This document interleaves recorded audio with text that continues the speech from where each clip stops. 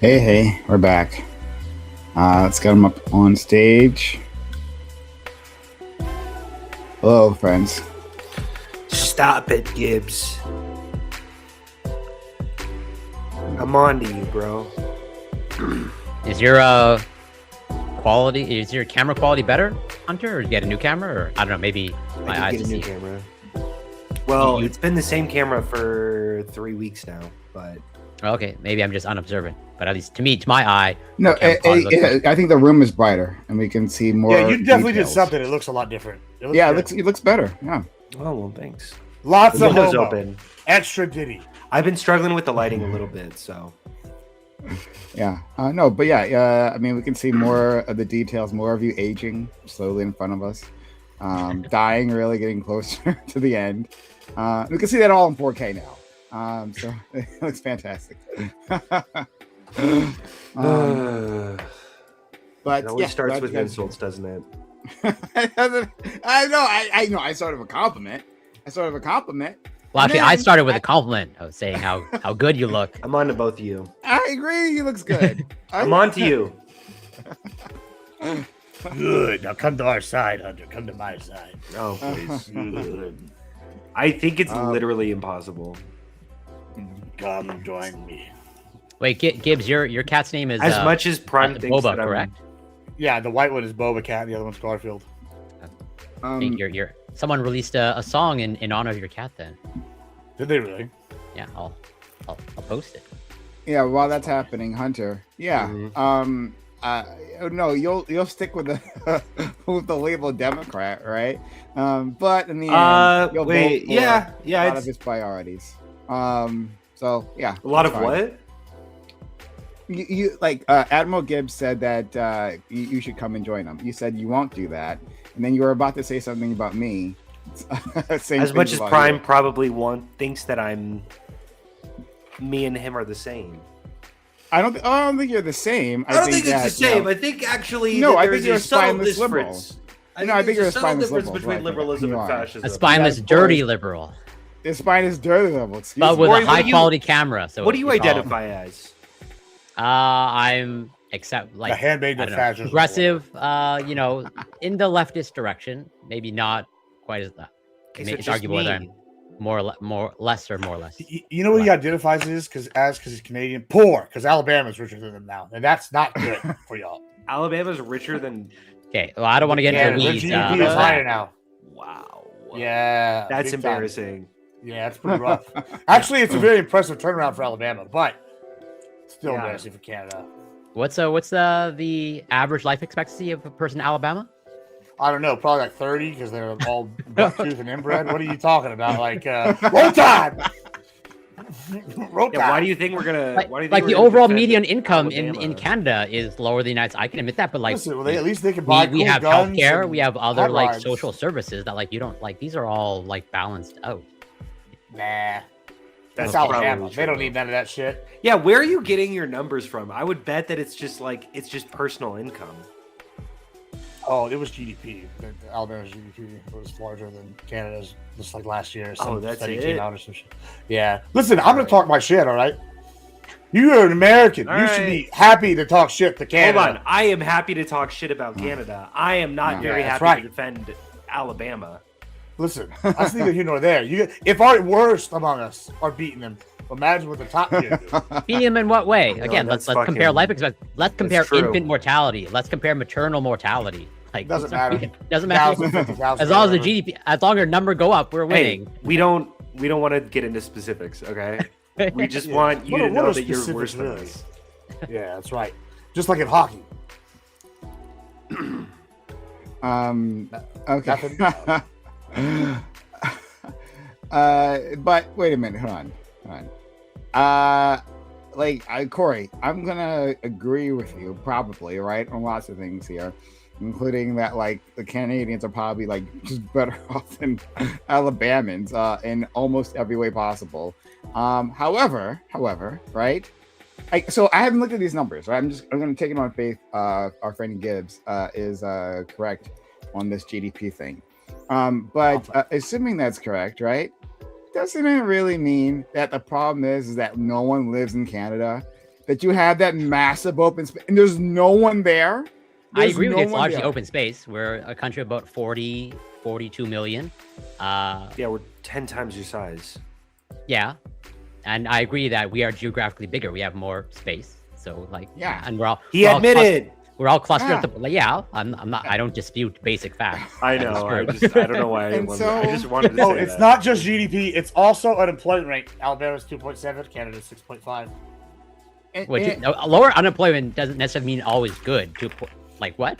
Even that's I'm just I'm not an saying, just economist. throwing it out there. Are you, Just- are you saying you want Two 0%? numbers are better now. Do you want 0% unemployment? Is that what you were I'm going just for? saying the two numbers are No, better now. if anything, I think lower than 3% is like considered something Case is bad. building.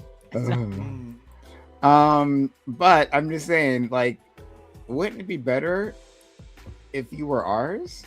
Like, be mine, Valentine, right? just throw Like, it all just- down. No, we can flip it. Why don't you just merge into us? uh, I would say that sovereign states should probably get to keep their sovereignty, Corey. So I like that you're not a part of us, but I also like that you're less than us. So By what metric? American. No, wait.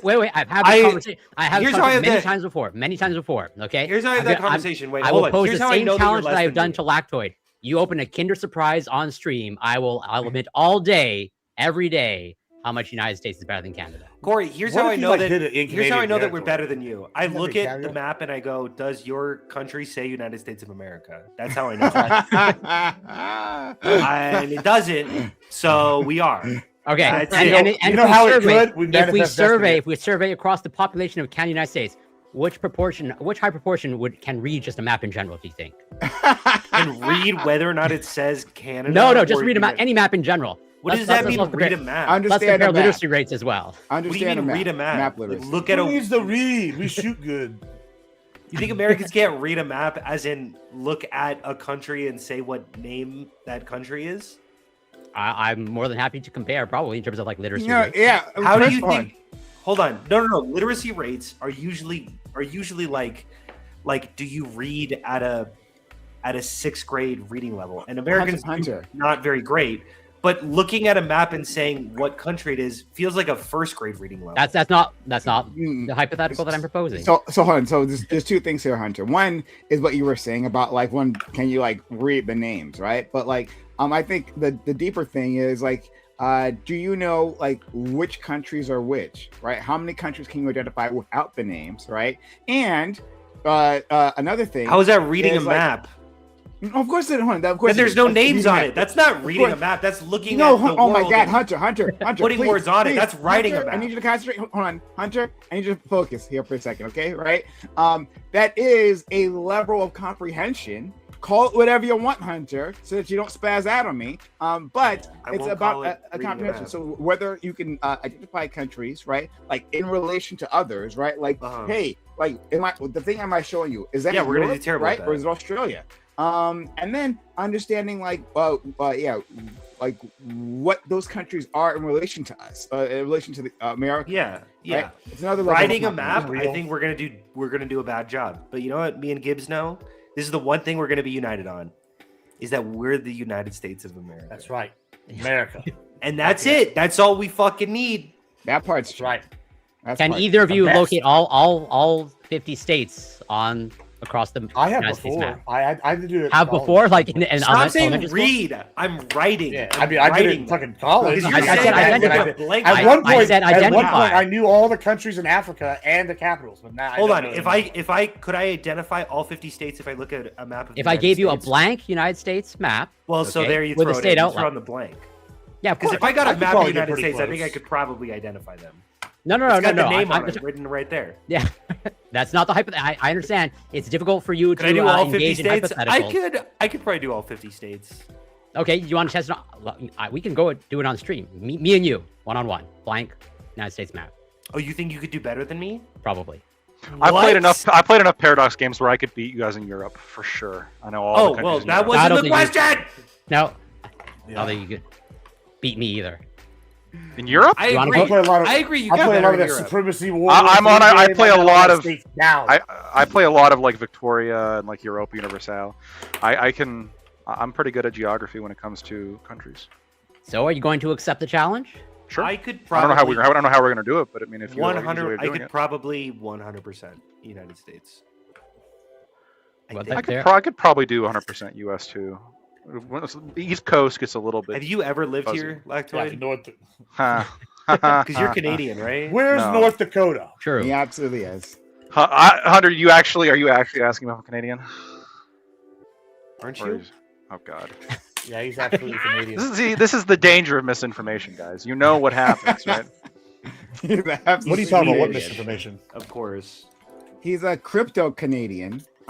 He hides undercover the entire time. He makes misleading statements about where he actually came from. He's been sent here to undermine America, which is believe why he became a libertarian. Oh, we got to Canada's we got to great dismantle plan. the federal government, guys. It's for your own good. Yeah. Hold on. Which one here is more American? I support my government. You want to dismantle it, Lactoid. True, Right, and right. replace it with the Russian government. Hold on. So- You don't support this government. You want it to be supplanted by a socialist government.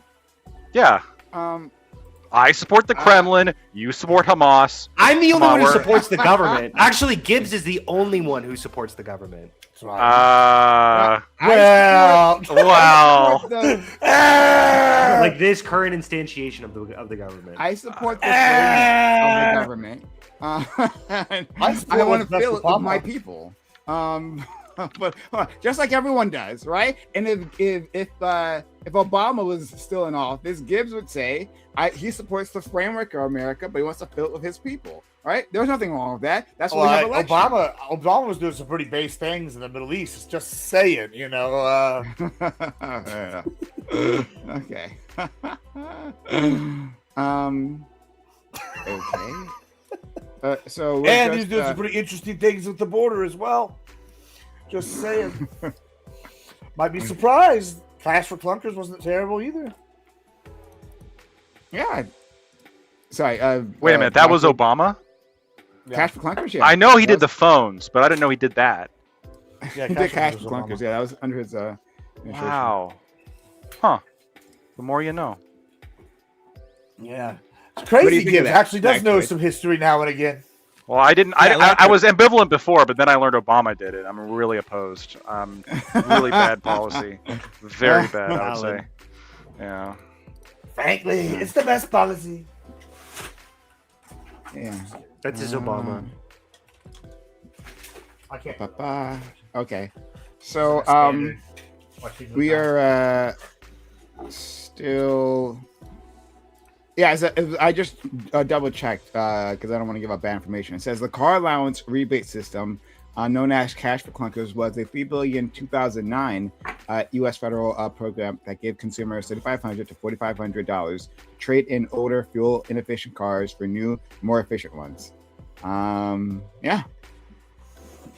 There you go. Okay, so we're still waiting on a few others. Hopefully they'll be here soon. And then, of course, Good one. Ali. Oh, hold on. Wait a minute. Hold on. Ali is here in under a half hour. What? What's Oh my God. good? Listen, we got off work a little early today. What's going All right. on? We love to How's see it it. going, Glad bro? to have you here. Chilling. Okay. Hunter, that camera, insane. Oh, see, I'm not the brother. only one, right? Yeah, Insane, yeah. We've brother. been saying. Yeah. I put a We all- I fucking- don't know what put a- happened. put I a- don't think I did anything. Listen, I put a little ND filter in front of my E-meet. This shit changed my entire world. But I that don't know what camera I that you did. got is I'm like, spectacular. I'm worried it's brother. gonna go back to the previous quality before. And then we'll be No, no. disappointed and we'll laugh at you. Yeah. Shit. Also, that "What Is a Woman" video on TikTok. Thank you. Great one. I saw that Great one. message. I didn't respond though. Yeah. Fuck my algorithm. Now I'm gonna get Lily Trino all over my fucking algorithm. Fuck. You're you. allowed to post But- about that on TikTok without getting banned. Yeah. Yeah, apparently they've changed their rules since I've stopped posting, so now I can maybe get back to it because I used to get It was like none of my videos would go. Yeah, none of my videos would go. I'd get banned off live every 3 lives. Like, it wasn't worth it. Yeah, from what I understand, it's pretty easy to get banned. Like, you have to say unalive and all that Yeah, stuff. there's As far as I feel like I have a different experience with TikTok than every other person, because that's always been like a cult myth that you have to say unalive instead of kill. You could totally say kill the entire time. I mean, listen. No, it wasn't. No, it wasn't kill. It was suicide. Yeah, you couldn't say suicide. Sure. I've never had any issue posting any video with saying the word kill or genocide or suicide or Yeah, I think what are the this- other this words? is- that it you was can't- funky This for a is while. probably an Israeli plot by Mossad to get us all banned right here. Right? What he's Exactly. True, fueling the Uh-huh. conspiracy theories. Mm-hmm. Okay. Hey. Looks like we're all here. We could go on a rant, a side project, but last time we did not get to the subject, and it made a friend, Hunter, quite sad. I was a little tilted. Yeah. So I hope do that's want okay. to. That's okay. Hey, it's okay to feel emotions here. All right. There's a safe Really? space. Yeah. So I think me and Hunter clearly won. I think pretty directly last time. I think we're Sorry. going to I don't win. think you I'm guys excited won for the at all. lactoid. I'm still confused at What the what fuck your did you win? guys' prescription is. I'm very confused. I you know, whatever it was, it it was one. You guys had no prescription. Okay. It was just mumbo jumbo. Look, I'm the doctor. Mumbo I bring the jumbo in the prescriptions. ether. Okay, I don't know what you're talking about. We laid it down. We wrote should tell that the to women. I'm script, the You Ollie. get sued enough. You're a bad doctor. You get sued a lot for We malpractice. wrote I the can tell. script. The way you do hypotheticals and the way you come out with Bro, prescriptions. I'd sue myself and then defend myself, make money off it. What are you gonna do? Well, You Great should move. tell that to women, Latra. They call Definitely me a better lawyer than a doctor. Because it's Monday night. I got a prescription for loving. Yo, Grid. Yo. Mute yourself, bud. Yeah, mute yourself, friend. You probably can't hear, I imagine. Yeah, no, Okay. he can hear. He No, can he could All right. hear if he. Yeah. So why don't we get started and we'll see where things take us. But thanks for being here. If you're here, follow the channel. I haven't done so already. On all our platforms, YouTube, Kick, and Twitch. Follow the channel, support the channel, subs the channel, resubs the channel, all that good stuff. Okay, and let's get started. All right, the topic: the Senate just passed the 21st Century Road to Housing Act with strong bipartisan support. The bill will create grants to fund housing construction, remove zoning and permit barriers, and more crucially, limit private equity's ability to buy up housing stock. This would have wide sweeping effects on America's housing market during a time of high unaffordability. Do you support this bill being signed into law? Do you think this bill goes far enough? If you're against this law, what solutions would you put forth to address the housing crisis? Trump also signed 2 executive orders on Friday, like 2 Fridays ago or whatever, to tackle the housing issue. Do you support this multi-pronged approach to get Americans into homes? This bill got not passed. It got through the Senate, but it's on its way. We got buy-in from both sides, and there's a housing a House version, right? House Representatives version that's supposed to be weaker than this. I'm not exactly sure what provisions are like different, but like it's these bills are going to go into like reconciliation, and we'll see how that turns out. Like what survives that process. But I've heard that the Senate bill, like, it's a good chance that many of those provisions will make it out. We'll see. Some of these parts might be a little bit controversial, especially the private equity portion. And I'd really like to focus on that. But yeah, I'm curious what you all have to say. We'll go around the room. Start with our friend Lactoid. Yeah, I'm Lactoid. I have Lactoid TV, Twitch, Twitter, and YouTube. Generally opposed, obviously, to the grants, government money, bad. Generally good, yay, taking away, restrictions, regulations, all that good stuff.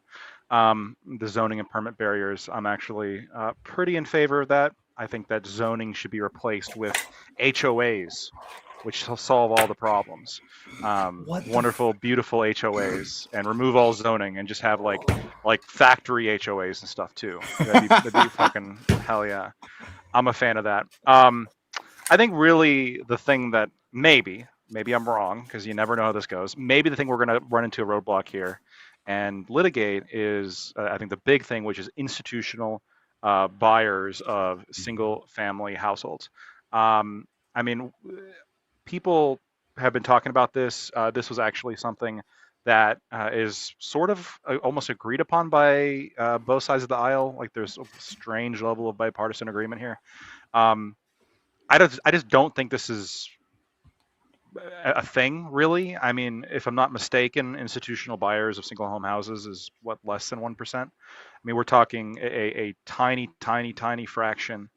The idea that this is what's responsible for housing costs, I think, is myopic. It just doesn't seem to be backed by the data, and I think that this is a little bit more of a. I think the fact that it's such a small deal is, to me, makes it feel a little bit more like a political baton than anything else. Which, hey, look, we're doing something. Focus on this. Yes, yes, yes. Look, we're going to stop the big investors from buying your house. And then they're going to pepper social media with all sorts of anecdotal examples of this happening. But again, I really think this is a distraction. So that's my take. Thank you so much, friend. Let's go to our friend Corey. There's definitely a lot of the points that I agree with Lactoid in terms of let's say a little bit of a deregulation, modifying zoning laws and all that stuff. And I also take the point and agree overall from what I can tell of like this aspect of private equity and then buying up housing. That doesn't seem to be like a major problem, or like, yeah, pretty much represents a very tiny fraction in terms of like the amount of home ownership by private equity. Like from what I can tell from the data, the vast majority of homes are owned by individuals or families and not private equity, as Lactoid pointed out. Where I deviate from Lactoid is like, well, yeah, with the grants and all that stuff. But also at the end of the day, like what matters, at least for me, when it comes to legislation or policy is like, well, is it actually effective? So if at the end of the day, okay, I'm more than happy to, let's say, support this, see how it plays out. If it actually, let's say in 3 to 5 years from now, it doesn't actually end up addressing affordability, then probably something should change. But as of now, I think this is a good experiment to run to see how it works out. Then hopefully we can actually have data and track things and see whether they're going in the right direction, or rather whether the United States is going in the right direction or wrong direction. And I'll leave it there for now. Thank you so much. Let's go to our friend Hunter. Yeah, so housing is one of those things in America that is one of the most studied and most well-known phenomena in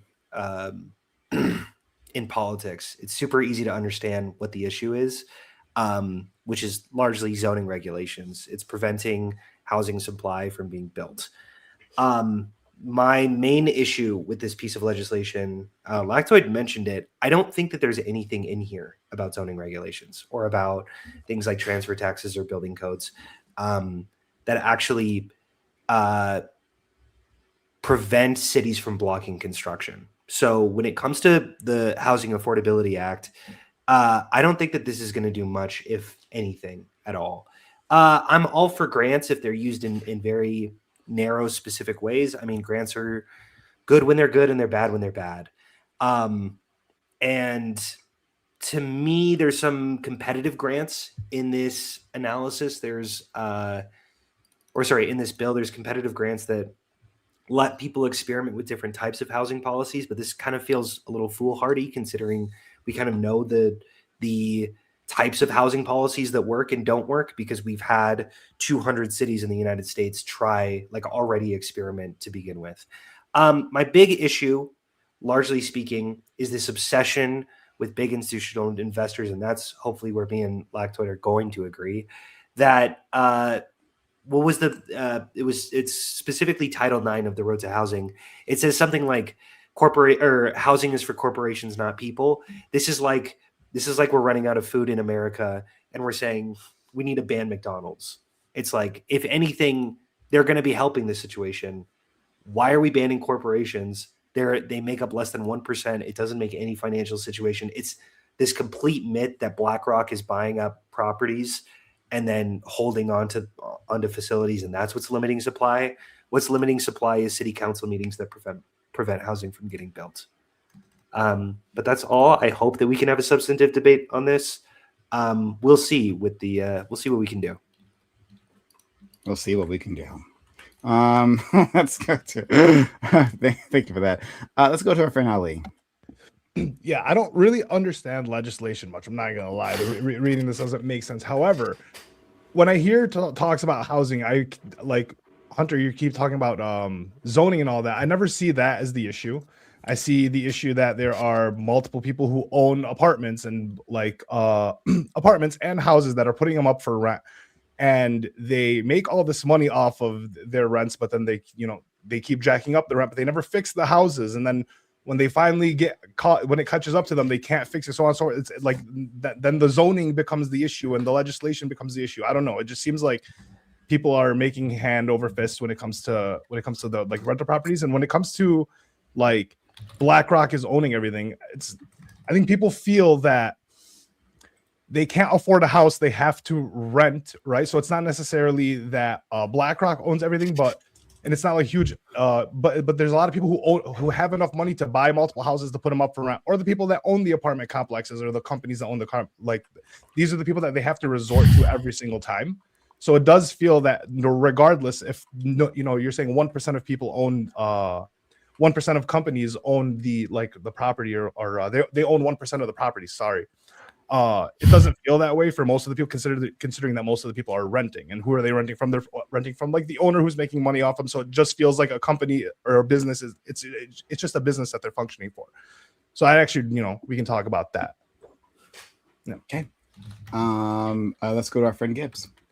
Well, first, before we begin getting into this, I have some announcements to make because, why not use our intro as promo time? Papa Gibbs now monetized all across YouTube. Pretty excited about that. So go check that out, guys. Secondly, we are having our second best month of all time this month so far. We reached our goal. We are now going to be marathoning. So for the rest, probably several days. So I'm going to be bringing a bed in here at some point tonight. We'll be doing the whole sleep good jazz and all that fun stuff. So you're ready for the old school Gibbs marathon. Tune in. As for the Housing Act, I like deregulation. That's great. I don't necessarily like that they're trying to get private equity out, though, because fuck them. Corporations are good. We like that thing. See, Hunter and I agree on something. We like corporations. Well, You agree by default. People. You agree by default. Or corporations are. This is the first time we've ever agreed. Fuck you. This is not. We've agreed several other times. This is the main one, though. But yeah, corporations are people. I'm excited to try to convert him via capitalism to our side. Yeah, we'll see what happens with this bill. HOAs suck dick. If you live somewhere where there's an HOA, they're the worst thing in the world. I hate them, and I hate you if you like them. Let's see. What else? What else we got? Oh yeah, I'm pretty excited to get into it. I had to go do a deep dive on this and find out what the difference was because I didn't know as much as I thought I did about this, which is not that surprising because whatever, it's not even out yet. But hey, let's keep going. I'm excited. Red, I'm ready to hear you. All right. Well, give me 1 second, guys. I just had to take a phone call there. I apologize. I hate doing that, but had to be done. You're good, man. All right. I'm actually one of those evil landlords, right? Like I have a real estate trust that owns a bunch of properties in Columbus, Ohio. We're looking at buying properties in San Antonio. We're looking in various other cities across the country. The reality is to be honest with you, the law that was passed doesn't really do anything for people like me at all. Doesn't stop a single thing that I do. None of the things that Ollie talked about, this law will help at all. None of zero, absolutely zero. As a landowner, as a property owner, I'm not a slumlord. So like all of the properties I have, I keep in very good condition and I constantly improve them because that's how the value goes up. If they become piles of shit, nobody wants to live there. First of all, rents go down. I hate it when the rent goes down. I want to charge the most possible rent that I can. And second, if I do need to sell that property, I need to get some money, right? Like I'm greedy. I'm greedy. I'm just going to be honest about it. We're all greedy. We need to be honest about our greed. And so I want the most amount of money possible for that asset when I go to get rid of it. No matter how much it's paid me out, I still want more. I still want all of the money. But the actual law only affects people who have over 1,000 properties. Now, the interesting part of this is that I can have a corporation that has 1,000 properties, and I can have a second corporation that has 1,000 properties, and I can do that as many times as I need to. And this law would not affect me, not one little bit. Anybody that thinks that you can legislate any kind of morality is in fucking dreamland. So that's first thing. So let's not even talk morality here. Like you guys are insane if you want to talk about the morality of being a slumlord. What we could talk about is, well, how does it negatively affect property values? Well, it can, but it can also, but it's not negatively affecting it in the way that you think. In general, slumlords drive property value down, and that way it makes it easy for people to buy cheap houses because nobody wants to live in their neighborhood with a bunch of fucking slumlords. They just don't want to live there. So, but now in my case, I bring the property value in my area up because I improve my houses. I make sure they're painted. I charge maximum amount of rent for it. And I actually, my goal is to, when I sell a property, I need to make, I basically need to, I want to clear a little over $100,000 per property, period, like minimum, like absolute minimum. So if I have $60,000 into the house where I paid, with the down payment and any remodeling costs and what it costs me to rent it, make sure that my rent covers the mortgage on the property. This is very simple math. And then as soon as that property accumulates to where I double my money, I consider selling it. Right. So if it's I'll make $120,000 or so, that's fine. But more than likely, I'm just going to keep it and watch that ticker go up. And again, I increase the property value in my areas, which is why everybody hates me. Now, people don't hate me because I'm a slumlord. People hate me because I take a $100,000 house, and because I put money into it and because I add value to it, it becomes a $400,000 house. And now your dumb ass can't afford it. And that's not my fucking problem. Just don't be poor. That's it. Okay, I just want to clarify something quickly. So, Grid, based off what you said, where you can't legislate morality, so I assume you want to get rid of laws against murder, then, right? I'm sorry. As in, you said you can't legislate against morality, so I assume you want to get rid of murder laws, correct? Abortion's already legal. I'm sorry, Lactoid got me there. How does a murder law legislate morality when you're allowing abortion? How is that even fucking close? You dumb fuck. That doesn't answer my question. Idiot. That doesn't answer my question. That's the fucking dumbest thing you've ever said. You said some dumb shit. And we're off to the races, boys. That was the dumbest motherfucking thing I've ever heard said on this panel. And I've heard a lot. You want to tell me murder legislating murder is not morality. There's no morality to it. What moral does it encompass? So an unjustified killing is not morality for you. Well, it may be justified in my eyes. Okay. What? This is okay. Wait, hold on. You said we can't legislate morality. If there's more murder around the houses, do it, you dumb fuck. The housing price goes down. Talking. Okay, my bad. Now Lactoid's the one talking. Yeah, I'm just saying. So Lactoid, you agree with this, right? As in, yeah. If more murder, then the housing prices go down, and that has nothing to do with morality, right? Solved affordable housing. Exactly. So you also want to get rid of murder laws, right? Or laws against murder, right? Vagrancy laws, anything that can make houses cheaper, I'm in favor. Okay, good, gotcha. Okay, I know there's a reason obviously he will never obviously when we say we shouldn't legislate morality, what we really mean is that when we can't. No, not that we No, I'm just saying that. Well, he said that's what he said. You can't legislate morality. You can't legislate morality. What you mean is that you can't do it on the front end, in that you can't just write into laws what you specifically want the world to do. Because obviously you can. I mean, we saw this during Prohibition. You ban alcohol. It can lead to events where there's actually more alcohol than before, and it's just harder to regulate. But obviously, whenever you're writing legislation, you're making normative claims about what you want the society to look like, which is, in a sense, morality. That's the dumbest thing ever, Hunter. Wait, hold on. How is it in a sense morality? What are you appealing to? Because if I say that it's not moral, what argument do you have against it? I would say that's a wait, hold on. Any piece of legislation is a normative claim. We're saying we ought. Well, a normative claim is not morality. That's just us agreeing that this is how it ought be, how it should be. But it doesn't. It doesn't appeal to derive should, but from morality. Here, let me help. Okay, because I think I know what's happening here. Okay. Grid is saying that when it comes to housing or any other like technical like market situation, we should be driven by.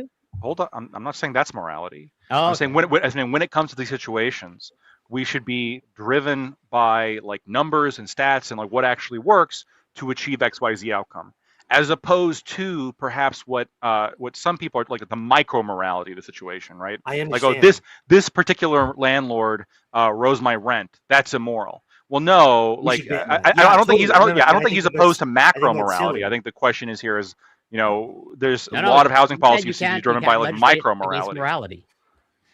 You can't legislate people to be moral. You cannot legislate morality. Okay, you can take a moral and say this is. So you would agree, actually, that murder laws have no effect on the murder rate, right? Okay. Yes. Come on, murder should be illegal. This is so. I am fine. No. I am fine with legislating morality. I'm Corey. I am fine with legislating morality. I'm trying. What claim are you going to make? I'm trying to help. I'm trying to help because I understand. Why are we mad at Lactoid right now? No. You're just aligned with Grid.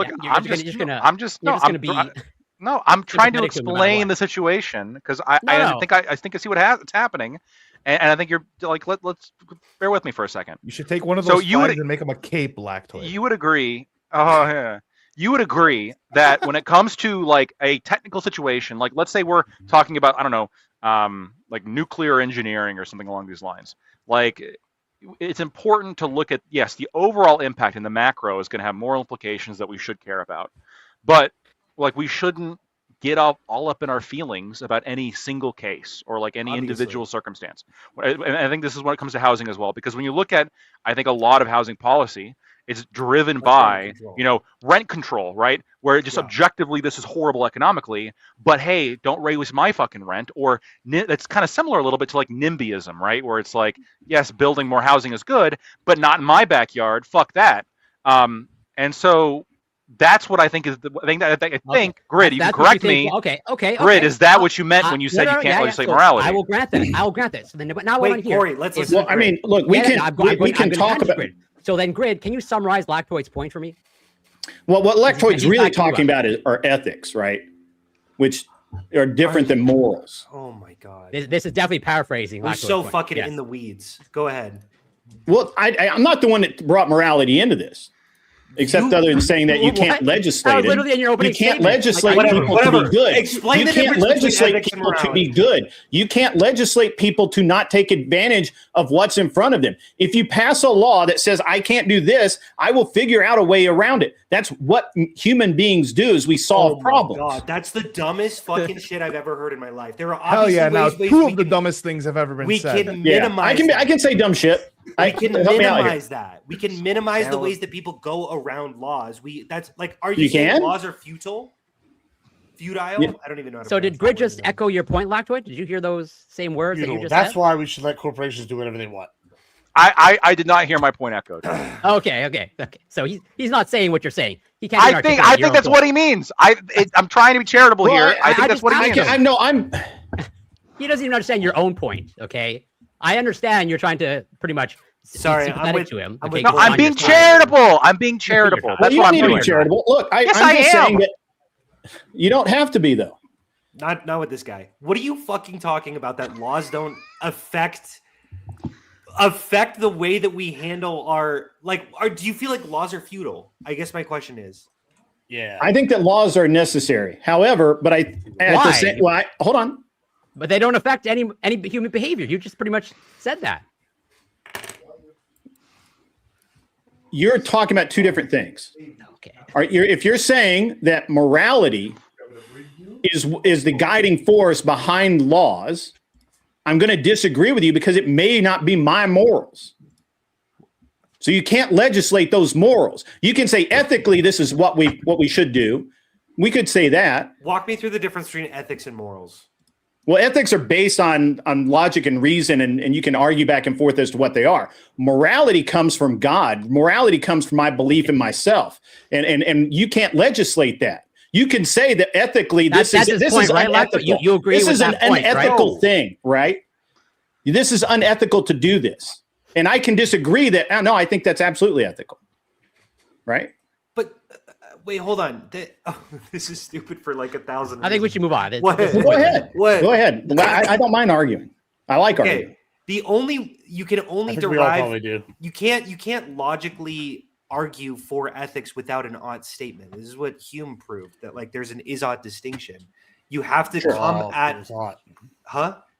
Nothing. Go ahead. I'm sorry. If you want to argue any normative claims, they have to come from an ought statement. They have to come from some sort of normative claim. Sure, but if you make an ought statement that says that you ought not kill someone, right? Okay. And I say I disagree with that. I think that person absolutely ought be killed. Okay. What makes your morality better than my morality? I don't even know how to handle this. What the hell are we talking about? Wait. You have more guns. Claims is going to be I have more guns, right? So- that's so- how. so- wait. But that's actually not morality. No, but it's That's enforcement peace of. through superior firepower. But you would agree it is enforcement of, right? Like, It is enforcement of. Sure. yeah, right. But again, you can't. You guys run from this all the time. You keep saying morals, and morals come from a belief in God or a higher power, something beyond yourself that you can appeal to. That I can't simply say, "Well, I disagree with that, and this is why." Not if it's preference. Sorry. Because I think the line you're going down is like it's all preference, right? It's my Yeah, it's all your preference. Your preference is not to that. kill this guy. My preference is this guy should be tomato paste right now. No, but if you argue this guy should be tomato paste, I can keep asking why, and at some point I'm going to get to an axiom of a normative claim. I'm going to get to some. Why I just aspect don't of your like his morality. face. How about For him, that? for him, it's my divine preference. plan theory. So then, Hunter. to It's you, my preference. I just don't like his face. No. For him, it's divine. No, we plan haven't theory. all agreed It's just upon because that God says preference. so. Yeah, That's but the you're argument saying end of. you're The saying ultimate ethically, breakdown I is don't what you have can to convince get people. this from It's and ultimately this argument breaks down to what can you convince people to agree to, right? Because as a society, we agreed that like murder, bad, whatever, it was downstream of morals, sure. But that's kind of what like you're getting to, Grid, right? Is that at the end of the day, it's all preference, and if can you legislate your preference, right? That's what it feels like. Because I've heard this, yeah. It is. It is. Yeah. Yeah. Well, we've agreed right now that the murder bad. That if you kill someone, and if you kill someone just because you I don't like think we their do face, agree you get to go about to that jail because for we that. kill people No, all the we time didn't. and don't call We it murder. disagree. What? We just dropped a bunch of bombs on Iran. Do you think people died in that? I'm sorry. It broke up for me. What did you say? Jesus Christ. We literally just killed a bunch of people in Iran. Do you think that's murder? Do I think it's murder? I mean, yeah, Ollie's sure. maybe the wrong person to ask. Yeah, I'm gonna go ahead and say yeah for sure. But No, I mean, like, Ollie's the exact right person to ask. but I think, but here's the thing, right? You'll do that. Like you'll say that you don't agree that it's murder, or do you agree that it's murder? I'm on the fence because I honestly don't believe that they necessarily needed to be killed. But then again, maybe they did. I haven't heard a case for all. So it's gonna be like, yeah, well, I think they were murdered, but then I also think that like that would be terrorism too, right? Like just bombing cities in other countries. Sure. Like we don't agree. It's a good right? argument to have. The people in power, however, the people in power get to make those decisions, and we don't necessarily have choice in that. Right. So like that. Nobody asked my opinion, right? Yeah. Nobody came in and said, "Hey, dude, what do you think?" And I would have said, "Yeah, I don't know. Let's give him a pass." Exactly. So we don't really get it. We don't really get a choice, even if we do think it's murder. We don't get to have our preference be legislated in that regard. But that's kind of what you're saying. It's broken down into like right now we kind of agreed to these set of laws. Mm-hmm. At least like you're born here, you're not leaving, right? You by choice are choosing to live under these laws. And at the end of the day, those were someone's preference. Yeah, someone's preference one is what it is. Yeah, someone with the most guns preference one, but that's the exactly. I think there's a lot of people who don't like choose to continue living in America. That's a little more complicated, right? not sure people can just get up and go to a different country. It's usually a little bit more involved. I mean, yeah, seems you know, not stopping depends on, Yeah. depends on how hard We you're get- trying. You can Yeah. leave America if you needed to. Yeah. Wait, I'm confused at what, I'm gonna what you're getting I'm gonna at. s- I'm gonna. No, steer back to I'm just housing. okay. Are I'm just because expatriates not a thing? Like, I'm confused at what you're getting at. No, that some people I'm would prefer to repudiating leave this but choose idea. not to, Yes, or I'm could not repudiating. to. I'm disagreeing with the general claim that by choosing to stay in America, you thus consent or agree to the way that it's run or any of the other laws thereof. I don't disagree that you can legislate morality, just to be clear. That's Obviously, just you because can you're a legislate and libertarian, and you can you enforce have it. to make the argument Oh, that it's you're a like, libertarian that's- but still that's- live I here. think everybody. That's I the think dumbest you thing could go ever, somewhere Lactoid.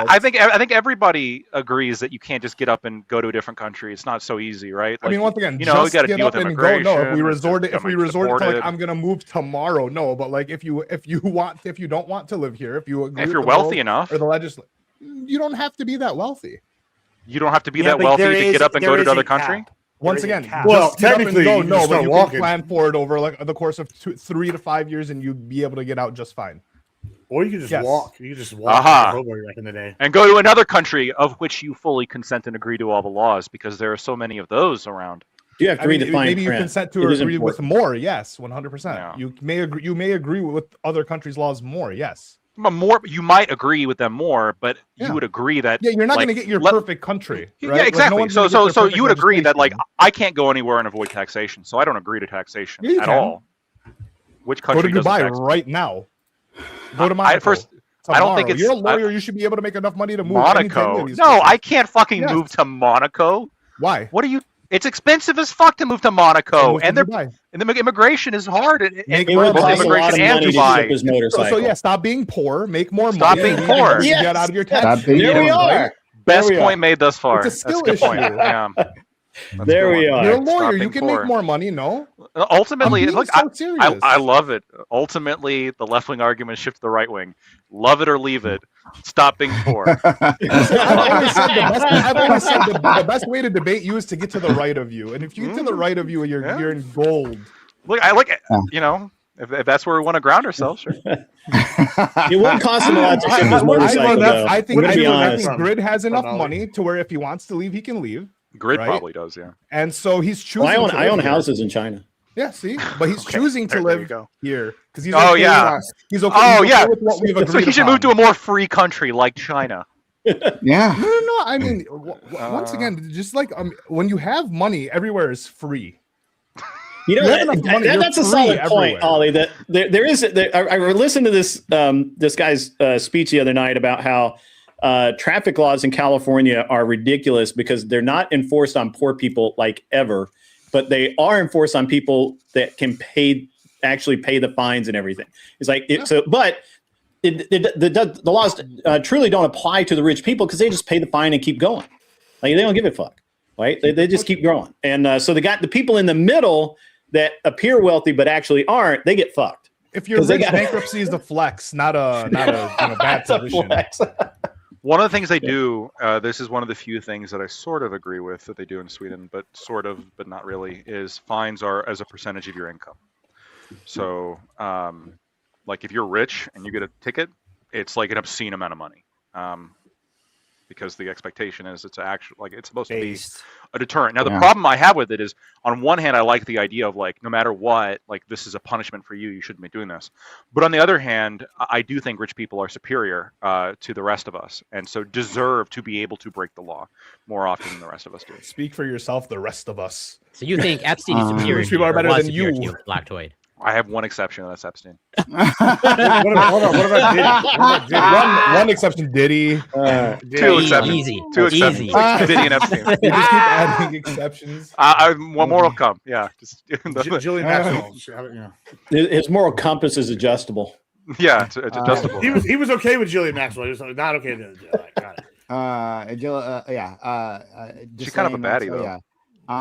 Could I steer? What? True. Could I She steer back was. to that? She was. I I'm sorry. I want to switch back. And How I desperate are promise. But like, No, she wasn't you said ugly. something She wasn't absurd ugly. here. And them biddies were doing work. All right. Hell yeah, Was she? hell yeah. Oh my Yeah, God, she had some no. biddies, buddy. And no, thank you. she's a ride or die. So True. Well, there's True. that. I True. Okay, all right, fine. I'll move past this. But like, Listen, if the Mossad is Hey, great at finding good-looking Corey women to do yelling their at him work, about all right? protecting, not snitching on Jillian Maxwell thing. So we've devolved to talking about chicks that'll go to jail for you. That's Hell that's yeah. what this conversation is What about. better way to drive down housing prices? Like you said before. I actually walk outside in my backyard. That's Before, what before you're gonna buy, walk into the neighborhood, pop a couple off. You know, we can bring this back. Hunter, zoning. What cut down 20,000. This legislation, you said it doesn't do anything for Hunter. zoning. What the fuck does zoning have to do with the fact that there's already abandoned apartments or housing or like all these abandoned homes? Can you explain that? Yeah, There's sure. mad abandoned homes that like apparently I can't buy and live in or fix or whatever the fuck. Why? Yeah, so abandoned housing, specifically when we're talking about abandoned housing, oftentimes we say that there are more vacant homes in America than homeless people. They're 10 times the amount. This is a completely warped statistic. Specifically, you're saying abandoned and they're saying vacant, and those are a very big distinction. When it comes to vacant houses, I can show you the data analysis on it, but largely vacant homes can be split up into 3 different sections. The first section are houses that are on sale or on the market, but are vacant because no one's moved in there yet. I don't think that should count as somewhere that homeless people should move into, because obviously that is taking a strain off of housing costs because they're on the market. People will be moving in there soon. Second are seasonal homes. And the third are abandoned homes. Those abandoned homes are largely in places where homeless people are not, places in the middle of the United States that no one wants to move to. And they are also so depreciated that they're a hazard to human beings, so that you shouldn't move in because there's like chemical waste or there's a reason it was abandoned. Like What? we're saying this as like as opposed to street living, right? Like I mean, some people take the chemicals, which is probably better than a lot of these abandoned houses. To give Hunter credit here, Genuinely, yeah, I would prefer them living on the street than these. Well, yeah, because there's so many has like black mold, unstable floorboards, shit falling in on you. All like there is genuine risks with a lot of this dilapidated housing for sure. Fair, but like the issue is, I hear this all the time that like the issue with the affordability in the housing crisis is that the zoning doesn't allow for building new homes, right? Like we're super underdeveloped. Yeah, the NIMBY thing that you can't build apartment complexes, so on and so forth. But then like the issue for me is, if someone builds a new apartment, that's going to cost a lot of money, and the rent isn't going to be any more affordable. It's going to be less. A new apartment building isn't going to be cheaper, right? It's only going to be. It drives down rent. No, it drives down rent because hold on. Let me supply demand. Real quick. Because wait. Yeah. I live in a super new apartment complex. I actually just moved. Flex. This is a brand new. It's like a 15-minute city. It's fucking awesome. Okay, but it's way more expensive than where my previous place was. But here's the thing: I moved out of my previous place, meaning that they are going to have fewer people. There's more spots that are opening up in the quote unquote cheaper apartment. In the cheaper apartments, because I'm but wait, okay, that's beautiful. I love how you think that's how that works. Okay, because when I was bouncing around in Detroit, there's a bunch of new development in Detroit. And it's very nice and it's fucking expensive, right? What happens is when the people move out of these older you moved out of your place, it was $1,600 when you were living there. It's $1,750 for the next guy that's moving in. Yeah. Now, why why would that be? Why do they not have competitive prices? Well, they don't need to have competitive. That is the. I agree. They price. don't need competitive prices, and this is largely because they don't have enough competitors. Well, and if there's more open units, when you build the new units, the prices are going to be higher. So it's not competitive. It's not going to bring the rent down. Like the new it will, because it's going to be more expensive because people aren't going to have the rent deflate. It's called filtering in economic principles. It's the idea that I am moving out of to the more expensive apartment. Yeah. Yes, which drives the prices up, because look, we have this new development that costs $1,900, so we can't charge $1,600 here. We're going to charge $1,750. What are you talking about? First off, they're going to have vacancies in their apartment, and they're going to want to fill those. And if they can't fill those quickly enough, they're going to lower the prices. Usually that's why. Hold on. Most places don't have problems filling. I agree. Vacancies. Why would that be? Why would people be flooding into that fucking spot as quickly as possible? Because holy shit, a new place just opened up. I got to move in there right now. If it took like 3 or 4 months to fill these spots, don't you think that people will start dropping those prices to start incentivizing people to come and live in no, those places? what I'm saying is like, okay, so like I'm looking at like places to rent in Michigan right now, right? And Yeah. it seems like you can't get anything for less than $1,700 that's worth a damn. And if you hit the 1,500 mark, you might as well be living in like the actual ghetto. It's pretty fucking bad. These houses are bad. They haven't been renovated since like the 90s, early 2000s, right? But it's like 1,700 is like the new average, is kind of what I'm saying. And so it's like all this new stuff that's going up doesn't seem to be making things more affordable. It just seems to be like the new stuff is more expensive, and then the old stuff has to is just getting, because there's nowhere else to live, right? Like if you want to live in like they're not building enough. city, if you want to live in like a decent city or a clean area, it's just like this is the new minimum. This is okay. Like do you want to see like 1,000 stats on this? Because like this is the most. This is just empirical. I understand the stats, but like I understand that there's stats to it, but then there's also the lived experience of like people can't find rent or afford their rent. I fully agree, which is what I'm saying. Unless you live in fucking Houston or Japan, prices are going the fuck up because people don't allow building to occur. Building is illegal to build in most cities. You can't upzone in most suburbs. No, in most anywhere. Well, hold on. I maybe I missed something here, but I mean, Japan housing market right now is actually pretty flexible. I've looked into buying some houses there. Sorry. Yeah. But, no, hold on. You're right, because Japan has a declining population, so they're having more houses on the market. Right. Yeah. There's once a lot again of houses for supply and demand. Right. I mean, ultimately, the price of living, the price of housing is. Can you compare the amount of places available and the amount of people that want to live there? Right. And obviously, you take into account the financial ability of the people that want to live there. That's surface level. Let me tell you what we got going on here in Nashville. Whatever the fuck's deeper. All right, let's hear it. Yeah. Let's. So what we got going on right now, like in Nashville, is it's just going to be always better when you go deeper. You know what I'm saying? Yeah. So, this was about a year and a half ago. They figured out that there were about 18,000 surplus apartments in Nashville. The reason is not that there aren't people to move into them, or that people that that don't need housing or or not even that people couldn't afford them. They just built so many of them that people just don't want to live there now, and people don't necessarily want to live in an apartment in the city when they can move outside of the city and commute in and live maybe a little cheaper and definitely maybe a little better. So what they've got all of these apartments, but the banks aren't foreclosing on them because they obviously don't want to lose money. The contractors will not reduce the price of per unit for rent or to buy them because they lose money.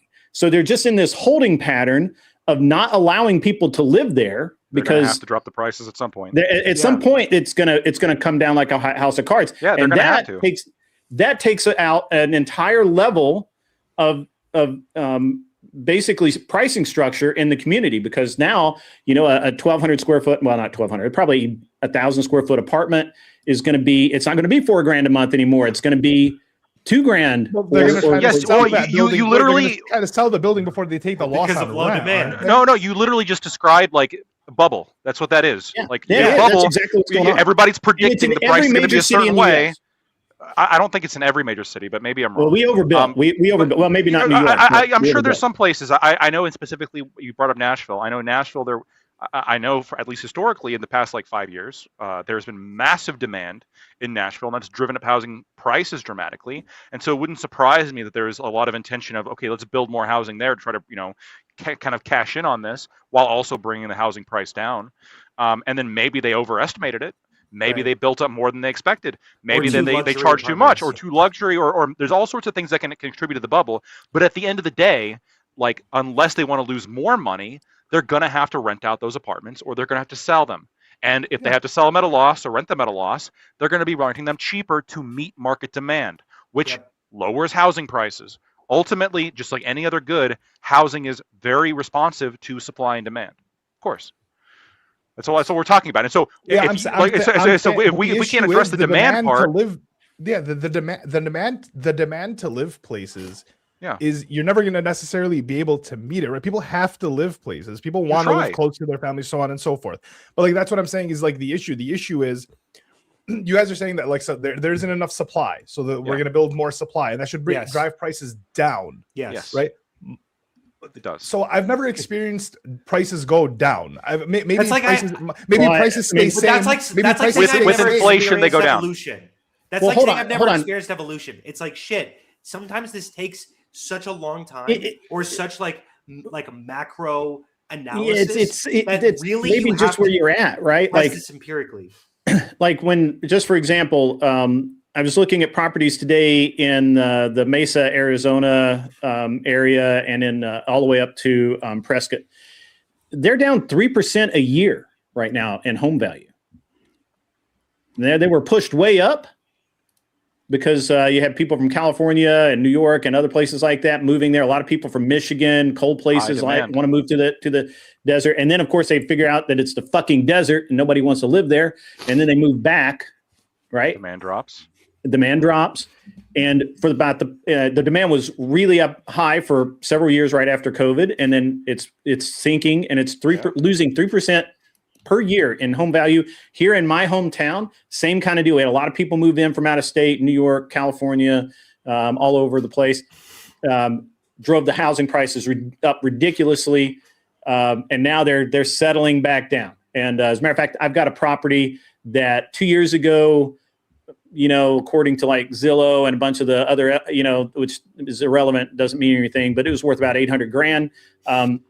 They got it at like 300 today, which is about what it is actually worth. I mean, there is an actual value to that property. It's about $300,000. Yeah, so it's dropped down to its actual value. So it's well, it'll go back up because it's it's land, and land they're not making any more of it except in Saudi Arabia. It's not that you kind of like it drops back down to like equal for you most time. Hopefully you break even to like is the worst situation, but like if something jumps up 300% but then drops down 100%, that's not really like being less. That's just but it can happen though, because what happens is people like they say, well, I'm okay living an hour and a half from Nashville and commuting in because I get this house, and this house is like $500,000. And that opens up housing in the urban area. And all of a sudden, this a place where the houses are $180,000 are all of a sudden $500,000, and then people go, yeah, man, it really sucks to drive an hour and a half into work every day. So they go to sell it, and of course the value goes back down to that 180 or lower, and it actually you lose a bunch of money. That's real estate speculation 101, normal shit. And people do lose a lot of money. Now, people who just don't allow that to happen and who have absolutely no feeling about a house. Like I look at a house, I don't care where it is. I don't care what it's like. I'm looking at a numerical value and just factoring a bunch of different things in, and that determines whether or not I'm going to buy the house. I'm not looking at it going, wow, that house is pretty. Oh, I like the neighborhood. Oh, it's got a good school for my kid. I'm not looking at that. I'm looking at how far is it from this? How old is it? Is it up to code? When's the last time the roof was done? I think there's a whole list of things that I give a shit about, and the rest I don't, because I'm looking at it as an asset, something that I'm going to be trading in, and that's just a mindset issue, really. I want you all to realize something, that if you guys went out and took out a 50-year mortgage, and that sounds insane, right? But if you just paid on it for the next 5 years and then sold it, or even refinanced it into like a 15-year, you'd save yourself hundreds of thousands of dollars in interest, and you would have a very cheap payment for that period of time. And that's going to fuck rent even worse, because when somebody can buy a house for cheaper than they can rent a house for, they're going to do it, or they ought to do it. 50 years, yeah. Well, I think that would also push rentals a little bit lower, right? Because now the rentals are trying to compete. It could, but there's a floor on rentals, because we have costs, we have overhead, and we're just not going to let it go. I hear that, but even couldn't you buy rentals and then on a 50-year mortgage? Oh yeah, I'm waiting for that to happen. I'm waiting. Yeah. I'm waiting. Ollie, right now you can't. So, I mean, this. Okay, so you understand what part of what really happened to make all of this real estate bullshit happen is Obama and Biden, when they were in office, they removed the controls on the bank that said that you couldn't use like Lactoid as just a home buyer. He could not go out and buy an investment property on a conventional mortgage. he had to use a commercial loan, which costs it's a higher down payment, it's a higher standard for income, and you have to have a track record of having to do it. Those controls were removed. And so what happens is Lactoid, who does nothing about fucking real estate, but he's got a little bit of money, and everybody says, hey man, buy rentals. You'll make money. Your mortgage is $1,300. You rent it for $1,500. You pocket a couple of hundred every month. Your mortgage is paid for in 10 years. You have a house for free, right? That's a sell, or 30 years. That doesn't happen because there's a lot more costs involved, but it's a good line. It got people to buy a lot of houses, and it got people who ought not own 6 houses owning 6 houses. And that's what caused that's between 2005 2008. That's what caused that whole mortgage. Thanks, Obama and Biden. Well, I blame honestly. I blame the banks for that because if you remove the controls on the banks are going to do exactly what they're going to do. So when Trump was in office the first term, he put the controls back on, and we were checking with one of our bankers, and we're like, hey, we would like to do this house on a conventional because we might actually move into it. We don't want a commercial loan on this house. And they're like, no, can't do it. You already own a house, and you can't buy another house. You'd have to live in this house for a year before you could rent it out or anything, right? And we didn't want to do that, so we went to a commercial loan, no problems, no big deal. But I kid you not, when Biden was elected, my banker called me about within the first 3 months and said, hey, that loan you were talking about, yeah, we can do that now if you want to. Just come down. We'll take care of it, because they removed the controls once again, and it's a very, I mean, it stimulates the economy because people all of a sudden will start buying houses left and right that they ought not buy, and it creates a lot of volatility, which I like volatility because I make money every time that happens. But when you're messing with this in this way and with banking, because banks are going to make money regardless.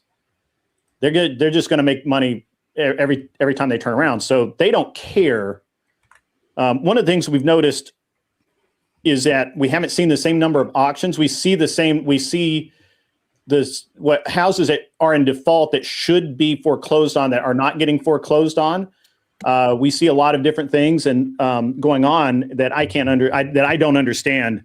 We think that the banks have come up with a way of wholesaling the houses on bad mortgages out, and that benefits me too because I like that. All right, Ray. Sure. I want to go ahead. Grid. Yeah.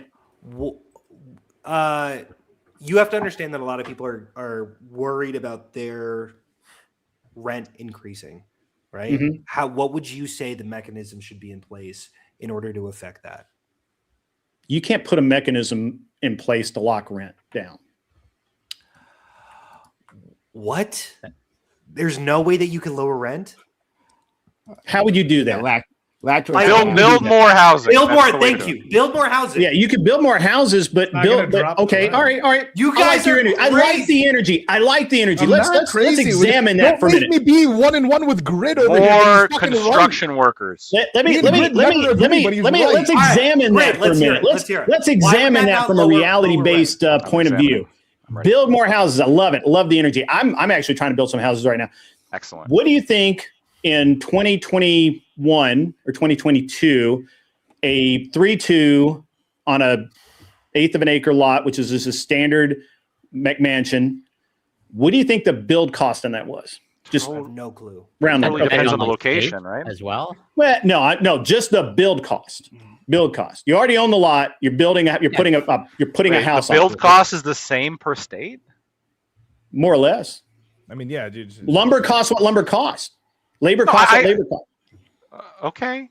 Labor doesn't cost what labor costs. It's going to be different based on the minimum wage. Yeah, like wouldn't it be more expensive? Hold on, did you just say minimum wage? Well, hold on. I can imagine like if you're going to be building in Long Island, you build in fucking Utah versus Mississippi, they're not getting minimum wage to build California. That's the dumbest thing I've ever heard. I don't have a single minimum wage person Anywhere. No, okay, but prevailing wage. Okay, minimum wage was a bad thing. Prevailing wage, right? In Long Island, Prevailing wage is better. Yes, that's better. Yeah. In Right, like so just Manhattan, figure- But like on average, just say it's the same, on right? average, it's going to cost for a throw a number 3.2 out. back then was about, and the lumber cost could vary a little bit, but more or less, you're looking at about $125,000 to $130,000 to put a house up.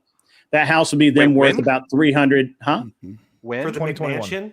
21, 22, 23 in that area. Okay. Oh, In You're anywhere saying in the United States. In any, it's under 200,000. You're To hold build on, a McMansion? hold on, under 150,000 to build. For the Why build couldn't cost. I go do that? Are you a contractor? No, but I know where they live. I can go. Right. Okay. Is Do you that know a how to threat, Michael? negotiate with them? Can you do Oh wait, sorry. Are you saying Work? are you saying just the material costs are that? No, I'm talking about, a carpenter crew, you're with your framers, plumbers, Yeah. all of these guys. Yeah. Why that couldn't cost I a hire them developer? for 130? You could. Why don't you? But I couldn't. I can't build a house for 130,000. Okay, well, I'm That's the sorry that you dumbest can't thing do I've ever that. heard. McMansion. I'm sorry that you can't a do that. fucking McMansion. Not some peewee little. McMansions aren't that big. Great. Mansions are cookie cutter. They do them in 6 weeks. For Oh, you're so dumb, 120. Lactoid. How can you cannot see? No, How wait, dumb you stop. are.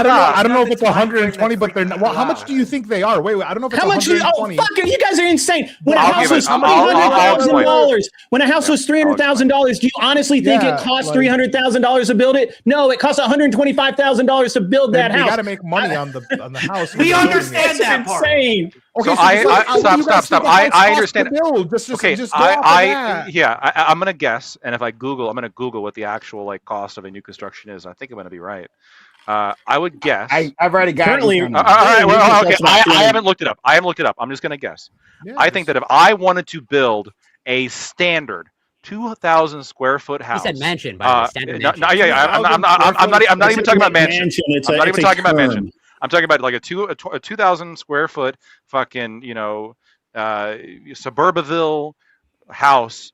If I wanted to build that, if I wanted to go and hire all the contractors to put the whole thing all together, I'm guessing it'd run me $315,000. Am I right Brian? now, right now, or back then, but right now, you think a house is like 315,000. Sorry, wait, hold on, one second. Sorry.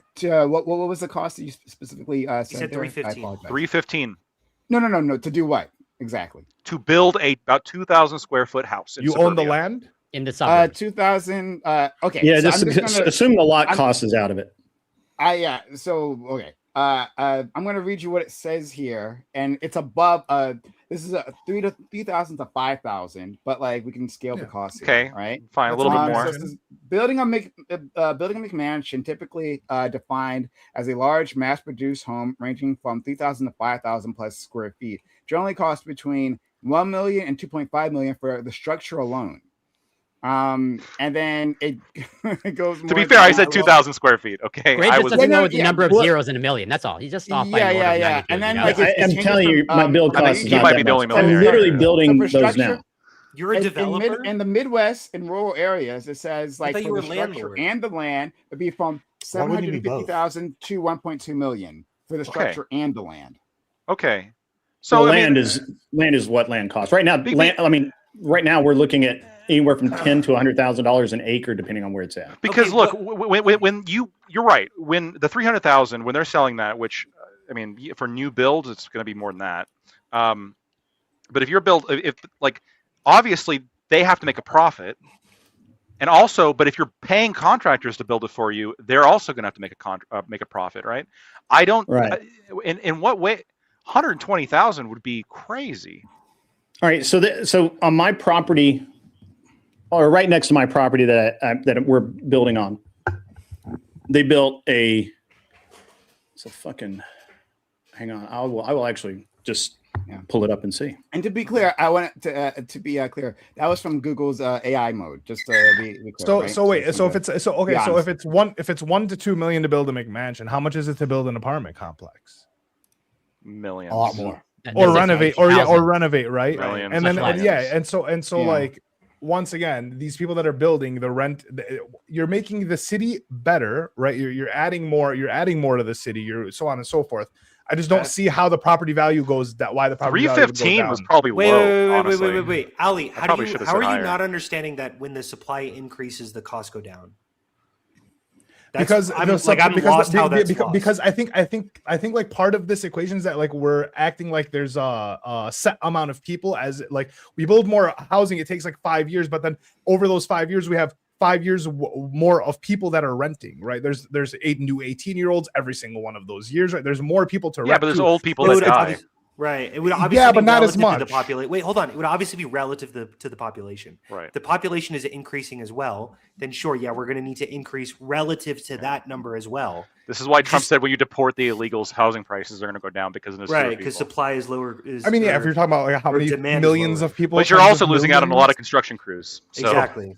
So prices are just going to go by. It all equals out, is what I'm saying. It doesn't just all equal out. It's just okay. You're there's getting just a really lot of angry, mechanisms. but like once again, I'm coming from a place where I own my house. I'm not really worried, right? I'm just kind of seeing what the fuck's going on. Wait, hold on, Ollie. I have a question. Yeah. Your housing. Sorry. The cost of your house is increasing. Yes. The worth of your house. Of my house? The worth of your house is increasing. Yes, 100%. Okay, cool. Because it's an appreciating asset, right? Yes. Do you not look at that and go, what the fuck is going on? Because if you drove a car, no, it makes sense that a house is an appreciating asset, though. Why? Why could it? Well, okay, considering that if you're supposed to take care of your house, because I have an explanation for why it's an appreciating. Go ahead. Well, I mean, hopefully, if the neighborhood continues to grow in a positive like trajectory, right? You're going to get better schools. You're going to get better. The taxes are going to go up. You're going to get better roads, better parks, so on and so forth. So, I mean, obviously, your house is going to be worth more than the thing that you bought. It's a house. I don't see it as a car. Right, something that should be better maintained. It's something that is going to go up in value with like the community and the surrounding area getting better. But largely speaking, the community like gentrification, unfortunately, is going to be the answer. Right, gentrification would make your house be more. Depends on what we mean by gentrification. The neighborhood becoming oftentimes better. Gentrification There's a positive trajectory to your community. That to me. That's not gentrification. Just to be super clear on the definition. I understand, but I'm saying you don't understand. No, I do understand. I'm saying if your community gets better over time, right? Then your house is obviously going to be worth more because your community is more desirable to live in. That's gentrification. It makes sense. Yes. No, gentrification. Obviously, gentrification is when you go into like bad neighborhoods and you try to buy them out and push the people out of the neighborhoods. I understand that, but I'm saying like push them out by making it better. Yeah. No, it's by making it more expensive. But how do they do that? Well, by buying it out, right? Making it doing better, what? Yeah, how do they make it better? Well, I mean, according to you guys, buying it out, making it better should make rent cheaper. So that's exactly my point. That's overall it does. Overall, it does. No. That's why gentrification is a really poor term. Gentrification is the specific use of buying up an old, emaciated apartment building and then renovating it. It's not when you build new housing; it's when you're renovating older apartments. Well, when most people are you can also build new housing when you're building. But then that doesn't gentrify that doesn't gentrify local residents because in fact more openings will occur for them. Yeah, because it filters that process out for them. I know what you're saying, and you're like, okay, you're like partially correct, but in very like micro scenarios, this doesn't always hold. You can like through certain housing builds. And overall area like improvements, you can gentrify neighborhoods. Now, does this still overall decrease housing supply across the board because you're building new housing? Yes. The areas that there's other areas that become cheaper for sure. And I agree with you that there's also a little bit of a counter effect here of when you build more housing in an area that also that has a lowering effect, like a lowering pressure on the housing price as well. I'm just saying that you just got to be a little bit careful because you can, depending on the house you build in a very like localized area, potentially increase the price. That is possible. But then there would be filtering. There would be filtering into a different city. Yes, wherever they're 100%. moving from. Yes. Wherever they're moving from, you're essentially going to be helping someone more. Yes, correct. Okay, cool. So then I think that that's a poor use of gentrification. We should specifically be looking at when we're renovating apartments rather than just building new apartments. That distinction matters a lot to me.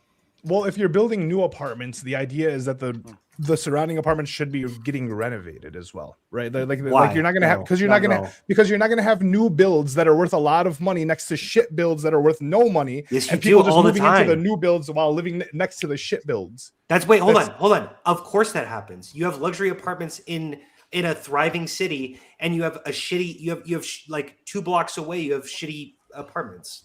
Of course that happens. And those shitty apartments those prices will go down because all of the people who were moving there, who wanted to live in nicer places, will move out of that, driving demand down.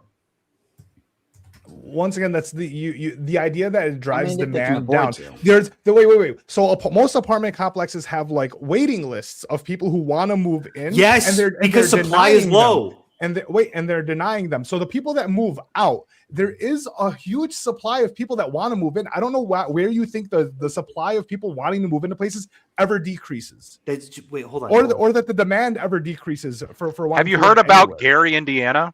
There are situations in which people want to stop living in an area, like people flee certain areas. If the area goes down, right, then the property values ultimately go down. But that's not Gary, Indiana is very affordable right now. Wait. That's not legislation making things more affordable. That's just the city being on a negative downslope. Like you can't help that, right? But the reason people are leaving the entire city, if the city is fucked. But look at the effect, right? So yes, people leave Gary. Like Gary's population has dropped by like more than half. It's a travesty, and there's not all these people anymore. So there is a lot of houses compared to the amount of people that are there. Yeah. Compared to, and so because of that, housing prices in Gary.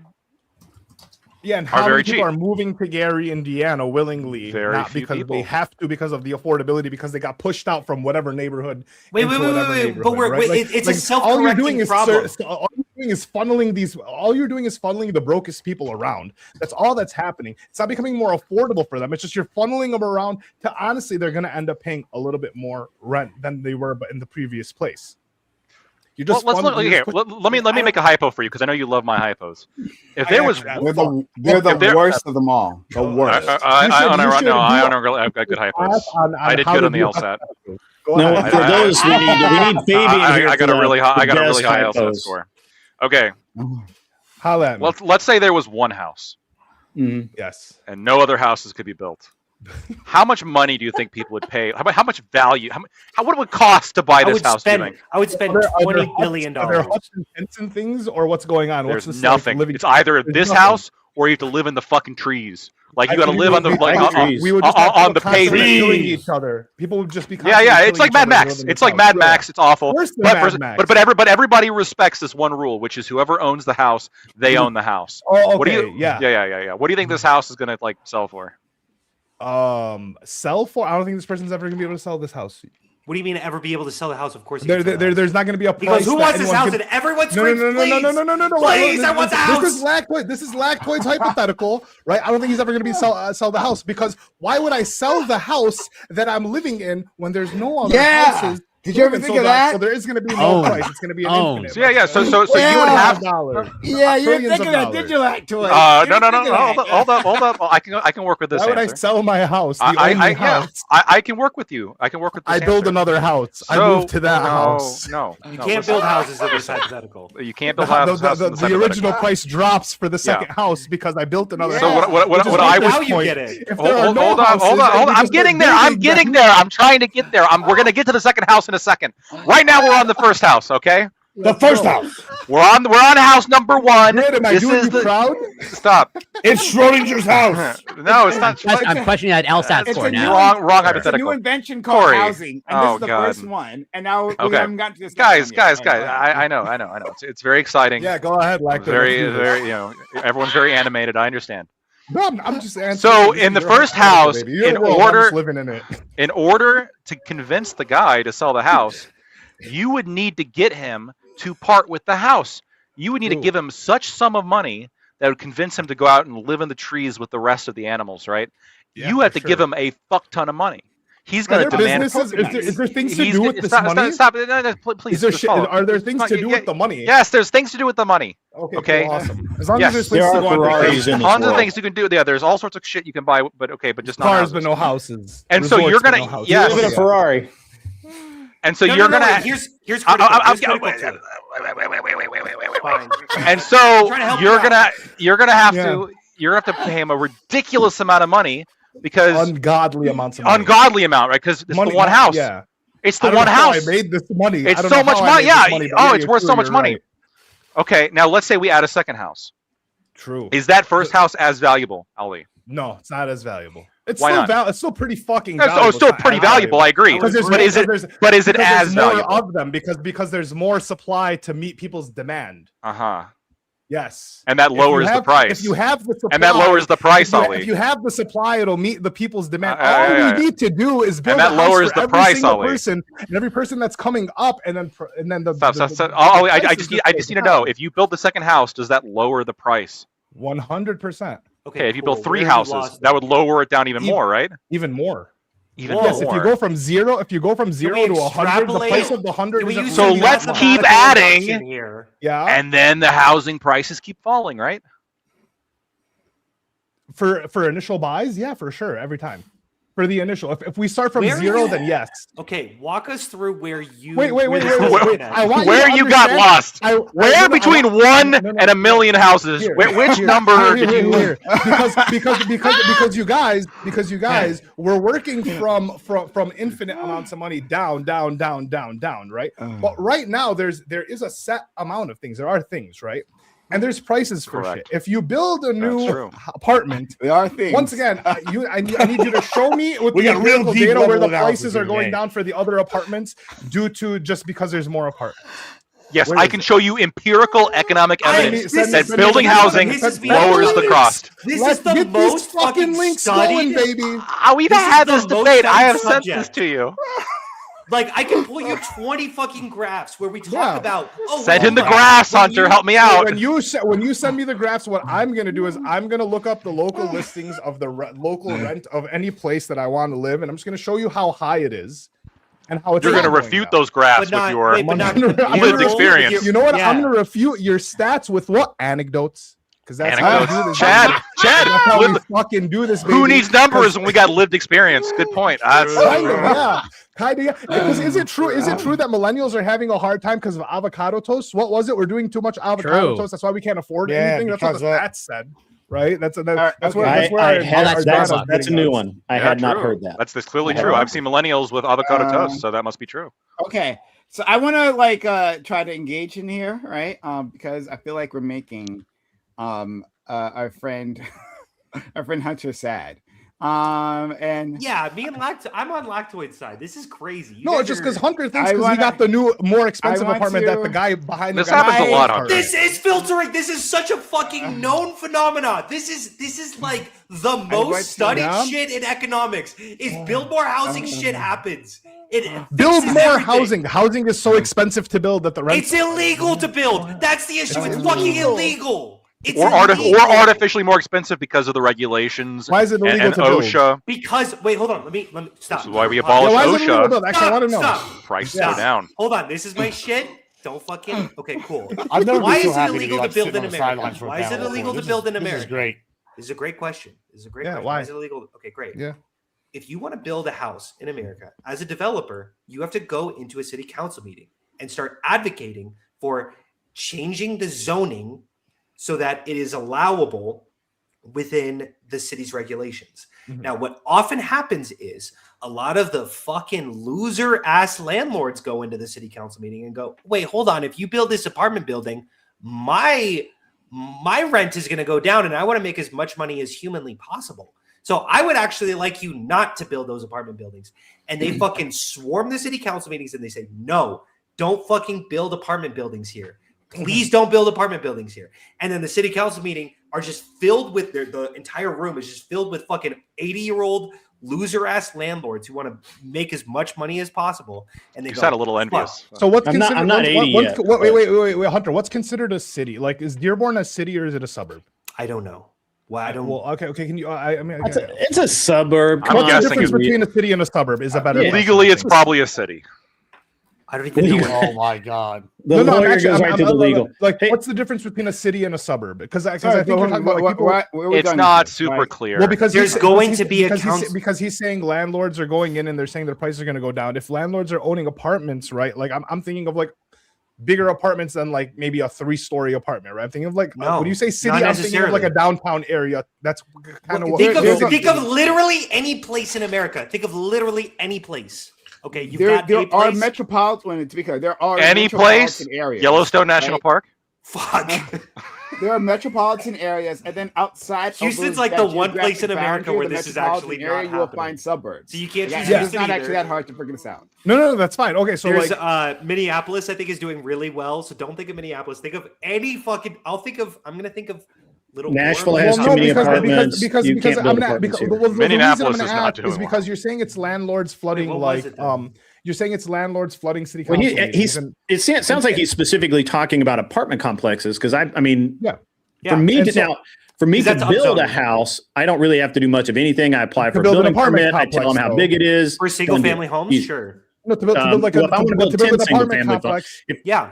So if I have 21 acres, if I want to build houses on that 21 acres, all I do is I do have to appear before the city council, but it's not they don't approve anything. I just give them my plan.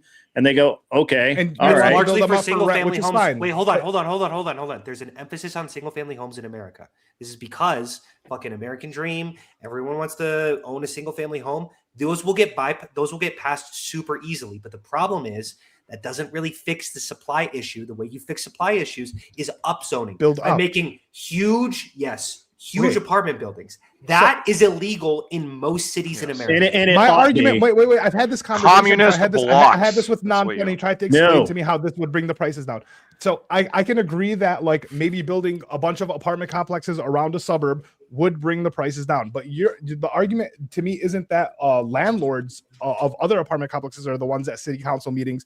There's a bunch of people who live in these suburbs that do not want apartment. Yeah, they're losers. Not want apartment. Wait. I agree. No, they're just homeowners, and they don't want their neighborhood. I was talking about homeowners. Wait.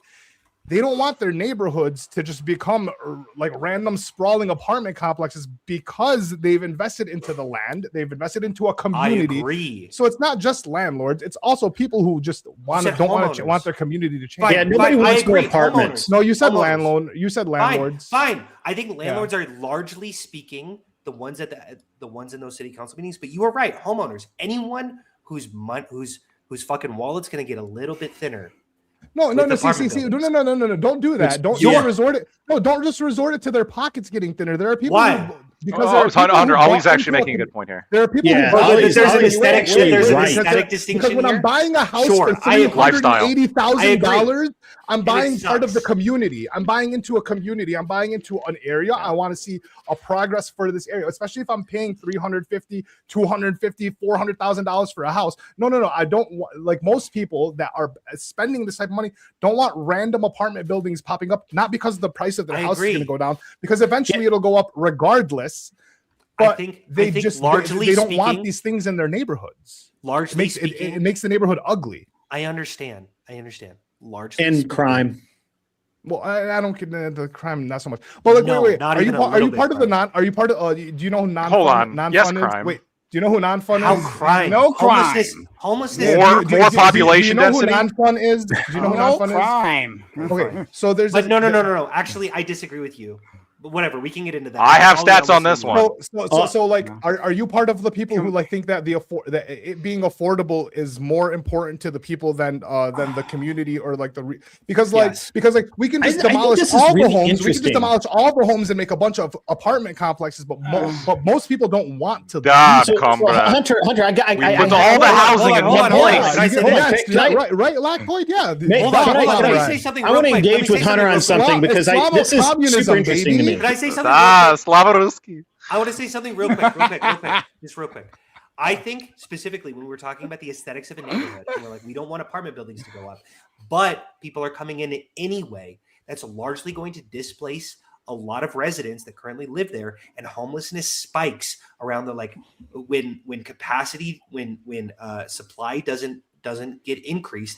And I think specifically when we're talking about crime and we're talking about aesthetics, I think homelessness being allowed to sprawl into our streets is something that should be avoided at all costs. And I think that building apartments has shown to decrease homelessness. So this is an interesting. It does overall. Hold on, just give me a second here, Hunter. This is really interesting to me because you want more evil robber barons, not less. I want more evil robber barons. Apartment Who owners do you think are build not the going apartment to be- complexes, Hunter? Yeah, they're not going to be doing cheap rent. Yeah, Like, Hunter.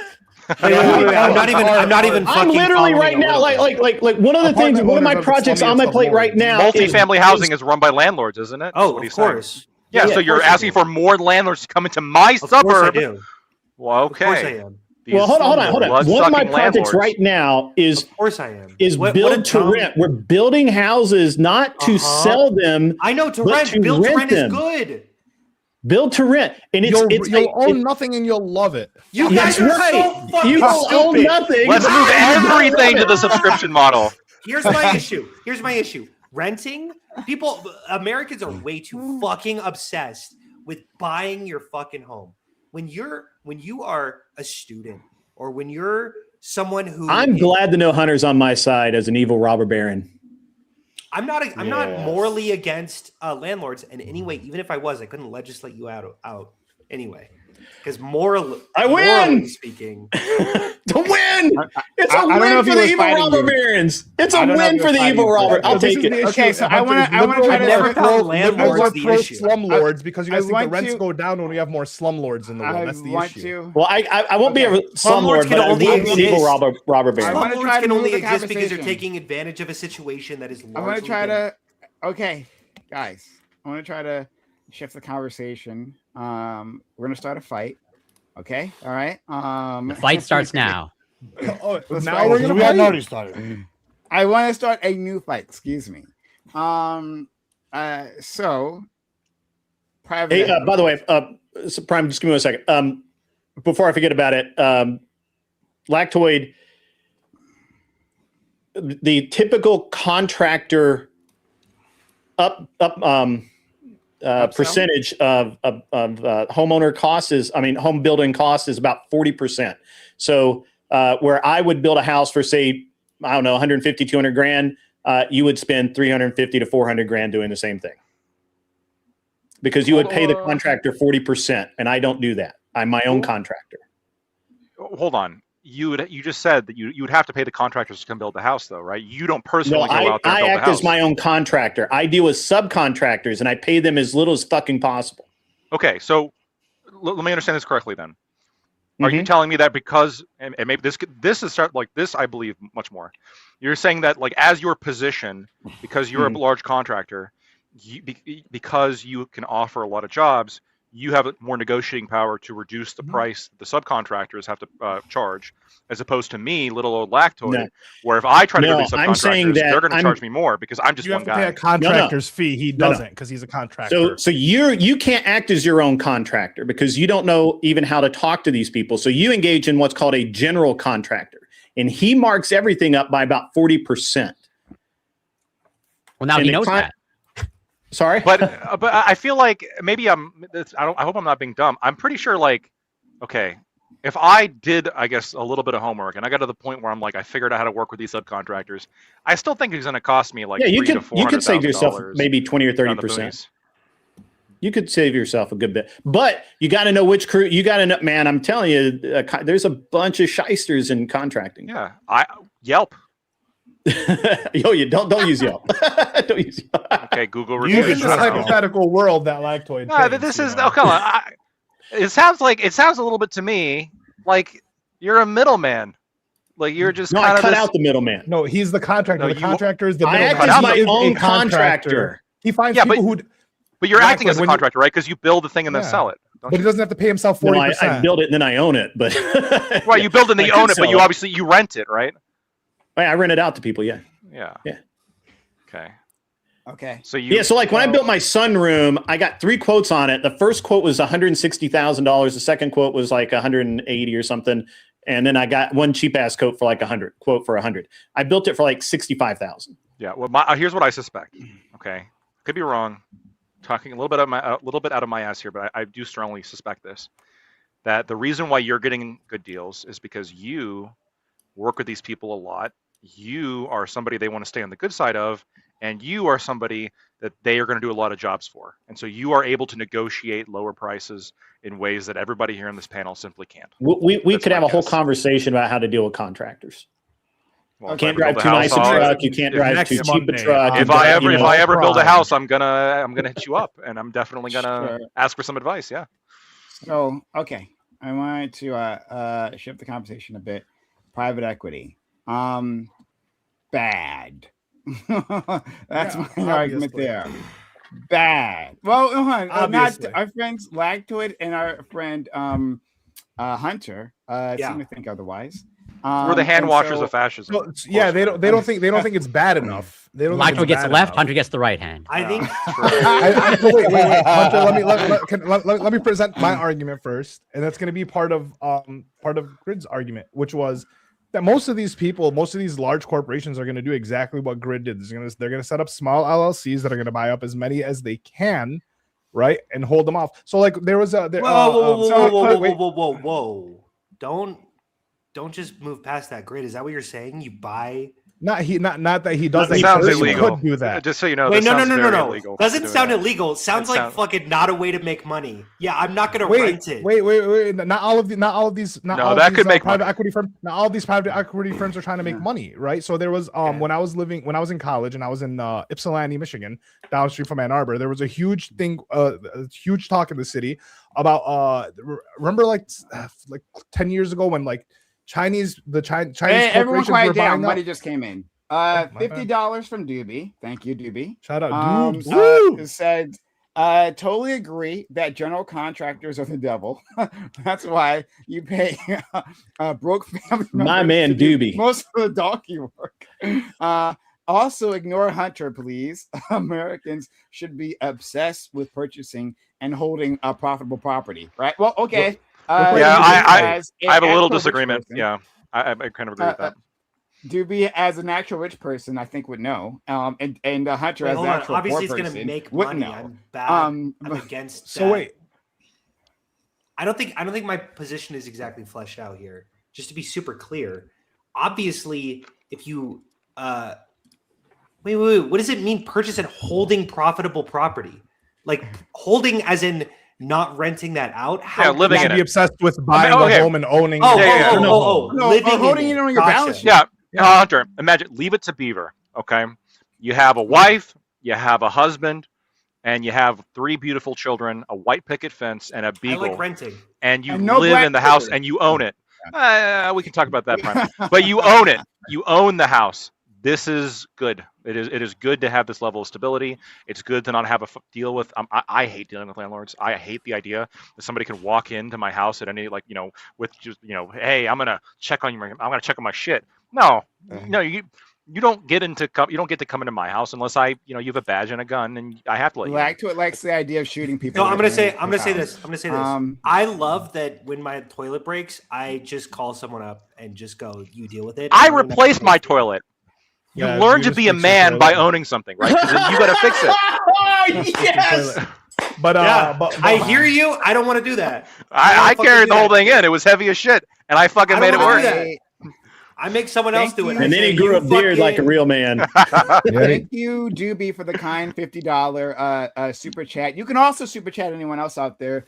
If you want us to discuss your and you can super chat higher amounts too, just FYI. You can do that. That is also an option. We should test the limit of how much you can super chat. I think that's a perfect experiment. I've never seen the end of that rainbow. Let's see if it exists. There's certainly a pot of gold. I can. How many zeros can fit on that space there? Exactly. What happens, right? Does it like roll over or anything? I don't know. Hold on, we got another one.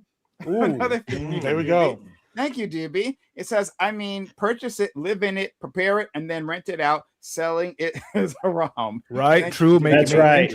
Interest is haram. Oh, we included renting? Okay, that's it. Yeah. So do you agree? Yeah, every American should have 2 rental properties. Should be obsessed with it. Yeah, you should be obsessive. Yeah, what I do think you the agree, only way. Hunter? I think if everyone had 2 rental properties, largely speaking, They would be no.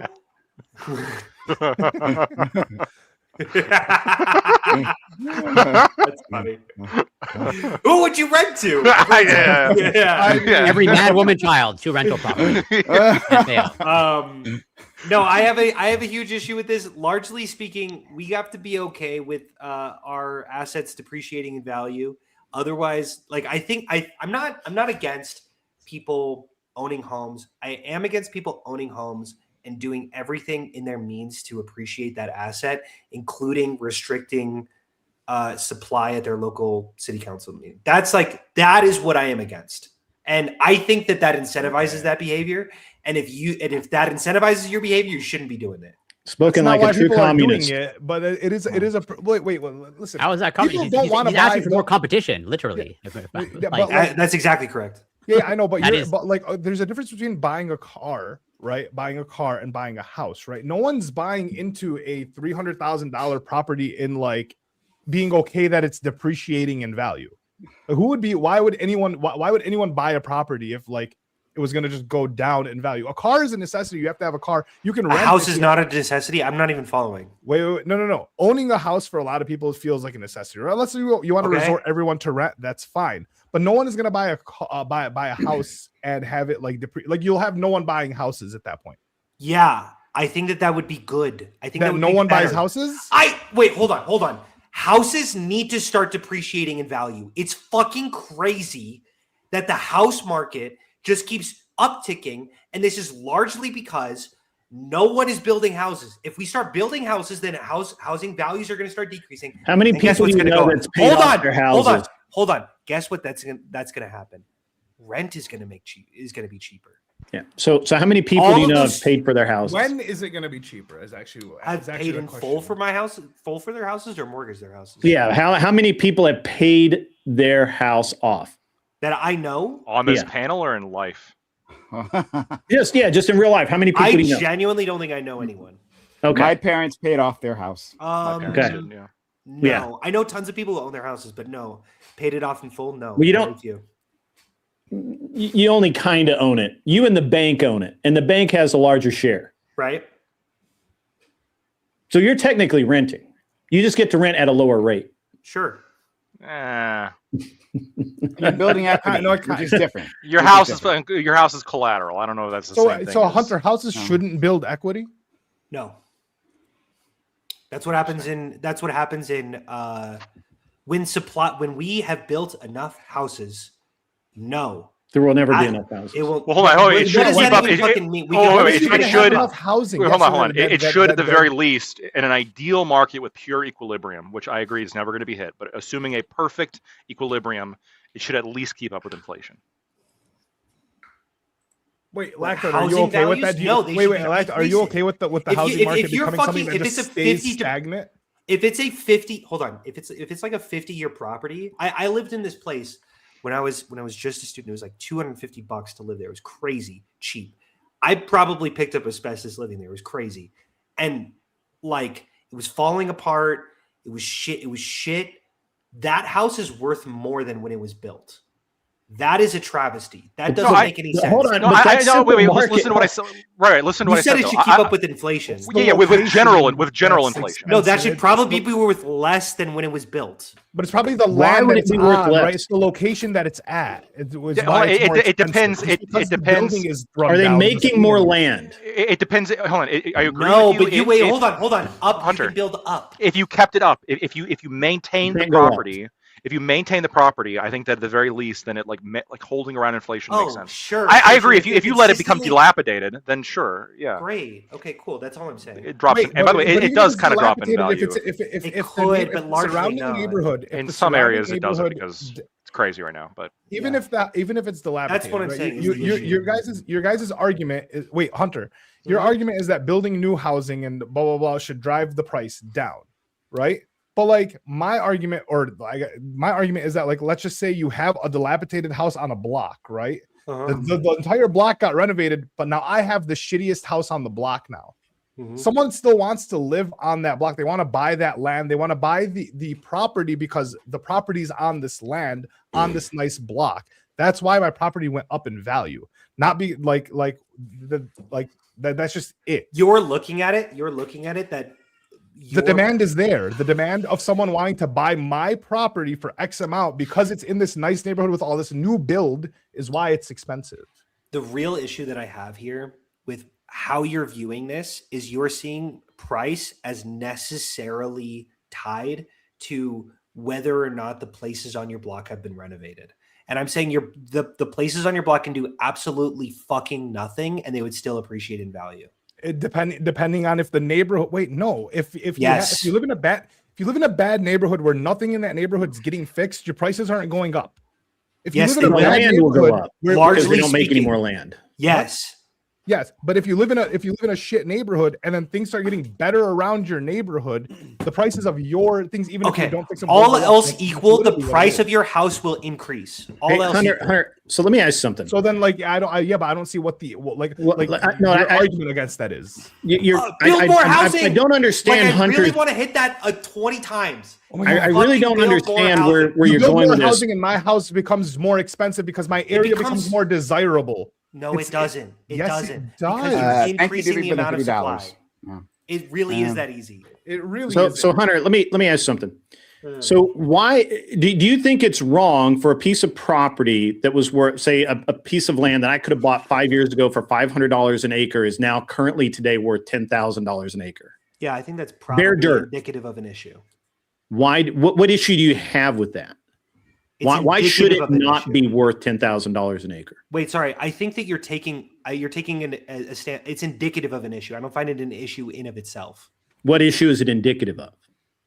Wait. The land itself. Dirt, bare dirt, was $500 an acre in 2020. It is currently today, 6 years later, worth $10,000 an acre. I don't know if I have an issue with that. You don't have an issue with that. So if No, a bare house dirt- that's built on a Hold piece on. of dirt goes up in value, it's because that piece of dirt has value intrinsically in and of itself. Let me think about that. That is it. That is. Because I don't care what the house is that's on it. The house can be a falling down piece of shit, but Land the is what you're dirt, buying. that Location. piece of dirt is worth money. The location is what you're The buying. fact not that the- it not has the a building. house on it now that can be renovated or torn down and rebuilt has value. You simply don't understand value, and therefore you just say, "Well, I don't want it. I don't like it." Even the air, like the Wait, airspace, wait, like wait, it's the Hunter location doesn't you're understand buying. much, really, honestly. I think Nice, he's proven Brian. that. Well, he understands hand Hold washing. on. Hold very on. well. You're Yes, he It's a saying great hand washer. you're saying that the land in America increased from $400 to $1,000. Laxo, did you hear this? Yeah, I've been listening. Hold on. Wait, I'm just going to clarify something. I might be because I don't actually know the answer, but like, do people truly own land in the United States? Yes. In some Yes. places, and in some places, they're about to be able to really own it because they're getting rid of property taxes. Well, no. I think. Do you mean? Do you goddamn mean right. that? So hold on. I just because we talked about this lactoid, right? Like how under circumstances like the land under your feet, like after a certain distance, like it's not actually yours, and then like the Mineral government can rights, do- mineral Yeah. rights, and all that. Yeah. And they can do things like they run pipes underneath your land, and technically you can't like fuck with those pipes and all that stuff. Is that what you're talking about, Corey? That's what I'm getting at. Yes, is in like, Okay. what, like there's like it is actually like yours, and like you can do whatever you want. Well, I mean, it Not- kind of not in depends the on who wrote true the Is, contract. is it Dream owner? Is fashion, it ownership no. in the same way as like a car? Well, it kind of No. depends on how the contract's written, isn't it? Because if you have mineral rights, gas rights, all that sort of thing, then yeah. But if you don't, and they find natural gas there, and they want to tunnel in from the lot next door, I mean, ultimately, know. I think So then, So- then you would agree that you're renting the land. What? Kind of, yes. If you're paying property tax, it feels like you're renting the land because if you don't pay the property tax, the government can come and take your land Yeah. away. Yada yada. Well, I mean, yada. Yeah. in theory, they could through eminent domain take your property anyway, but they have to reimburse you for it. So at And least somebody has to, sometimes like, it's be- not a bad idea to have eminent domain come in. To be honest with you. $50. Thank you, Doobie. for the kindness. He says you can go online right now and That's buy true. large parcels of desert for like 30K, then just sit on it forever. Well, I mean, yeah, my I dad's suppose you could. my friend's grandpa bought land up in North Michigan, like back in like the 50s, 60s for like I think $5,000 for like 100 acres or some shit. And today it's worth like it's pretty fucking pricey. It's around like $1 million because there was like oil reserves that they found on it that they own the rights to, and so on and so forth. If like you get lucky, yes, you can buy like quote unquote worthless land. well, no, and at you some don't, point, you don't have to even something get lucky. happens. It's like right now, if you're You're looking, going to pay taxes on that land. Wait, yeah. If you look in up north Michigan, right? Like the taxes are going to be super low because they're not really like doing shit for the roads or so on and so forth. You can buy Well, if it's land in unimproved areas- land, you don't. In some places, if it's unimproved, you don't pay property taxes. on Yeah, it. so like, but like Land you can value buy tax land would in fix areas this. like there, like Hunter. To your point, there are cities that are kind of going up. There are people who are buying parcels of land and building apartments and building homes and so on. So the property value, like you can buy a piece of land right now for like 10 grand and wait 5 years. The surrounding areas are building. It's going to be worth a lot more money. Yeah, hold on. You're saying there's land that's like in a place that's on the up and up, right? Yeah. I'm what Dubious talking about. But he says desert, right? I mean, it could actually be like sandy, right? But it could also just be a worthless plot of land, right? For otherwise worthless, and like worthless now. the one that no one could like reasonably speculate would go up in value, right? But like there's like a lottery system here. One of those pieces of plots of land is going to go up in value for some reason, right? Some reason that might not be foreseeable, right? Like for instance, the AI boom. People want I to own already, There's a lot land. of I already plots see of the land. problem with this Yeah, one. people want to own land. Well, Yeah, you're right. It's like lottery. Hold on. Actually, But- actually, go ahead. I'm sorry. Yeah, there's a reason why you got to be careful playing the lottery, because there's you're missing out on the benefit of investing that money in other things that are going to make you money, as opposed to potentially, in this case, losing money. You're paying I mean, taxes it's a on that. stock, In most cases right? that I know of, maybe there's some jurisdictions that I don't think charge, you pay taxes on desert land in Arizona unless you build something on it. Well, But- I don't know. That interesting- could be true in Arizona. I'm not sure. But then As an here's interesting another thing, though, you know what you're forgetting? Adverse Y'all keep possession. saying you can't If you understand. guys That's another driven- important thing to keep in mind. Well, what was the average possession? What is that? Can you So tell us? one of the classic cases they have us read. I'm gonna in, get to you, Gibbs. Yep, one of the classic cases they have us read in law school. I forget the name of it, but there's companies that do this. There are companies that will buy large tracts of land, and they're holding companies where they'll sit on the land, hope it goes up, hope that somebody needs it, or maybe they have some reason to believe that someone's going to need it, and then they sell it at a profit. That's the idea. And so one of these companies was bought up a shit ton of Alaskan land for dirt cheap, right? And there was these hippies that showed up one day, and they wandered on over this property, and they just set up shop because, I mean, who's going to stop them, right? These people owned the land on paper, but nobody was coming around and shooing them off or whatever. So they had a little shed, a little tie they made dye. meth. Yeah. They were, Made meth. this is before meth. This was back when weed and coke. This was before meth. Maybe some Quaaludes. Okay. Yeah. And in America, if you sit on land for long enough, it becomes yours. Yeah, Legal. squatters' rights. So if you I State by forget what it is. state again. Yeah, it's state by state. I know that in California, I think California is one of the shortest time periods. I'm pretty sure it's 3 years or something. In Michigan, it's by I could be wrong. encroachment. You have to literally encroach on, you have to territorially take someone's land and kind of claim it. And then This is how it works. Yeah, this is how it works in every state. You have to go onto the land, set up shop, and basically act like it's your land. And you if have do to improve it. Yeah, yes. Well, improvements go towards the argument that you've adversely possessed the land. And so in this case, the hippies, they got the property and they got to keep the property for the little commune, and the holding company they're just shit out of luck. They lost their investment, they lost the land, over. And so if you loan large pieces of undeveloped property, I would visit that place every once in a while. Keep in mind the kind of years you're looking at. Make sure you're surveying it properly. Make sure other farmers, because this is the big thing that happens most of the time, is farmers. Well, they'll start plowing or seeding a little bit more into your land over time. Mhm. That's usually how it happens. So you got to be careful about So- that. Interesting. So as far as undeveloped tracts of land and buying it and that sort of thing, if you've driven down 40 through Arizona and New Mexico, you'll look on either side and you'll see these big things that are with spinning around. They're called windmills. They generate electricity and whatnot. And do you think we not know what windmills were? well, some people, okay. I can't make any assumptions here. And what they do, what these companies did is they went around to all these people that own this land that has literally nothing on it but fucking cactus, and they paid them a lot of money to go in and build these and put these windmills in, and they pay them every year to have those windmills on that property, and it's worthless, literally worthless desert land, and yet those people are getting a paycheck every month for land that they probably paid for 100 years ago or whatever. Let's go to our friend Gibbs.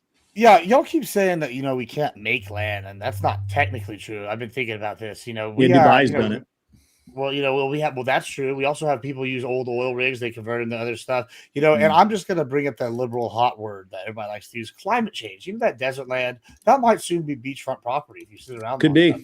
And then you can just be rich and have the only, your forefathers invested in this land. So, I don't know if I really am buying that we can't make more lands. In fact, we've cleaned out swamps. Texas, Houston is basically on top of a swamp. New Orleans is basically land. We could also take swamp. Cuba.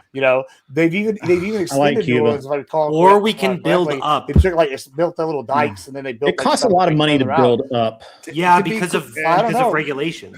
Climate change isn't wouldn't make more land, right? We've already done that. We've already made more. The land will change, right? Like the desert becomes beachfront property. But I get what he was saying, but I'm saying it's also it doesn't make. Well, that land would be useful. I want to bring it back. I want to bring it back to the private equity. Let me do that, Ollie. Also, me and Hunter were in the middle of the conversation about it. I've created lots of land. No. I want to jump in. Sorry, I don't want you guys to. I want to do it. It's your panel. Thank you. You don't want me to jump in? I appreciate you. Hi. Listen, I'm just a guest on your panel. You're supposed to be the moderator. We're supposed to be goofing it up, but okay, I got you. Whatever you want, Prime. Whatever you want. Go ahead, Prime. You have my permission. Go ahead.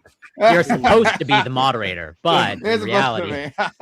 Okay. All right. So I want to engage with our friends. I want to engage specifically with Lactoid and Hunter, but other people can jump in as well. Especially if we have disagreements. So yeah, private equity equal bad, right? Mm-hmm. Now, that's the short end. That's what goes on the signs, right? Like the protest signs. But private equity is just like an investment model, right? That's what it is.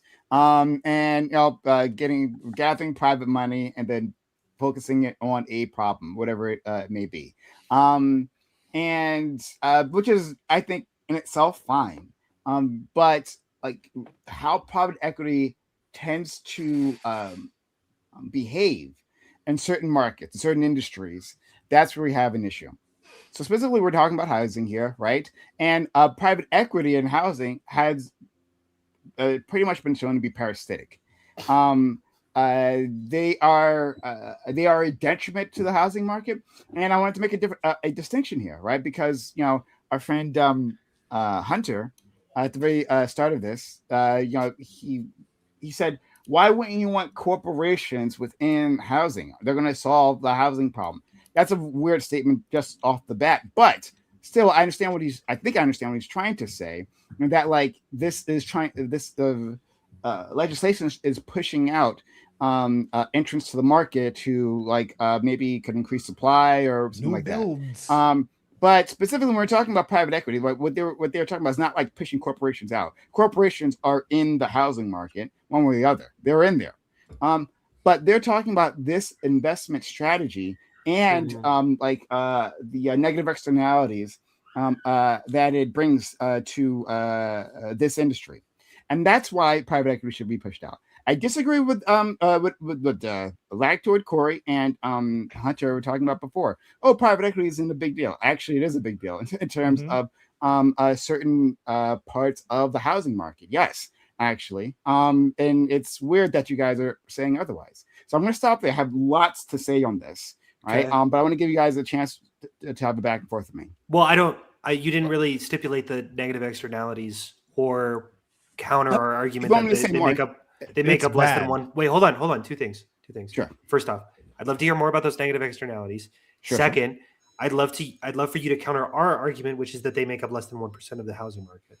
I won't counter that at all. Okay. Actually, no. The So thing tell us is, why they matter nonetheless. okay, I will tell you exactly why, Hunter. Can I just Go ahead. clarify something? Just quick, like, are you saying that like it's private equity that has like that is the disproportionate effect on the housing market, or you're just saying that it has an effect? Because I don't dispute that it has an effect. I'm just saying it's like it's not a Just to be clear, I'm talking about institutional investors, not private equity. Well, I'm talking about private equity because I don't know why. Don't let's not expand this conversation. No. But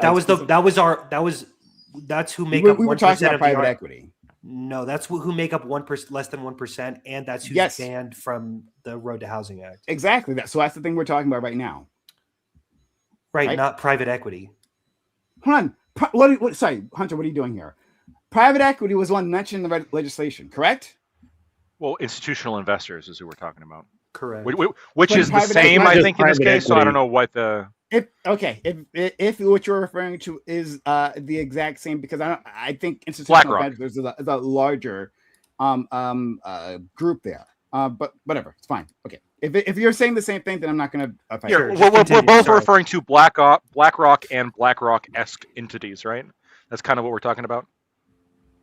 Okay. Oh, yes. If you're talking to me, then yes. Okay. Okay. Yeah, sure. All right. Fair enough. Okay. All right. All right. So, all right. There's no confusion then. So yes, indeed, it does make up about 1% of the housing market. But right, that's the national housing market. Obviously, housing isn't a national asset; it's a regional asset, right? Like the housing market changes from place to place, right? We have different prices. And different conditions in terms of how many people are around, like in terms of demand and supply, and the laws, regulations governing it. That's where it matters, right? And then from there, not just like the concentrations of private equity in these different cities, right? Because like the distribution is uneven here. Not just that, but it's also what part of the housing market we're talking about. So in terms of single family homes, they're not nearly as big of an issue, but in terms of single family, like bought single family homes, but single family rented homes, they're a bigger issue. And then for apartment buildings, based on multifamily renters, apartment buildings. What's the issue with them owning the single family rental homes? What's the issue? Excuse me. Do they deliver an inferior product? So it depends. They could. So then I'm gonna focus on is the apartment buildings. I know less about the single family home rental. I think a lot of the things I say are going to carry over there, but I don't want to die on that hill. So I'm going to focus on the apartment buildings. Yeah. Okay. So yeah, like on those apartment buildings, right? Their ownership. Those are what we've seen is a clear pattern of the quality of the living there becomes less, right? The amenities become less. The prices go up, and can you give me an example of that? Overall, I will. I absolutely. I mean.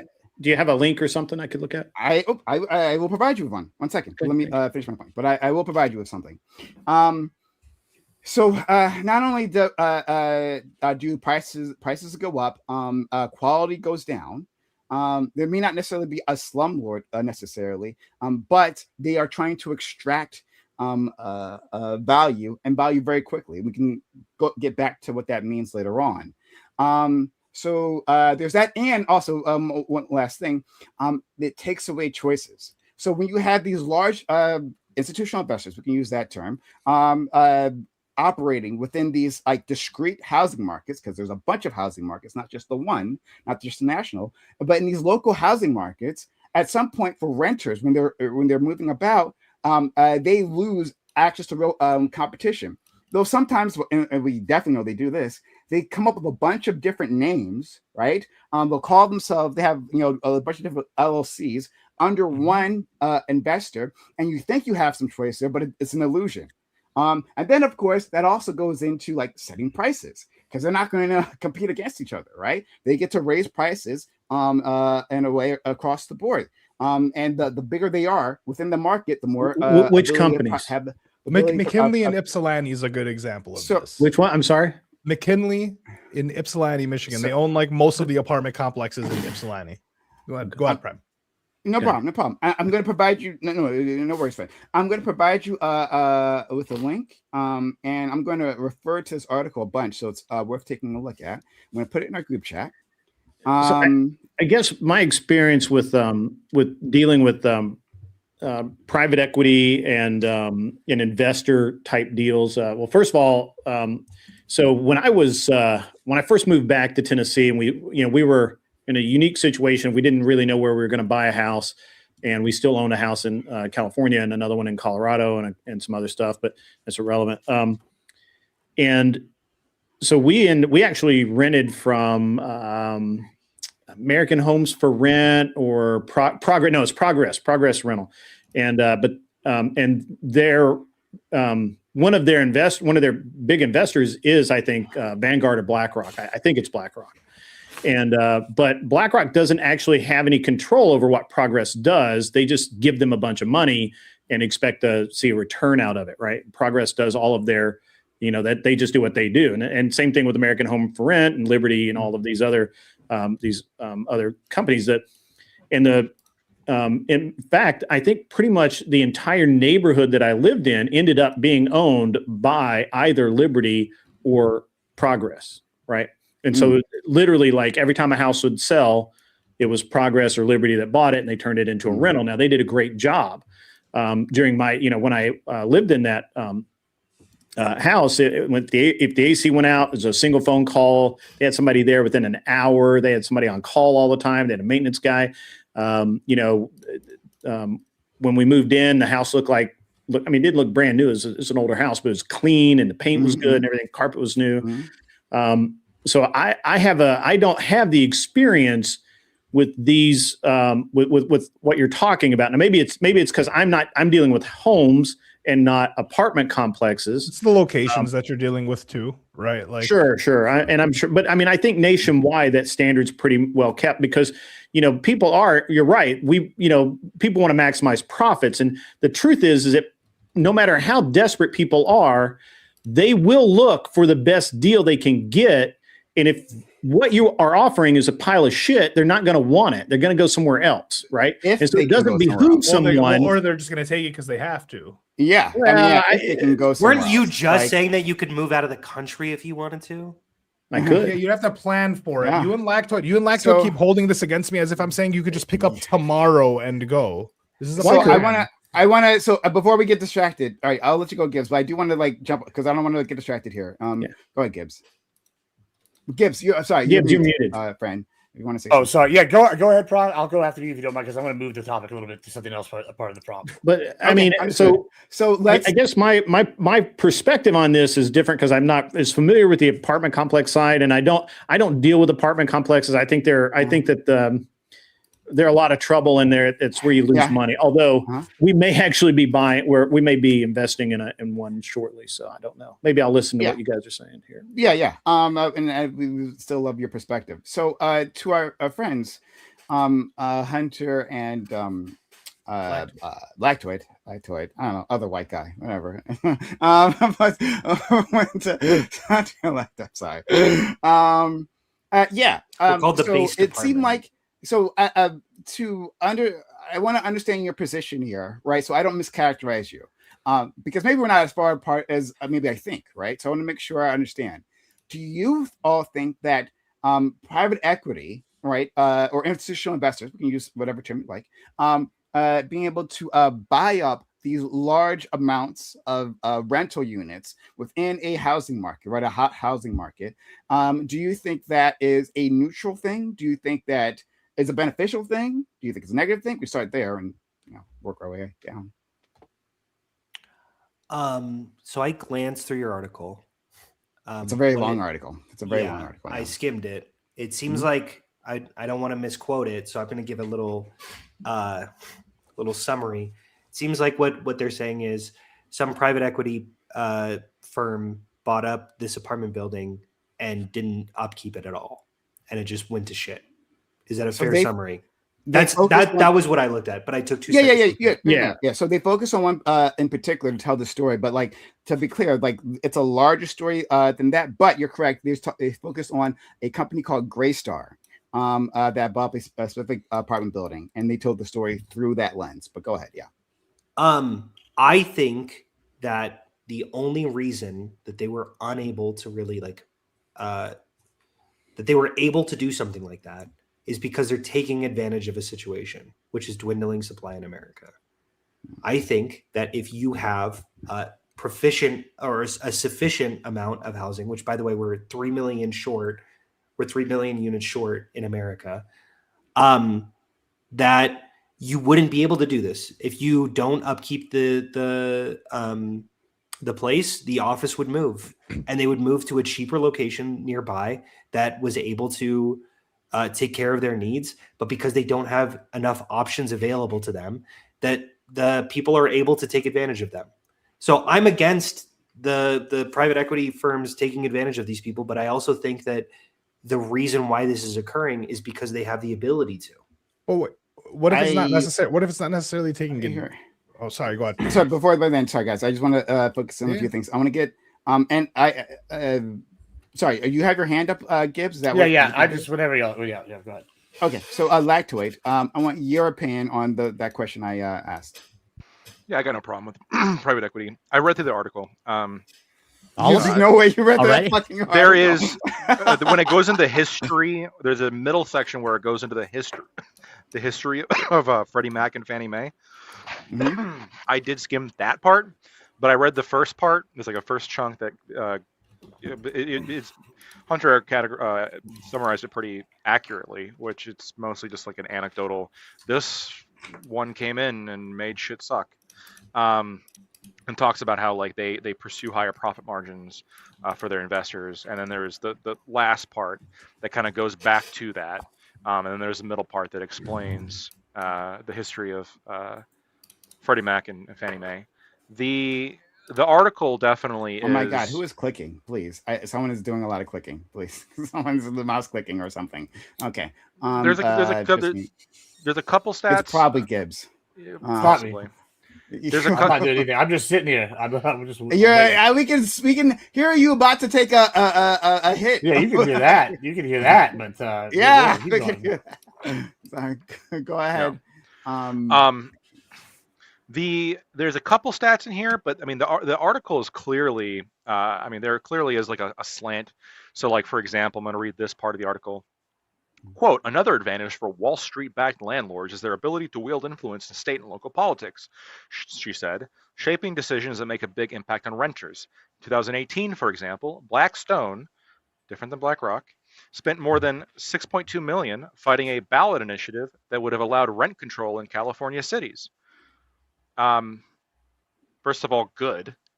The fact that rent control is even being listed by this article as any kind of good thing, I think, is indicative of something. True. But two,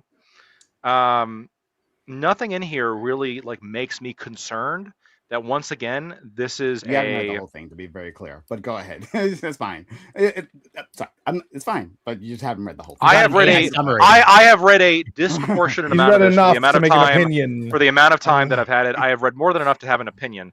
I've read probably 95% more than Americans have read this and come to an opinion.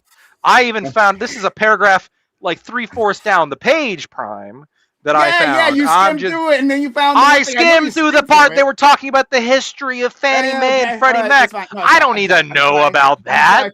I need to know what their point is when it comes to is it a good thing when private equity firms they come in? Right?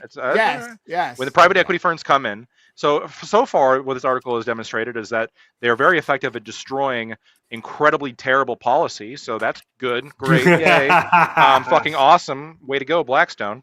But then the other thing here is, I'm not seeing, whether it be through this or whether it be through anything else, that I'm not seeing anything here that, to me, concerns me all that much.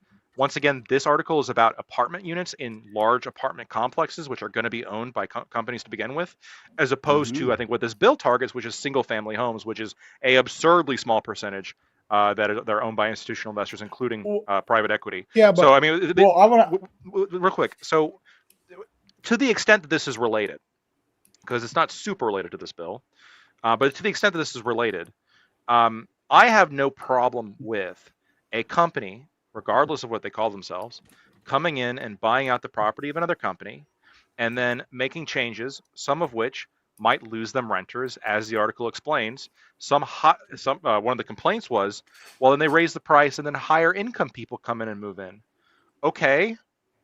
And Right. What's the issue there? what's the issue there? Sometimes Oh you're my going to want to God. market to a higher income group of people.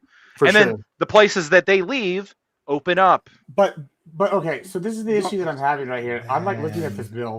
I'm looking at their Yelp page, and I got to be honest with you. I think that's a hit piece, Prime. I'm not sure that there's anything factual in that thing that you sent.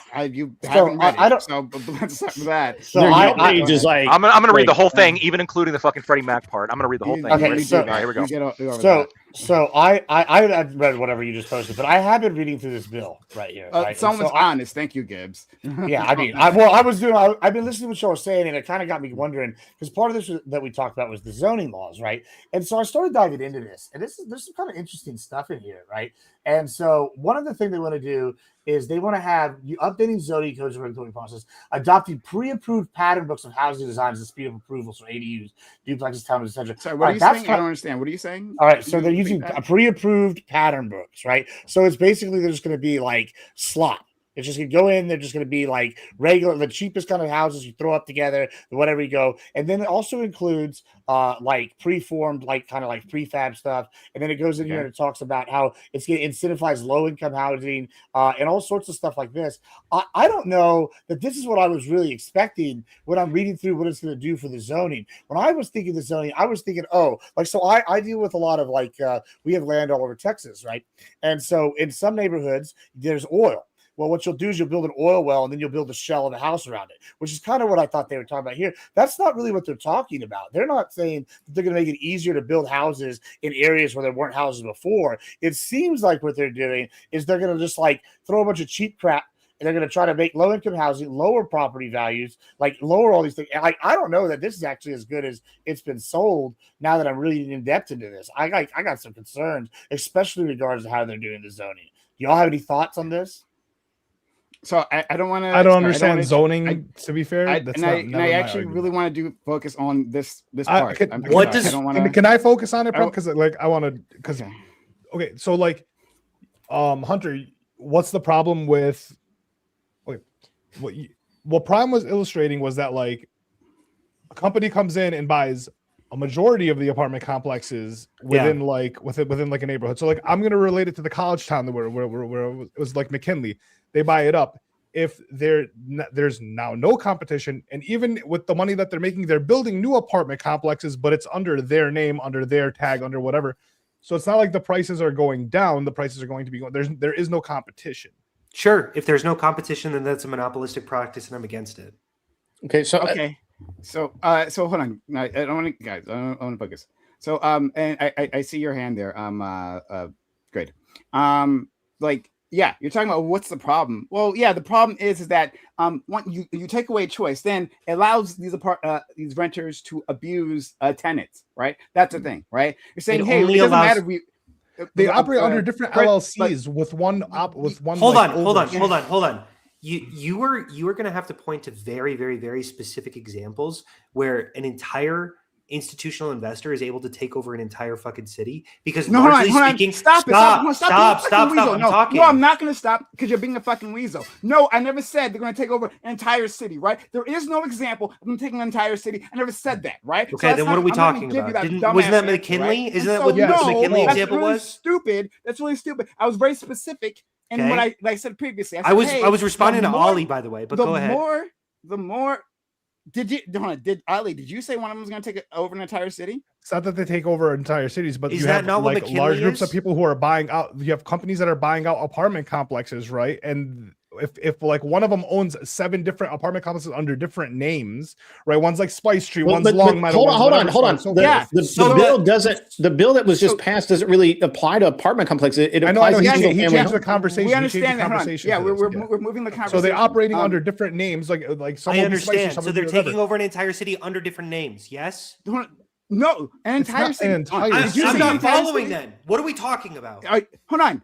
We're talking about private equity taking over apartment buildings. We didn't say the entire city worth of apartment buildings. You didn't have No, to but do no. that. Why can't they just move to a different part of the city that's not owned by this institutional Why can't? investor? Yes, exactly. Hold on. When you take Well, up, that's because that's what I was we just talking about had with the zoning we just and, had a and the conversation. incentives. We just had a Wait, hold on. That's conversation exactly what I was Wait, talking about. about. Shut the Hold fuck on. up, Gibbs. I don't know what you're saying.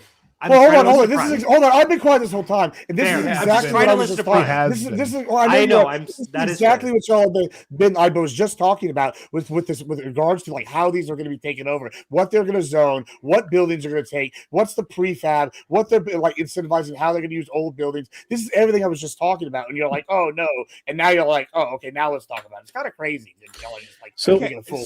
So what I was saying, hold on. What I'm saying is that like you can become a big enough buyer, right, and Okay. a player within a market, right, where you can start dictating terms, right. You don't have to be Three the only companies own all player. Great. apartments. So I hopefully you understand that, Hunter. Great. Right. So now that we've understood that, that will be the problem. You're saying, hey, first of all, why can't these people just move, right? Like after we had a conversation about the difficulties of like moving out of the country, yeah, it's not the same, but it's also difficult for people to move from one place to another, Okay. right?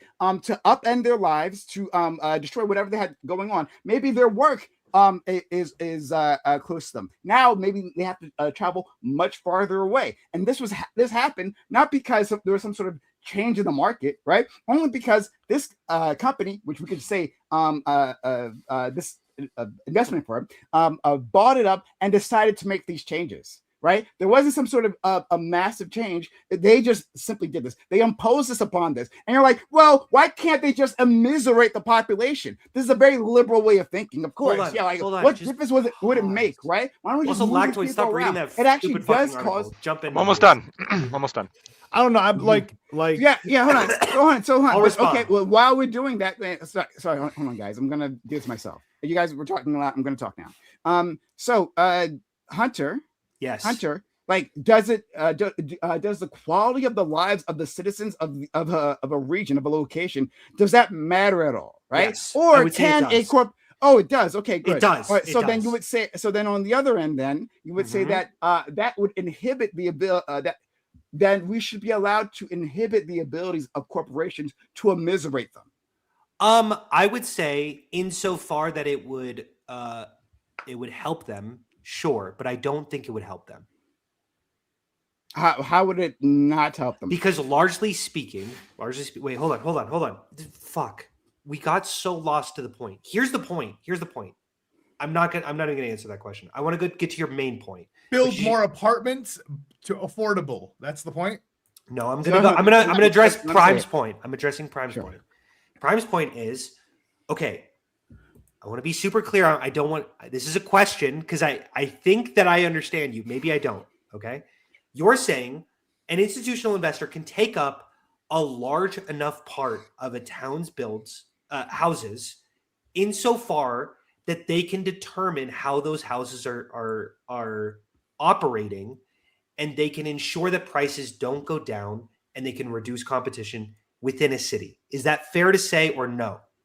Within a city, and specifically a type of A housing region. market We'll say as a well. region, like a small part of a city. No, I hear you, right? But I'm saying, like, I'm just adding one other part to this, right? Because I would say you have. Oh, go ahead. Sorry. Go ahead. Yeah. Just very quickly, just one other part to it, right? Because what we're talking about here is that they're not going after just any type of housing, right? They focus on specific sectors, right? Our friend Ali talked Sure. about like them buying college dorms neighborhoods, or yeah. whatever, right? Yeah. Like in the article, it does say that maybe Lactoid read it. Of a point where the private equity switched to that type of investment strategy. So, but in this particular investment strategy, we're talking about apartment buildings. So that sector of the of the housing market in that region. But go ahead. Just want to add Sure. that. I'm going to say. Oh, also, Grid does want to get in here, but I do want to. Yeah, I'm trying to be very polite here, but I it's fine. I'll listen to the. I do want to say. First off, if a company is overtaking an entire sector of houses, yeah, I would be against that. Okay, let me ask you, Hunter. So Hold let's on, just say, no. Before you jump in, I want to get this out because we're gonna move away from this. So Hunter, right? I got questions for Hunter. You got questions for Blacktoad. I'm gonna get those questions. I asked, do have right? to answer this. I do think first off, housing is one of the most diversified assets in America. It's owned largely speaking by mom and pops. Like it's not like food. It's not like stores. It's like this is almost solely built by landlords who are just grandparents who own their house and are giving it. Oh my God! Look, No, Hunter, no. I want to focus on one thing. I'm fragment. So I'm focusing going to on say this one you're going to thing. have to be really specific with these incidents that you're referring to are going to be very sparse between them. It's not this global national issue, but those times that they occur, Yes, sure, exactly they're bad. what I said. Hunter, exactly, right? It's not a Hunter, global national issue. If I may. Please, not yet. I just want to handle this myself. Yeah, shut the fuck up, Grid. All right, the boys are talking. We'll get to you, Grid. I promise, Grid. We're going to get to you. Watch it. So the no, sorry. I didn't say. Yeah, that. I read the whole article. Thank you, Lactoid. Okay. Grid was right. It's a hit piece. I know because I read really fast. It seemed like shit for sure. Yeah. Yeah, sure. Okay. All right.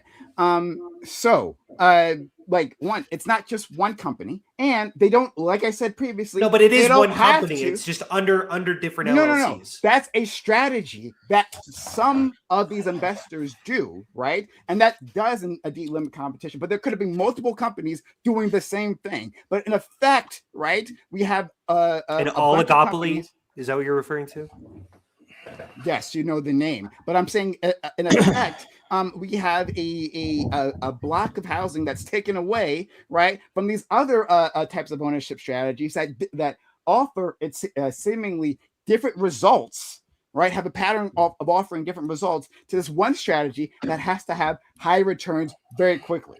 So why the problem with private equity? Private equity is, and Lactoid knows this because he read the article. Private equity, their funds often last for 10 years, right? Like that's the life of the fund. And within that 10 years, they have to get returns, right? And so within that set time frame, hey, I got to buy up housing, right? I got to institute some change, right? And then I have to get a return on that investment. A private equity is trying to do extremely high returns on that investment. So how do you do that? Well, you could maybe, right, buy up the housing and then make improvements. What our friend Good talked about that, right? He says he buys up housing and he makes improvements that raises the property value, right? And if you can't buy it, well, whatever, right? I just made like more quality housing. That's your problem, not my problem. Okay, that's one thing. Or you could just buy up the property, jack up rates, right? Apropos of actually doing nothing, right? Reduce services, like it was shown in the article, which Lactoid knows because he read it. And you can make the experience worse, right? Well, actually adding anything into it, right? As opposed to other ownership strategies that aren't on a time limit. They don't have to make their money back immediately. They can hold this property for a long time. And when you do what that, ownership strategy? When you do that, it also encourages a longer term thinking. Well, we're not trying. There's not an asset I have to get off my books immediately, right, within a 10-year time span, right? I don't have to get this off my books immediately. I'm actually trying to create relations, have good customer service, and so we don't have to engage in predatory practices. So yes, it makes a difference. The incentives are the problem, not simply that like private equity did it, right, where the money comes from. No, it's the incentives that are aimed at extracting as much value as possible in a short amount of time. There you go. Okay. Okay, may I please go ahead, Grid? Please, because Hunter, I want to ask you something. If I, for example, owned 65% of the available apartments in a town, would you say that I had like a monopoly? Not even, probably not. It would depend on how rent. But would I meet your threshold for being the bad guy? It depends if and controlling costs. 65% is a lot of doors, and every unit that I own is around 100 doors, maybe more. I don't even understand. It depends on the market. Like I don't know So what the no. I Here's the got you. thing. I got you. Here's Keep the thing. going. I don't know how much Mm. you would need to own in order to stabilize the price and reduce the quality of the homes without lowering. Why would that reduce? Why does that in your mind it inherently reduces the quality of the home that I would own 65%? No, Why it would I doesn't. do- This bill I said inherently otherwise. reduces the value of the homes. That's what I keep trying to tell y'all. The way I'm reading this is it's literally the way it's laid out. The incentives it incentivizes. Brett, you I to think you're make misunderstanding shittier me. prefab homes as opposed. I to could be. That's why I'm trying to. I'm Sure. trying to ask you these questions. I'm saying obviously if you have 100% of homes, Mhm. you can do whatever you want with the homes and not decrease the prices. Well, not, I don't know if 65% you're able to do that. It's all I know about the Prime hates private equity, but I am private equity. I literally have a real estate trust. I don't hate private or a real estate fund. It's not said trust. he hates private equity. You got it I right. said at the very start, I don't hate that. Yeah. I said He like does. it doesn't matter. I'm literally It that doesn't guy. matter. I mean, we've got one fund. We're doing another fund, and we're going to get He's now. that Now we're looking. guy, Prime. I am that guy. Just And building. it's okay. You can hate me, He's the but I villain. don't I don't understand hate none of you. the things I that you're don't hate talking you. about. Fred can't listen. That He has- guy. Yeah, Fred none is of a you, villain. none of It's the fine. things He wants that you to be the guys are bad boy. talking about are things that I do. I'm right now in negotiations with a guy. There's a guy in Florida I was that owns talking about you. 65% of the apartment buildings in Are you this town. feeling What he attacked? Quiet up, raise the rents. He's gonna what do he it. does is he goes to these boomers who are in their 80s that own these apartment complexes and their kids don't want to have anything to do with it. They just want to sell it. And he buys it from them, usually in cash. Great. And now he owns 65%. And we didn't, we didn't realize he owned that much of this. And now we actually are in the middle of doing a deal with him to buy another 100-door apartment complex from that exact Wait a thing. minute. Is he one of the guys that will like send out the mailers like, "Hey, we'll buy your home for cash"? I have no idea how he gets the If he's leads. buying or anything apartment like- complexes. Is it no. usually older? Hold on. Is his customer base usually older people? Yeah, he's like what he was telling is like most of them are like in their 60s, 70s, and 80s. Yeah, that don't own them let your family forever. sell to guys like this. Oh God, And, I know what and this guy does. and they just the family just doesn't want anything to do with it, and he buys them, and we're like Or we're in they the middle don't of trying to know. do a deal with him. I think it's going to go through. We'll see, but Yeah.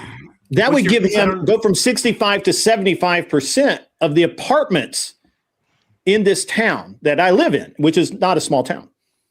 And I didn't realize that one guy owned all of that shit. That was very funny to find It's that kind out. of how it is. So, It's one guy or I a couple guys. Yeah. Right. So hon, And so I'm just curious when you talk about this and so you have all of these people. There's literally no reason for us as a private equity firm to downgrade any services. Matter of fact, we're trying to offer more services because we're now having to compete with smaller, more mobile, more boutique. You're a good company, but Sorry. that's not Yo, indicative hon, of no, all no, no, companies. don't even. No, but Don't he's give saying that- that's the one second. incentive. Fine, knock it He's off. saying that that's Don't how give I him- make money. Yeah. That's don't how I give make him money. that. Hold on 1 second. Don't give him that. One, I don't know anything about your fucking business. I don't know anything about your fucking business. And I don't know if it counts as to the things that we're talking about, talking about large institutional private business. Because we're not just talking about anyone with, that raises money privately, right? And then invests that right within a small fund to buy you can invest, different Brian. houses, right? You Yes, can I invest. know. Hold on. But like that's not that, and that's fine, right? And I hope you're doing well, and I hope everything you're saying is true, right? But we don't need to analyze it, we prove don't it. need to get distracted by it. We don't have to deal with that, right? Because that's not what we're talking about. We're talking about large institutional private investors within this private equity sphere, That's and what he's talking how about. they 75% of the doors of apartment doesn't- buildings in a town is a doesn't big matter. Doesn't matter, hon. I don't have to. I do not have to like spend my time guessing about the anecdote that you're trying to come up with, right? I'm talking about a larger trend within the housing market, right? So that's what we're discussing. And I'm We're asking you to talking prove the trend because you haven't. Yeah, You I gave have- one you example haven't- of a I company have- that was a hit I have- piece. you've It engaged had in nothing to do with I have- anything. I don't And care. I keep Greg, asking you to Greg, please tell me what the Greg, threshold shut is. the fuck up. What is You it? have no What's idea. the You're actually threshold? just saying nonsense. Hunter Shut up. couldn't give me I'm the trying to- threshold because Shut up, there hold on. isn't No, one. you're gonna shut Well, I up. don't No. think that they're. Shut the I don't. fuck I don't up, know if please. they're. Shut the fuck up. I am trying to actually have this conversation. Stop fucking distracting me. Stop it. Stop it. Shut the fuck up. Stop it. Okay? We're having this conversation. I'm not going to fucking guess at whatever the fuck you're doing in your fucking apartment buildings. I have no idea. I hope it goes well for you. I hope it's profitable for you, right? But it's not what we're talking about. So stop fucking distracting me. Fuck. Any which way. Back to it. All right. Back to it. Lactoid. What did you have to say? Prime, you gotta fucking calm down. I feel like I got the judge. Don't fucking tell me to do that. After. Hold on, stop. Hold on. Oh boy. Don't fucking tell me to do that. Say it again. Okay. Don't fucking tell me to do that. Okay. Hold on, you want to say something to me? Hold on, do you have something to say to me? Do you have something to say to me, Hunter? Yeah, you. Yeah, I'm fucking talking. I think you got anger issues. Yeah, I think you got to calm down. Okay, get the fuck out of here. Moving on. Lactoid. I think Gibbs has something interesting to say. I saw his hand up earlier. Please. Gibbs. Lactoid, please. I have no comments. Lactoid, please. It's time. Well, I had a comment on the article. I don't know if the current, because I was saving that, and there was like a current back and forth. I don't know if this might be a little bit off topic from that. So I would like to talk about the article, or not just the article. Sorry. Specifically, I like to talk about like the larger part of the sector, right? In terms of the private equity, the large actors there, and how they interact with the market. That's what I had asked you originally. Sure. Like, what are your thoughts on that? So I guess I'm going to relate it to the article, but I'm going to bring it to, I guess, the larger question. So the example that they use in the article, I think that I do somewhat agree with Grid that there is a hit piece element to it, and that they really hyperfixate on how terrible this, the Gray Star is, how horrible it is when they come in and took over the apartment complex. But I think here's a critical part of the article. They hyperfixate on the anecdotal examples of people getting a bad deal, or what's perceived to be a bad deal. But every time, one of the complaints was, oh, they can just get somebody who's willing to pay more, right? They can just get somebody who's going to come in and raise the and pay the increased rent that they're paying for the perceived lesser services than they get. And so my argument would be this: if the market is reacting this way, I think what it demonstrates is the people that were already living there were getting a good deal, right? And I think that a lot of the frustration comes from the fact that they're no longer getting this really good deal, and that the terms of the private equity, when they come in and they set the higher rates and they reduce the services, this actually is meeting the market demand for that area better, which I just don't blame them for, right? If you raise your cafe prices and people are willing to come in and you don't have a loss in volume, then of course there's, as a business, there's nothing wrong with doing that. Now that's the first thing. There was one thing brought up in the article that I actually think is a decent point. I think all of it was hot trash, honestly, except for this one point, which is that Freddie Mac and Fannie Mae are, and I already knew this, they're corporations that have a congressional charter. They're government backed, and the mortgages are government backed, and these large institutional investors are able to use government backed mortgages to finance their purchases, these acquisitions. I don't see why that needs to be a thing. Like, I'd be okay with moving all of that to private. Like, if you want to get a private mortgage from a bank to purchase a giant building like that, I'm fine with that. But I think it is fair to say, well, why should they get the benefit of having a government-backed mortgage that can offer them better rates than a private bank can? Because it offloads a lot of the risk to the taxpayers. That was the one. There was like basically a paragraph of that. The rest of it was focusing this anecdotal example. There's two gay guys. Their dog fee rose 25%. They're really pissed about that. That was a big part of the article. But the whole government-backed mortgages part, fair enough. That probably shouldn't be a thing. So I I agree. Okay, I didn't cut you off. No, that's good. That's Okay. basically it. I think that a lot of the complaints are bad. A lot of the complaints are really just anti-market. I think that when you look at a lot of people that are commenting, they're really proposing like we need rent control, we need anti-market solutions, which I think is all bad. But there is a paragraph in there that I think that it says, well, why should they be able to get this government-backed mortgage? And it's like, well, fair enough. Why should they? I don't know. Yeah, so I agree with you on that point. I'm going to expand. I'm going to let Hunter in a second. I'm going to expand on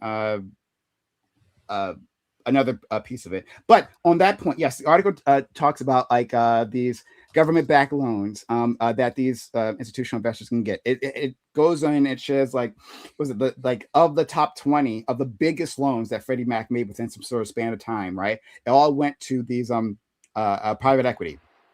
Because they're making the biggest what period of purchases, time was to be that? fair. Yeah, no, they are. Sorry, what would you say, Scott? I'm sorry, not Scott. Grid. It's all right. Scott and I look so much alike. Yeah, that's right. Yeah, whatever. What time period was that? Were those loans time made? Period, I can find it for you. So I don't have it off the top of my head. Private equity firms are behind 85% of Freddie Mac's deals. It says a time period here, but one second, I have to find what it is. It might have been within 1 year, or it might have been.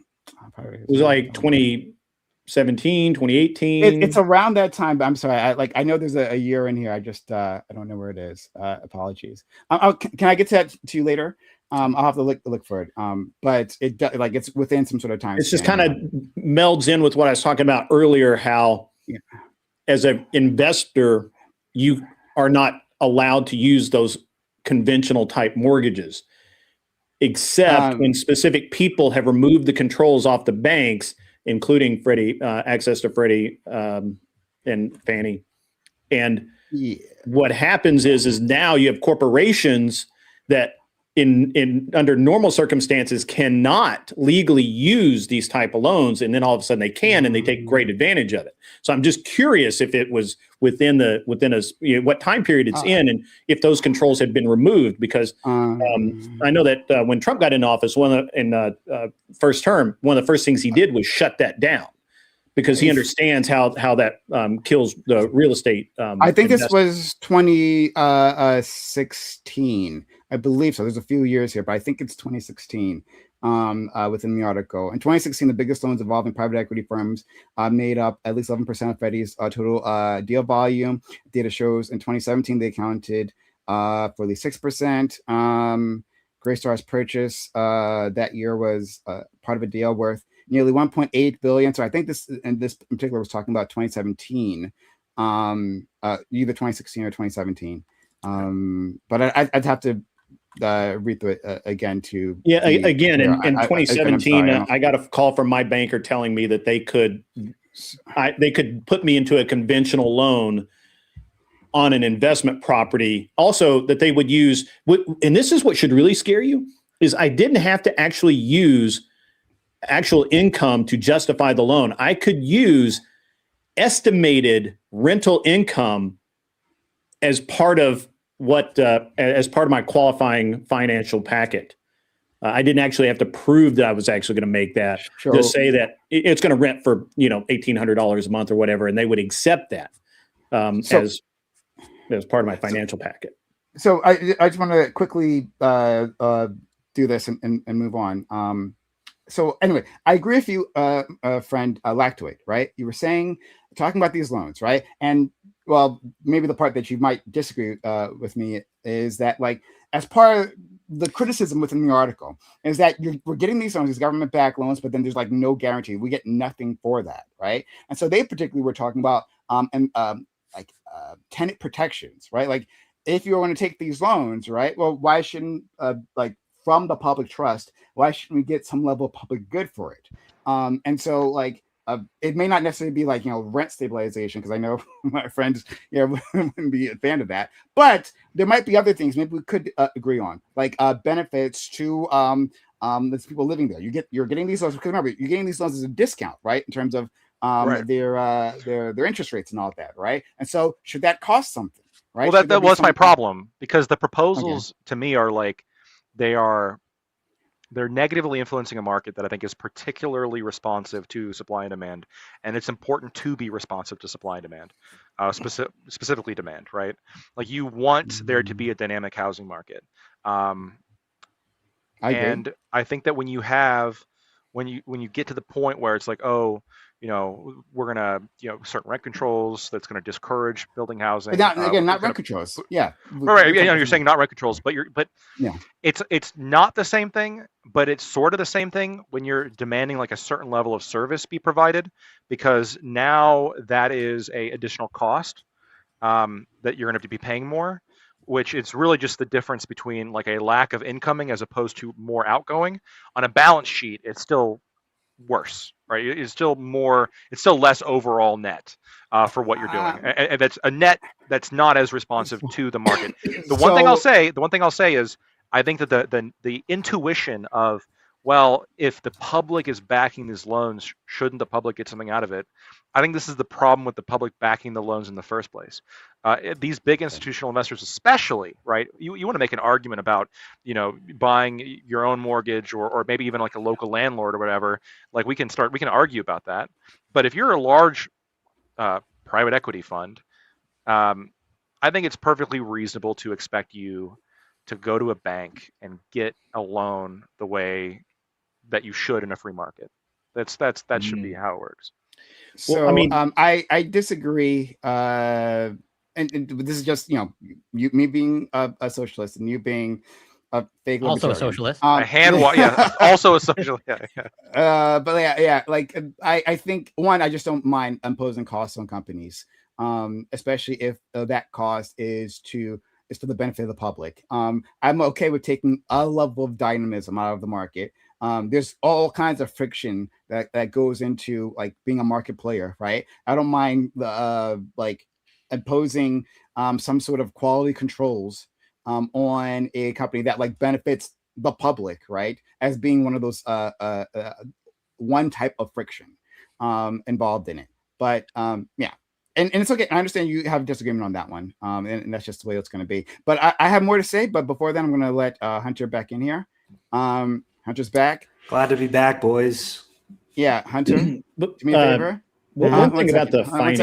One second. Before you do that, Hunter, hey, don't fucking disrespect me like that again. Don't ever fucking do it. Don't do it. Don't tell me how to do my job. Don't make these snide comments at me, right? Don't fucking test me on this shit. I'm glad to have you, Hunter, but don't fucking test me like that. Don't mess with me. Okay. Are we understood? Good. Great. Then I'm happy to have you. All right, we can move on. Go ahead, Grid. Yeah. So one thing on the financing thing is like when we do a deal, we leverage as much as we can in the deal, but banks typically won't loan us more than about 60% of the cost. So we 40%. We have to come up with ourselves, and we do that through either the fund and just use cash, or we'll use bridge loans occasionally to make that so we'll put 20% of our own cash in, and we'll take 20% in a bridge loan, and the remaining 60% will be an actual mortgage, but still not a conventional mortgage like you would think of, like your mom and dad would buy a house with. And so I think that one of the things we have to be really careful of is how we think about these loans and how they're structured, because they're all structured very generally, and I don't know what this deal with Freddie and Fannie was with this specific deal that they did. That seems very, honestly, it sounds illegal to me, but I'd have to know more about it. But one of the big things that I deal with a lot is just, are we in compliance? Are we going to catch something on the backside where we get the deal done and then we're hit with some sort of fine, or we're going to be tied up in court because we didn't do things right? And by the way, when that happens, investors all of a sudden are not very happy investors, and they want their money back. To buy into my fund is about $75,000 as a base. So we have people that are, that's where it starts. And somebody gives you that much money, they want to know what you're doing with it. They need to know that there are controls and you're being careful with it. And so I don't know what. Again, I don't know what these guys are doing. I mean, obviously they're dealing out. If they're talking a $1.8 billion deal, that's a chunk. So what kind of profit margin is the normal? I guess is an expectation on a $75,000 investment. I mean, most people want to see at least 5 to 7% per year on your worst year, right? So they want to see more, right? Like they'd love to see it when we're showing them 20, 25%. Yeah. Because we've remodeled, or the equity in the house has grown so much, and whatever. They love to see that. Everybody loves that. But at the end of the day, we have to play within the rules, right. Or at least the small guys do, because between the IRS and all of these other agencies, they would love to just catch us sleeping and take a bunch of money. So. For sure. Okay. And Lactoid knows. IRS, boo. Of course. No, don't boo them. Boo. So my larger point is that private equity is not a neutral thing, and that there can be specific incentives that drive specific. I see you, Corey. I'll go to you next. Specific investment. Specific incentives, yes, that drive behavior, right? That the incentives that drive, for instance, grid, right? Or let's say our friend Gibbs, right? I'm sure Gibbs owns a few properties, right? Like those can be different. Now, it doesn't mean they can't arrive at the same conclusion, right? Gibbs has no problem extracting as much money from a situation as possible. He's made that very clear to us.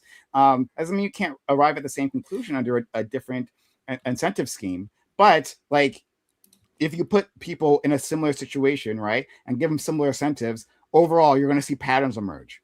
That's what I'm talking about with this private equity. That the goal is to get as much money out of investment in a short amount of time, right? Do you have time necessarily to build in to raise the value of the property, right? Raise the value of the services or anything like that? Are you doing that? Or are you just immiserating the people under you? And I don't think it's simply acceptable, right? If our libertarian friends say it's not acceptable that you just go to a different country, I also don't think it's acceptable to necessarily uproot families and tell them to go fuck off to wherever the hell you land, right? Especially in a tight housing market. Now, I agree with what Hunter was saying before. Absolutely agree in terms of you should be raising supply, right? Yes, that is part of the process, right? 100%. We should be doing that. Within the article, right, that Lactoid said he read, it talks about that you need 320,000 units. I'm not sure if those are just apartment units or any type of housing unit to keep up with demand, just like population growth, right? And we haven't been meeting that, right? And that might be also a regulation issue. There's all kinds of reasons why we aren't meeting those goals. But in the end, we should be raising that up. I agree that if we were raising supply, right, there's more housing units coming on the market that would dilute the power of these institutional investors. But that's not happening. And in the world that we live in right now, I agree with all of that, right? I agree with what Hunter said there, and I agree with a few other things that have been said, right? I agree with that. But in the world we have now, we haven't built enough, right? We have the housing market that we do, and in that market, that very tight market in some metropolitan areas, right? People still need to work, they still need to live. And we shouldn't be immiserating them like this, tossing them out just for the profits of a corporation. That's my argument. Anyone else can address that or not? I think part of I think part of the main difficulty that we're going to have, Prime, is that in a supply and demand calculation, you're trying to hit a natural equilibrium, and if you feel as though, which I think is the case, that we're short on the supply side, that we're not reaching the demand, the absolute last thing you want to do is make it less profitable to build houses. And this is the big issue with rent control, but this is also the big issue when it Are comes they to building any kind of. houses? Are they a lot of these? They might be. I'm asking. I'm like, that's No, a yeah, general question. they are, but the housing trade isn't just going to be building housing. It's going to be buying housing and renovating it. It's going to be buying housing and changing its use, changing what class you're marketing to. All of this is important when it comes to a city naturally developing. But also, they're taking those profits and they are going to be building housing in the event that it makes sense, in the event that it actually is profitable. And that's all part of it. And this bill, to I guess give it a little bit of credit here, this bill does recognize that to some degree, in that it, I think, very specifically doesn't prohibit institutional investors from building houses. The problem I have with it is that it puts limitations on how long they can hold on to that housing. And what I'm concerned about is, again, whenever you limit the profit margin of people that are going out and building housing, I, as an investor, am going to be less interested in investing in that. Because why would I invest in any like a REIT? Why would I invest in some kind of housing-based private equity firm when instead I can put my money in the market elsewhere and get a consistent, 7 to 10% return without having to deal with the headache of renters, who can be a massive headache to deal with, right? I need to see more cheddar. I have to see more than market returns if I'm going to deal with renters. I have to get enough money to put up with renters to make it worth my time. And we need all landlords to feel it profitable enough that they are going to put money into housing as opposed to the stock market. That's how we're going to drive prices down, right? I'm going to go to Corey next because he's been waiting, right? I'm going to go to Corey next. But I'm going to say this, right? And this, we will find no agreement here, good friend. But I started off by saying this is the disagreement. No. I got a bigger disagreement than that. Capitalism, making money generally. I know I'm not that far off. Yeah. So what I'm saying, friend, here is that like when we're dealing with public goods or public necessities, right? Human necessities, maybe, I should say, that we shouldn't be left to the whims of the market, right? We shouldn't have to necessarily make it as profitable, as attractive for an investor to actually put their money in and hope for the best. No, in fact, we can actually, as a government, right? We can put our money to these public goods. We can build housing. We can do that, right? As a nation, we can do that. Other nations do that, and they can build high quality housing. And in this country, our problem was we didn't do that, right? We built housing in certain neighborhoods where we concentrated poverty. We didn't invest in those neighborhoods, either in the buildings or in the infrastructure around them, right? To help raise the value of those neighborhoods, to give more opportunities to those people living there. And then the obvious outcomes happened, right? That's the big problem. But in other countries, they don't do that, right? They invest in housing, they create housing, and they invest in the infrastructure around that, and they have good outcomes. So let's do the good thing rather than the bad thing. But about the Euro-poor countries? Are you saying every European country is poor, like Norway? The Euro-poor countries. What? Yeah, so you're going to find every country that's poor is zero. I'm pretty sure the only country that has above, like leaving aside Monaco and these little things that are let's go to countries. Afterwards. I'm pretty sure that the only country that has like a higher disposable income than us is, or no, I think we're on top. I think Luxembourg. I think we've been vying with Luxembourg. Which metric are you using? Country. You're just using disposable income or like per capita GDP or disposable income, like income per person. That might be true. Per capita GDP, because we're rich. We're rich. Yeah. And when you look at the GDP, when you look at GDP per capita, and they've those done like Monaco, Luxembourg, and they've done better for their. Actually, I don't know about Monaco in particular. I don't know. But they've the tax havens nations I'm talking about have done better for their citizens with less money, right? Yeah, those are the only examples you have. No. Yeah. You have Norway, which is like an oil country, and they got lucky with that. You can invest that you oil have Qatar into the people. Isn't the United States an oil country? Yeah, it's an oil country. No, we are, but like per capita, nothing like Norway. or fair. Qatar So hold on, or Saudi Yet- Arabia. and yet, I mean, and yet Kuwait will give you a billions of house when you dollars- get married. And yet billions Yeah, of dollars Kuwait. appear out of nowhere when we're going to go bomb brown people on the other side of the world. It's not that we don't have. money I'm to invest in opposed to those. bombing the brown I know people. you are. I know you are. I know you are. It's Okay. not a criticism towards you, right? This All right, is the good. system. I'm also opposed to bombing the white people, which is happening right now too. I'm not. I know I'm also opposed to Hunter's that, not, too. but I am. It's a I'm joke. also I'm opposed to against bombing white people, guys. Everybody gets a bomb. That's what I'm talking about. I'm against Bombs for bombing There we go, everybody. Gibbs. Yeah. But yeah, like to the system seems to find money, right, for all these things that aren't public goods. Actually, we can just invest in that, right? We're seeing that for a reason the housing market, and there's lots of reasons why we aren't meeting supply levels in terms of investors, right? And some of them are good. Some of them are even government problems, right? There's lots of reasons why that's not happening.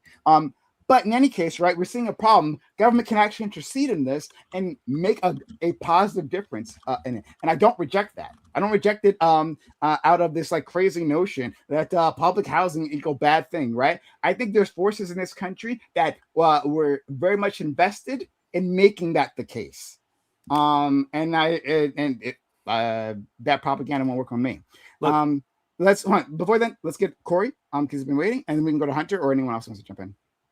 I do want to maybe clarify something, Prime. So, like, is it your expectation? I think similar to like Ali's of like, let's say, the average American should expect that they own a home and that home appreciates in value. No, it's an asset. You Okay. can appreciate or depreciate. Yeah.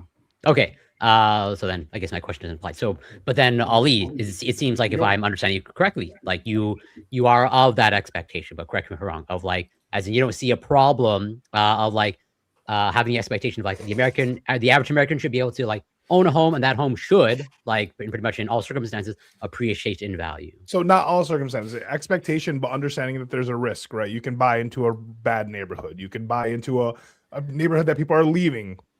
So on and so forth. It's not you're not guaranteed that your house is going to appreciate in value. You have to make the right decision. No, I understand, not guaranteed, but it's like that should That's be like the hope. the average. That's the hope. That's the but goal. you, Yeah. I understand, but you think that should be the average American's hope and expectation. Goal. Yeah. I don't think the Okay. average American. So then I'd be curious to know, like, then why would you be against this, like this private equity buying up apartment complexes? Because it's like, well, So because the private equity, they don't buy. Well, they are not the majority owner of households. Family household in the United States. It's the reason I'm against that is because I don't think the majority of Americans are going to be able to afford homes. They're going to have to be forced to rent, right? They're going to move to apartment complexes. I think when you have But then just two build, or three, I think when you have two or three like private equity companies that like own the majority, if not all, the apartment complexes in one area, there's no competition. The rent's just going to go up, and that they continue to buy like lesser properties, and they don't have to renovate them because that they just own it, and then the rent can go up in that property as well.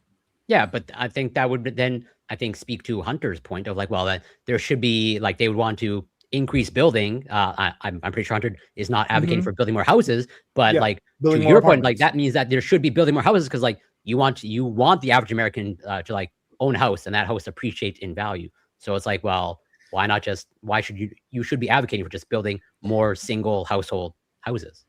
I think people should be able to build more. I'm not against building single family houses. I'm against the way I'm saying I don't think the issue is that we need to build more apartment complexes in cities because I don't think that helps the affordability. I don't think that does anything for affordability. Okay, I lived in a shitty apartment in downtown in Detroit, and like once again there was a bunch of new renovation and new buildings going up.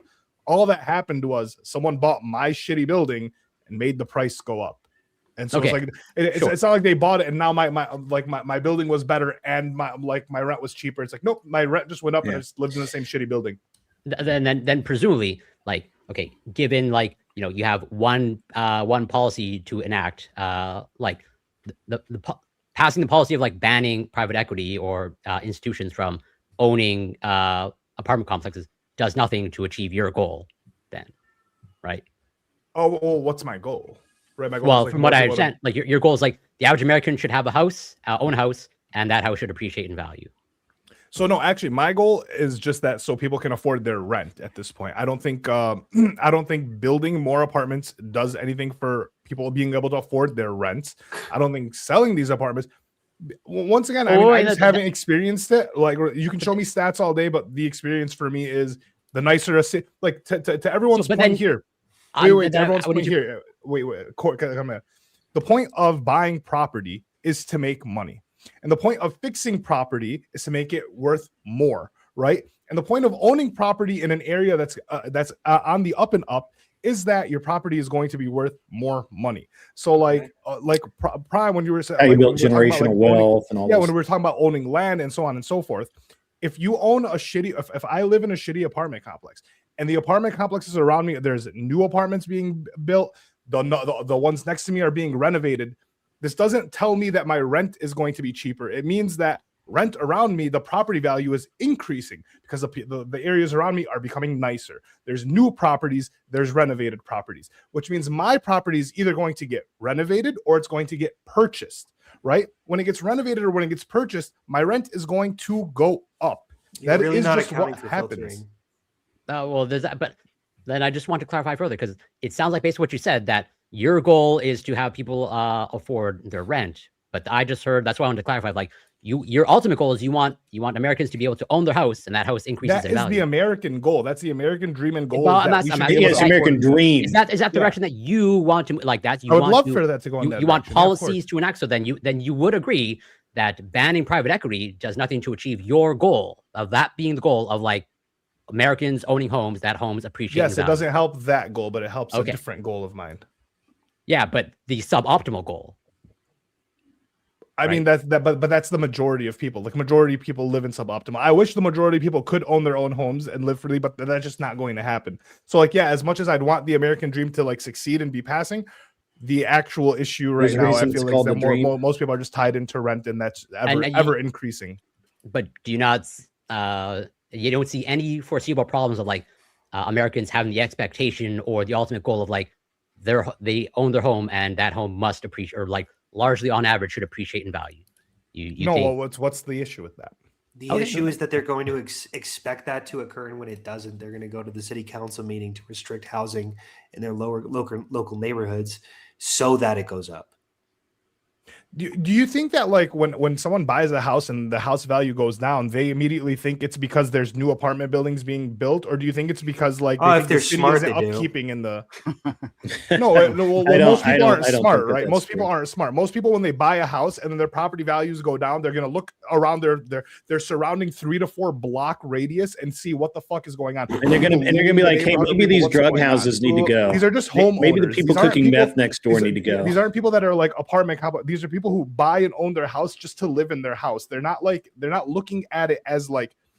So what difference does it make it whether they understand the process or not? Wait, Grid, do you deny up the process? So it's like so I don't think the majority of homeowners are going to city council meetings and being like, we don't want these new apartments to be built.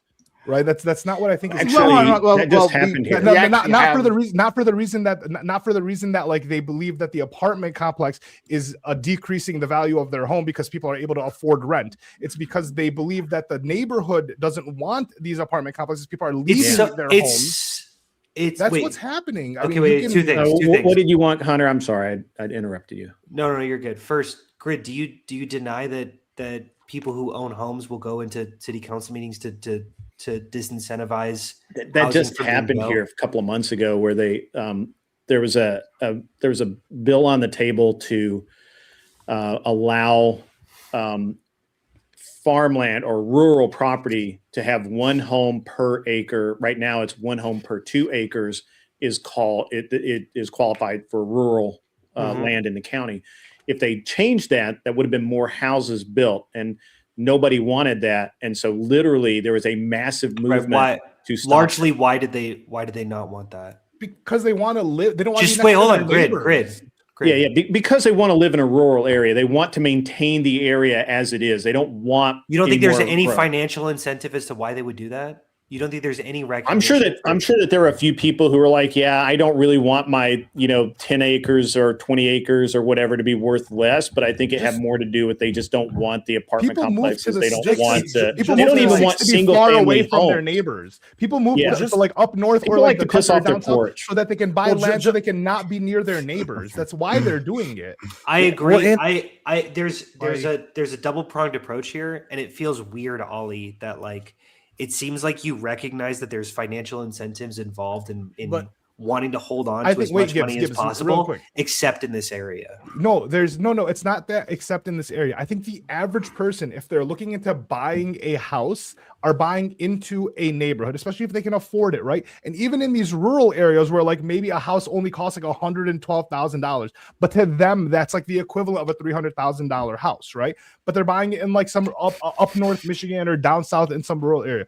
They're buying into a neighborhood, they're buying into a community or an idea of what this neighborhood is, right? So when you buy into like when you're buying acres of land, the whole idea is, hey, I get to live on my property. No one's gonna fuck with me. I'm not gonna fuck with them. Hopefully, there aren't high taxes on this. I don't want the roads to be paved. I don't want them to plow the snow. I'll take care of that shit myself, right? I want everyone to leave me alone. And then when the city comes in, they go, hey, we're gonna actually we're gonna divvy it up so that like more parcels of land can be bought and more housing can be built. It's like, well, we don't want that here. That's not why we bought here. I didn't buy into this suburb so that apartment complexes can be built up the block. I agree that this is part of the problem. For sure. That is the problem. But it's just you keep that these homeowners are like one politically like smart enough to understand like what this shit. Like the average person is me. It's just some guy who's like, I bought this house. I don't want an apartment built in my backyard. I agree. So like, there's they're not saying, oh, my property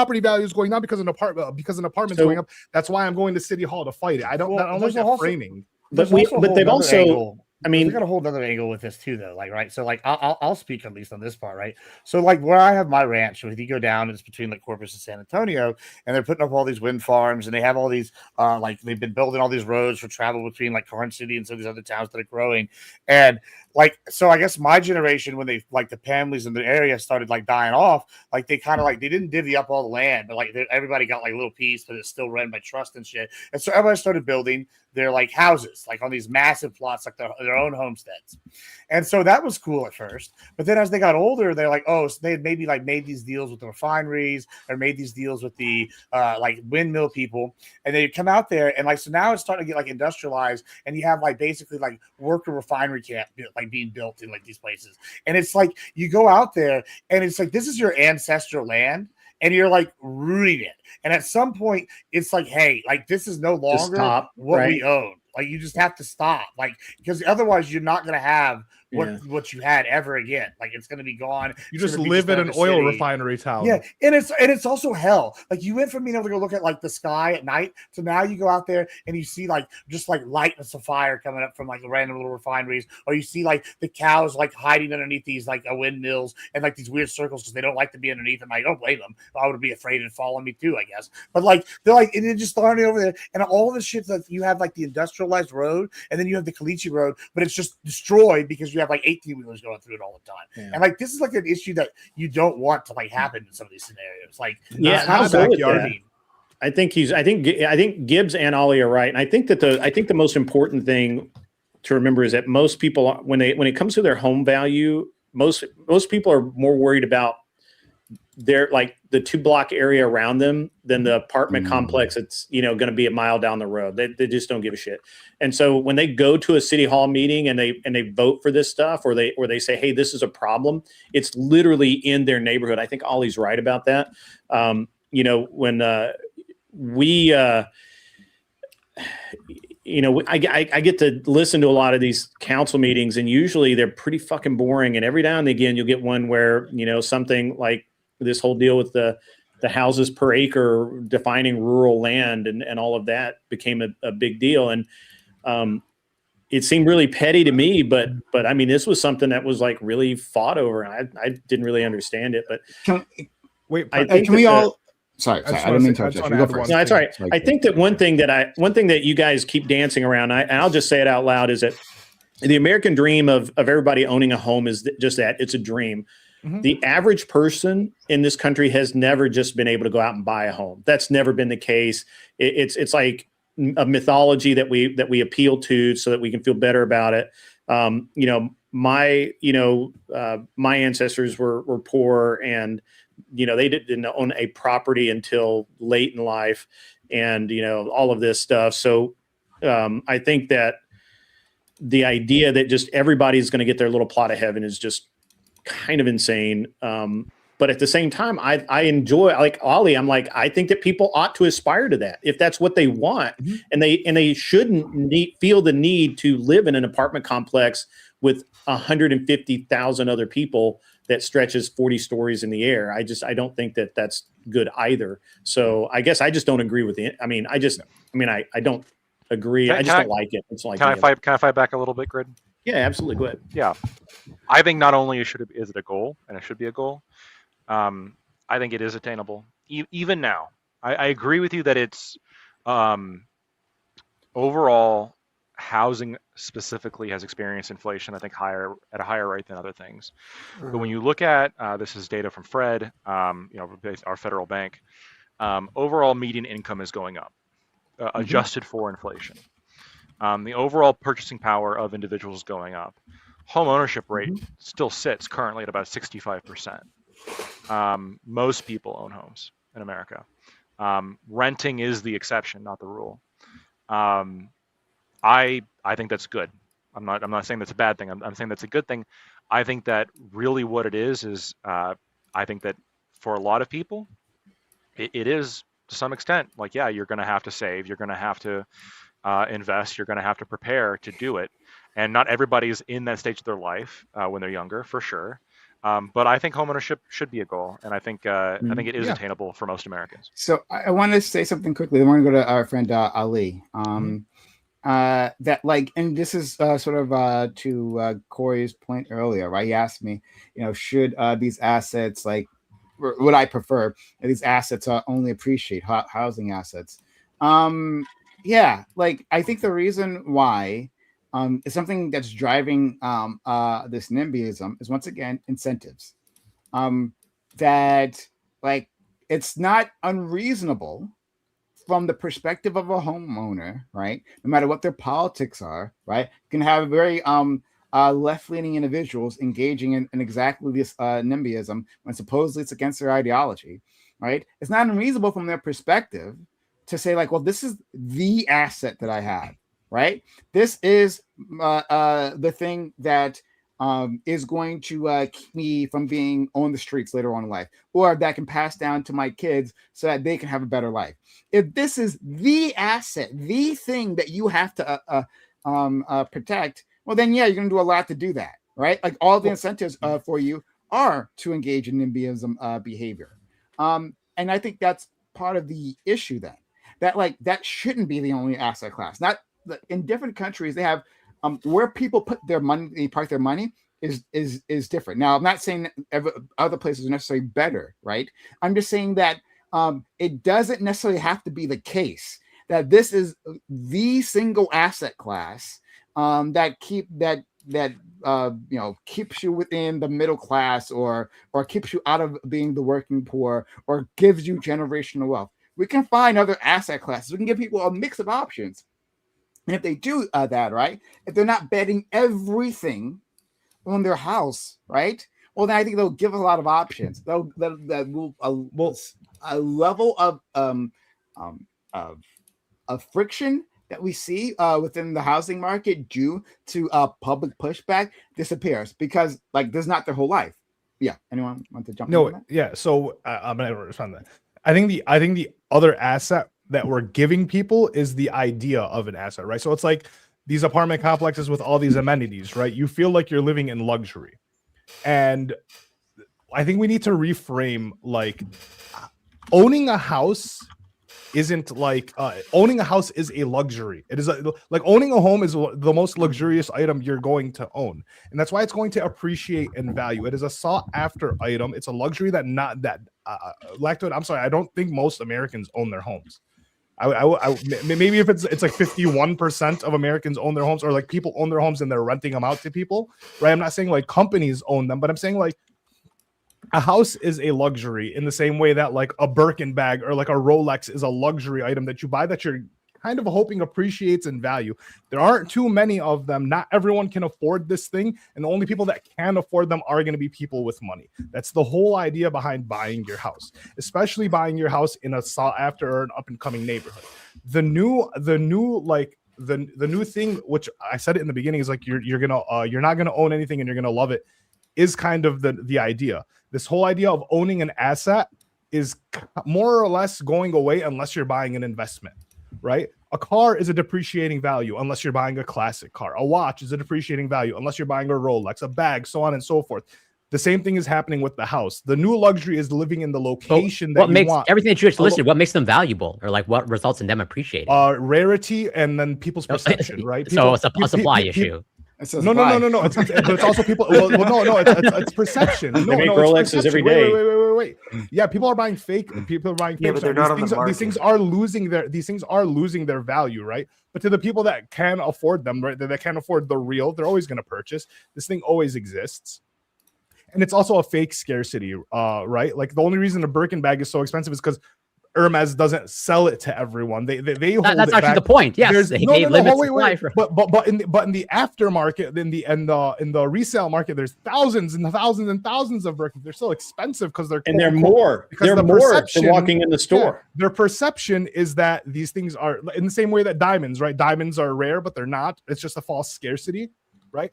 So like. No, the new luxury is not in owning your home, but it's in the location that you live in. If you live in a good part of town versus if you live in a bad part of town, that's your new asset. It's where you live and what you but can be do careful what you mean by scarcity, though, right? Like, yes, like diamonds are.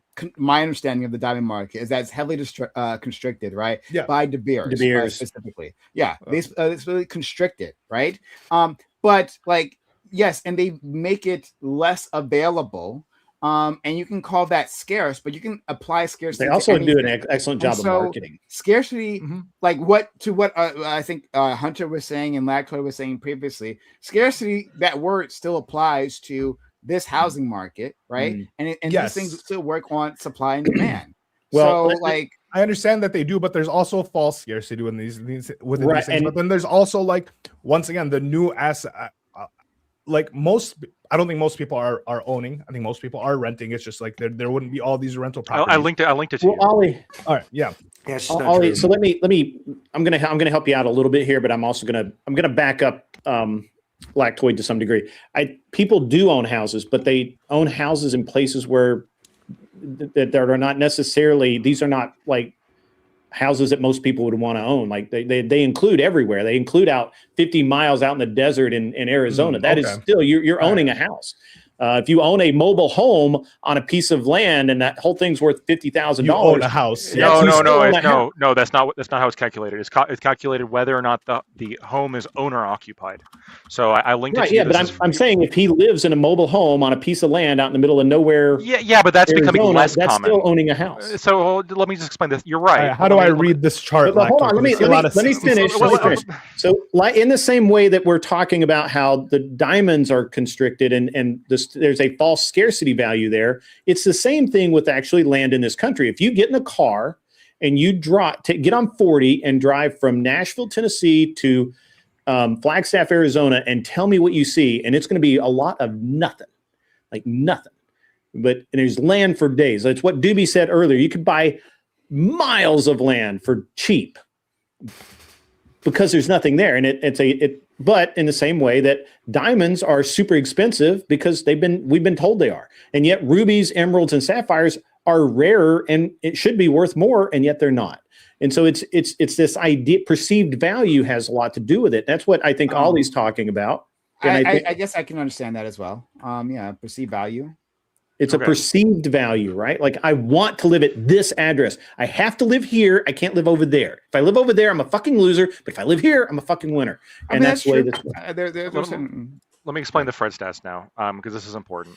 So over time in the United States, as with most developed countries, you're seeing in most countries generally, you're seeing more urbanization. You're actually seeing more and more people moving into suburbs or urban areas. and away from rural areas. You still have people living in rural areas in America. You still have this, but it is becoming a percentage of people living in rural areas is overall dropping. Despite this, this is from our the Federal Reserve Bank of St. Louis. This is one of a couple banks that makes up our Federal Reserve Bank of America. They pull this data from the U.S. Census Bureau, and it tracks percent home ownership rate in the United States.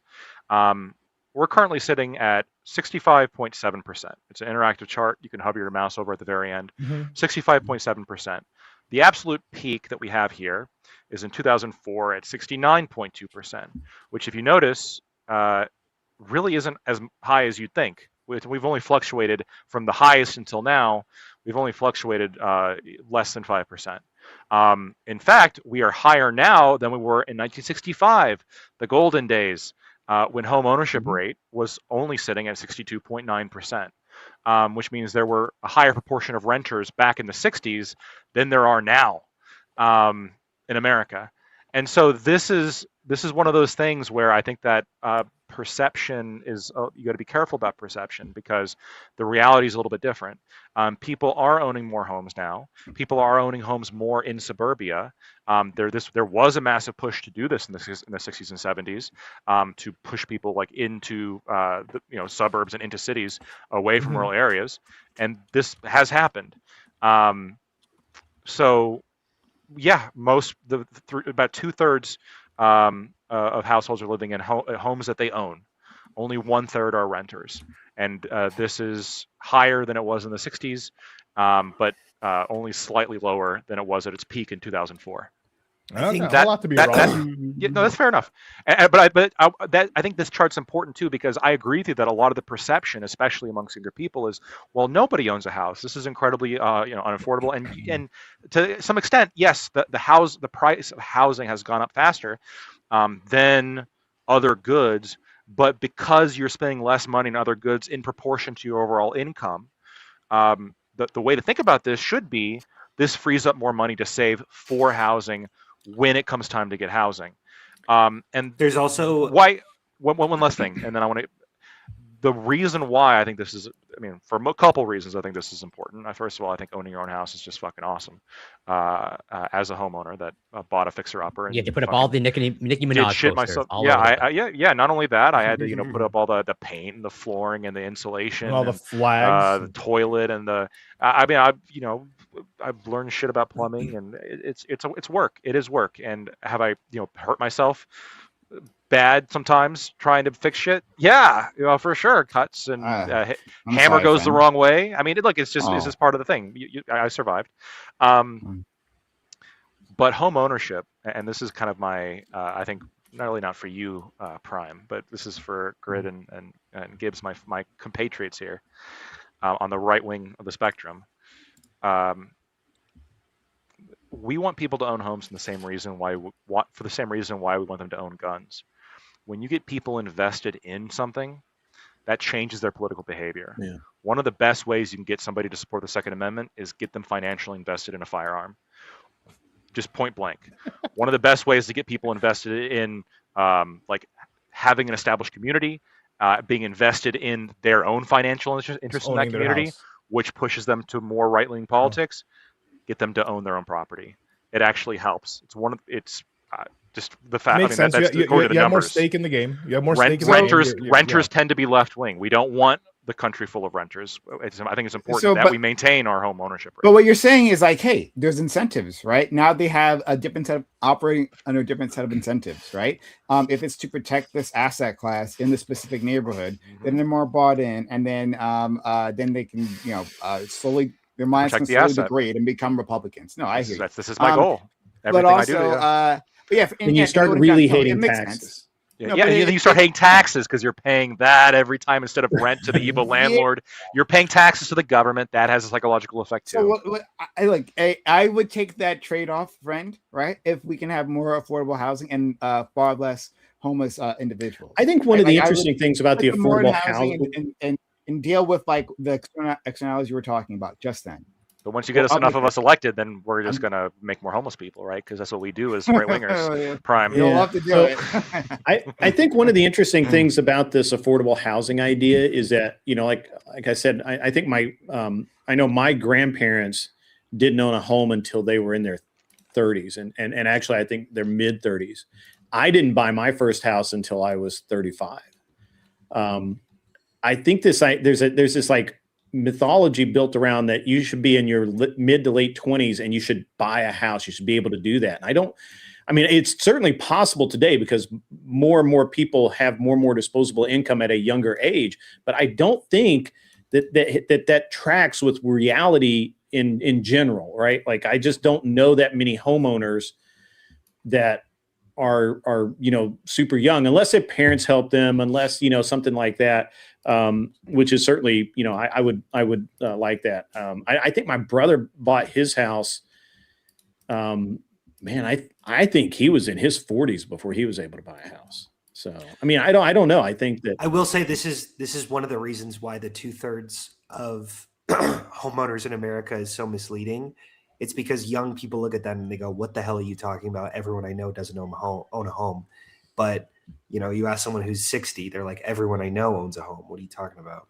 So it's weighted in that direction. So yeah, I agree. And let me go to I would say one of the quick thing. I'm gonna go straight to you, Ali, I promise. Got you. A quick thing. I think that's also really important, right? Like, I think you just touched on a really important point. Is that like what kind of work is this this asset class doing, right? Is it going to build the wealth of like a young, dynamic group of individuals, or is it held in a certain demographic?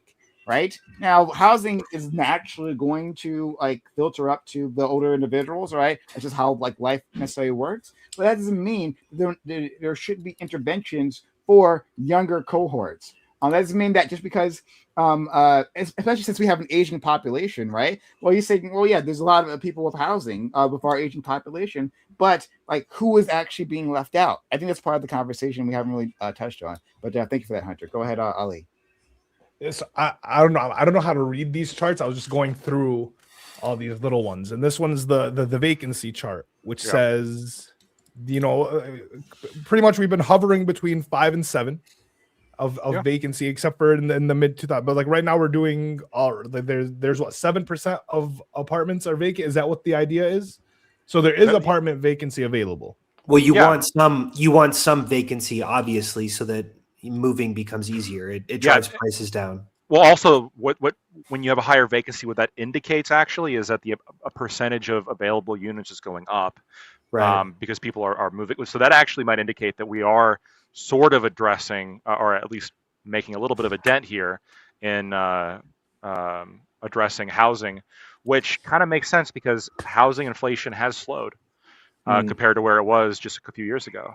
So. It's after lost 11. Fred, though. It's great. I've got to get out of here. So I'll get one. All right. So Hunter, later, Grid. Hunter, the only time I've seen a community get together, peace out, Grid, get together. Yeah, see you guys. It was a great talk tonight. Really enjoyed it. You guys were cool. So, but I got to go. See you. Yeah, have a good one.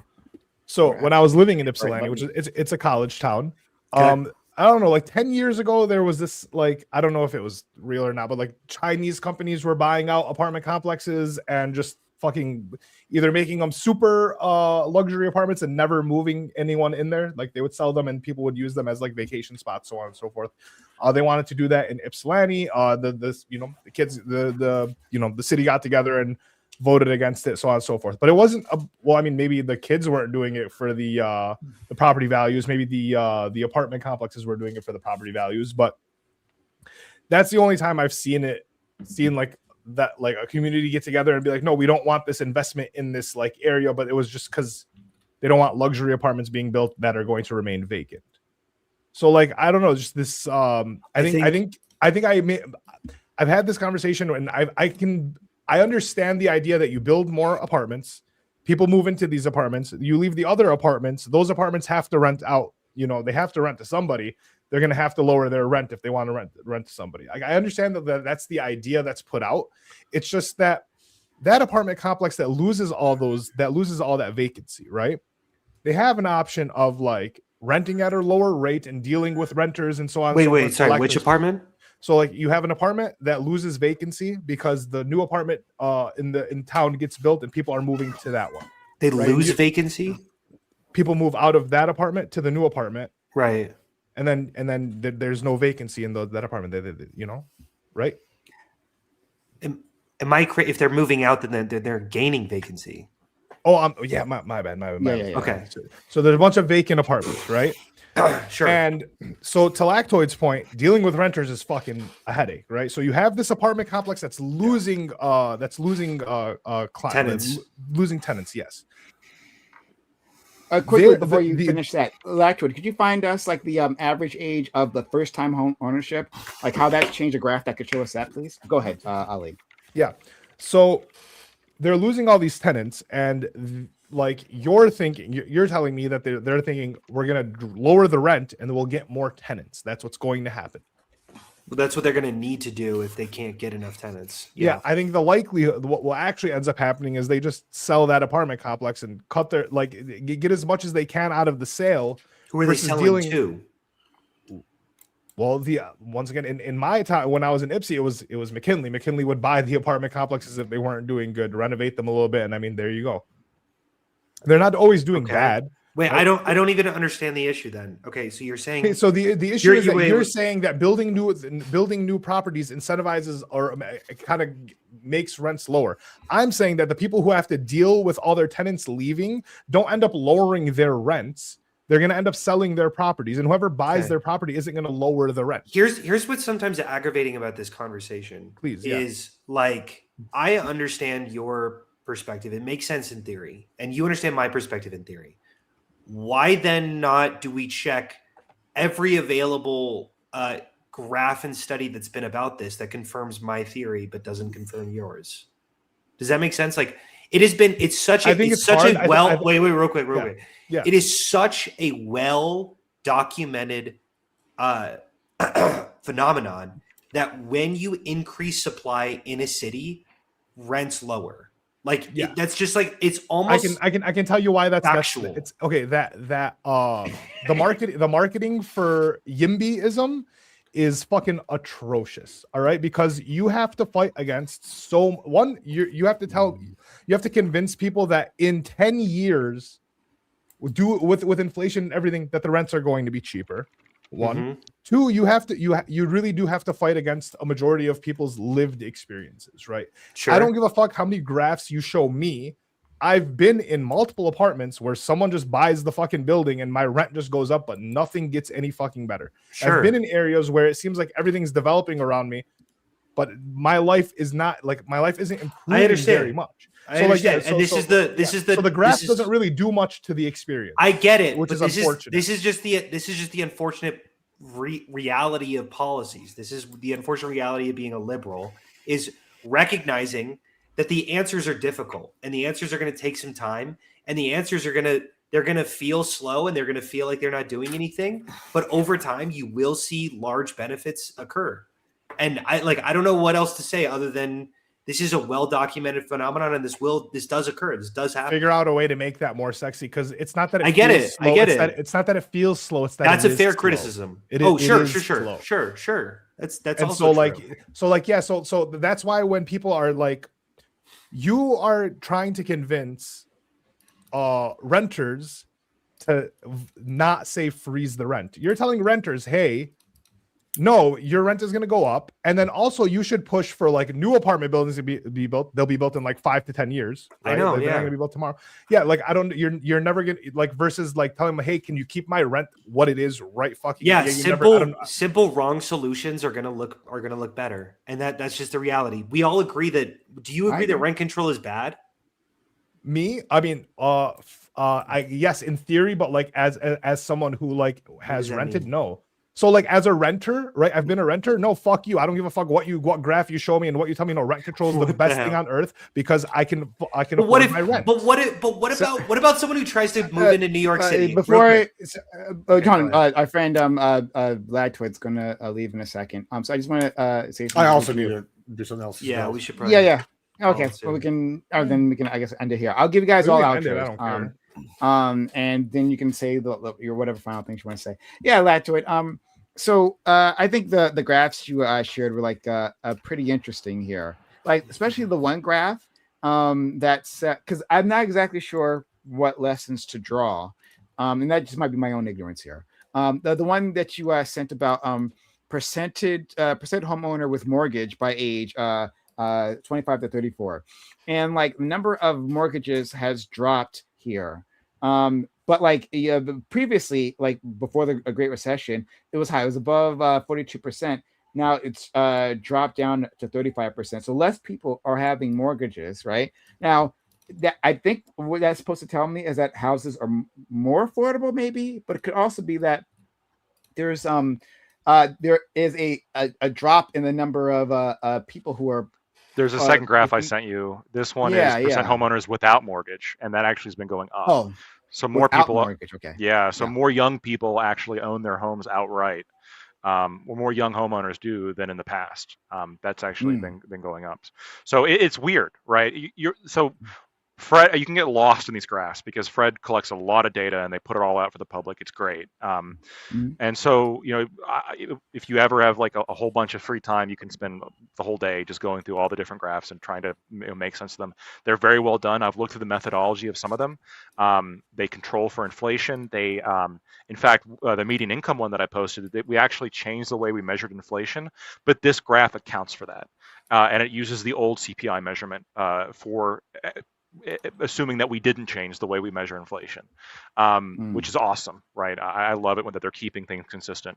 So really good graphs. And I think when you look at them, the thing I think that the biggest thing to notice really in a lot of them is, depending on the graph, you can look at some graphs and you can say, look at this specific one, home ownership, with mortgages going down a little bit, right?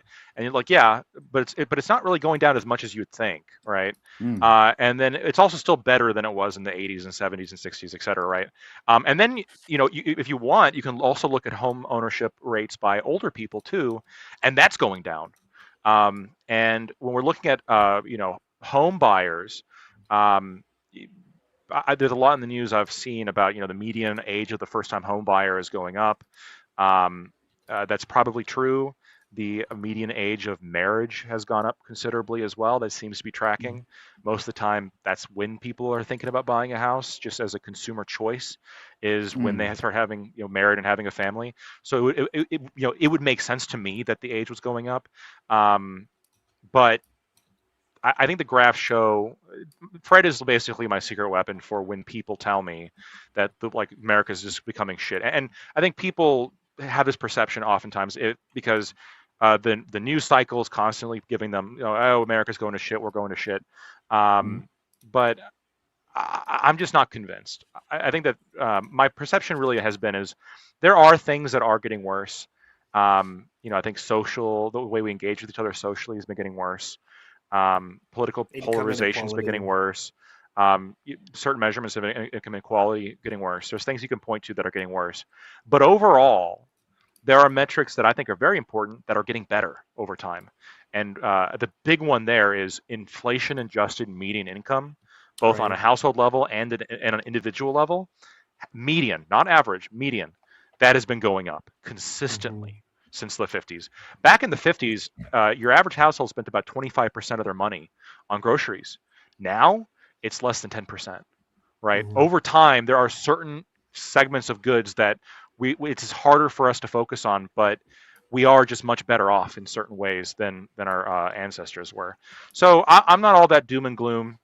Yes, you can always improve things. You can always point to things that are getting worse and say, hey, we should stop that from getting worse. And you can always point to things that are getting better and say we should keep pushing things to get better. But I'm pretty optimistic here about overall some very key measurements that I think are kind of going the right way. So that's basically my position. I fix the bad things, keep improving the good things. So I'm a little confused Courageous. by this graph, and it's Sure. a little bit, but it says percent home owner with mortgage by age. So just to be clear, is this the percentage of all people within 25 to 34, right? Yes. Who have a house, right? like Let me take a look. so, I'll actually, have no, to no, read- hold on. in the I'm bottom, just it confusing tells you myself. in the fine print exactly what it's referring to. Let me take a look. Yeah. It's just that like this isn't all people within that age who have. Okay, never mind. No, I think I'm just confusing myself. No, I think I got it. Uh, yeah. Okay. Yeah. So if you scroll down under the notes section right below it, it Mhm. explains basically what they're saying. Yeah. So, and then if you want to, there's also there's a table survey under the release tables, and you go into each individual part of the data if you really want to dig into it. But the notes kind of explains what it's looking at. Mhm. I guess I really didn't need to give it by both mortgage and with mortgage and without mortgage, because there's also just the home ownership rate by age 25 to 34 as well that I posted. Mm. And so that one has been, we're currently sitting at 44%. So between the ages of 25 and 34, so young adult, about 44% are homeowners. And if we were to compare this to 2006 at the height, it was 50. And if we compare it to the 1990, it was at 44. So we're basically unmoved since 1990 on the percentage of that age group that owns their own home. It just okay. Because it says percent homeowner by mortgage with like with a mortgage, right? And then the other graph says without a mortgage, but these don't equal 100%. And that's the thing that was confusing me. You know what I'm saying? Yeah, it must then be referring to The total, like that total age group, yeah, and that makes whether they sense. have a home or not. That makes Yeah. sense, because if you look at the percent homeowner age per group, it's 44, and then if you look at without mortgage, it's 9, and then with mortgage, it's 35, which comes out to 44. So they Yeah. literally, it's the percent of people who own a home with that. So With that, yeah. So right now in America, people between the ages of 25 and 34, 35% of them own a house with a mortgage. Yes. 9% Okay. of them own a house free and clear without a mortgage. Yeah. The total of those two combined is 44% of people who own a house in this age group, which is Yeah, again, that was confusing me yeah, a bit. Yeah. Okay, yep, I got it. which is Thank the you. same as as 1990. And in fact, we're actually up from 1994, depending on where and we're way up from 2016. 2016 was the low point. We've actually improved pretty considerably since 2016. I think where the people talk about the housing crisis, and we don't have to like discuss this now because we're ending. But like I think what they're talking about is necessarily affordability, right? So that like the prices of housing are rising and disproportionately to people's income, and that's like the issue there. So that doesn't mean that people aren't in housing, right? So you can be in housing, but the housing could just be really expensive and beyond, like, let's say that it was the 30% magic number, right? That you should be spending on your housing. And then you could say, well, that's unaffordable. Because now it's 40% of your income is going to the housing, right? That would also be included when we're talking about affordability with people who aren't in housing at all. So I think that's what they're talking about. And again, you don't have to do this now, but if you ever had data on that, if it says differently from what I think, then I'd love to see it. But we'll move on to our friend Corey. Corey, thanks so much for being here. Yeah, and say what you got want to say. Yeah, thank you for inviting me. Always grateful to be here. And I'm also in agreement with Lactoid of like focus on the good things and fix the bad things. And then there's no disagreement at all between us, me and Lactoid. We're both still socialists. But yeah, and I also do find it interesting and entertaining that Hunter appears to be unaware that if someone's upset or angry, telling them to calm down is like never a good tactic. Just FYI. But take it for what it's worth. But yeah, you can find me on Twitch, Corey Campbell 4, Twitter, X, YouTube, Instagram, TikTok, Substack. It's Corey Campbell. Ali, Hunter, Gibbs, Lactoid. Always a pleasure. Love you, Brian. Thank you so much, and thank you to our the users out there. Hopefully, you're still in chat. Respect _ they have been subscribed for 69 months. Extremely nice. Thank you for sticking with us for so long. I really appreciate you. You've always been here, always been a kind supporter. Shout out to you, Respect. And let's go to another person who's actually been a kind supporter, our good friend Gibbs. Thank you for being here. Yeah.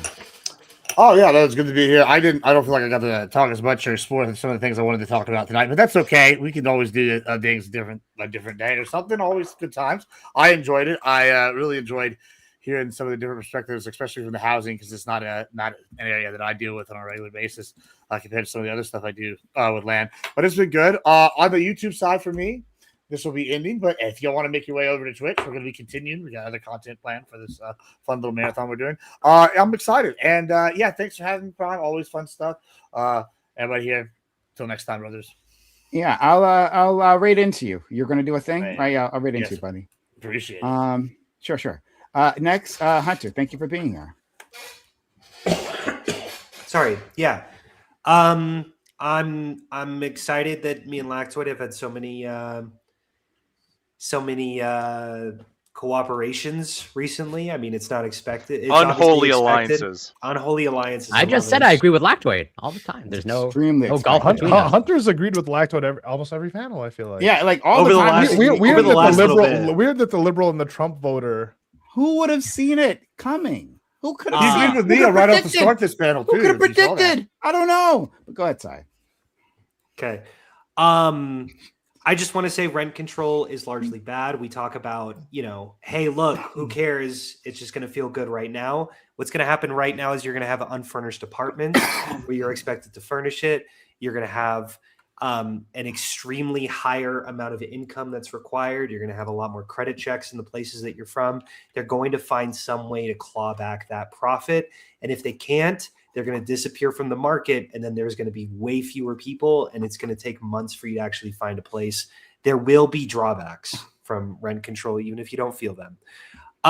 Thanks for watching me. I'm Hunter E. Kozak. You can find me virtually everywhere. Thanks for having me. Absolutely. And last but not least, we'll go to our friend Ali, who he's had a day today. But I appreciate you, and I appreciate you trying to make your point. And I think something we can all agree on is that Lactoid makes a lot of shit hypotheticals, and so I'm sorry you have to struggle through that. It really isn't your fault. Hypotheticals, Lactoid. It was a great hypothetical. Yeah. So my problem when with the housing conversation is that I think graphs and statistics apply to people who have the ability to be patient and ability to actually think intelligent about a graph. No. They have the time or the wherewithal to think about a graph or the ability to have that type of patience. Because I think most people in the 30% of people who are not owning homes, right?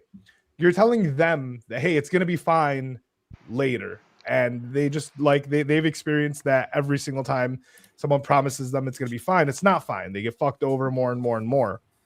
I think it's hard to tell people with a lived experience that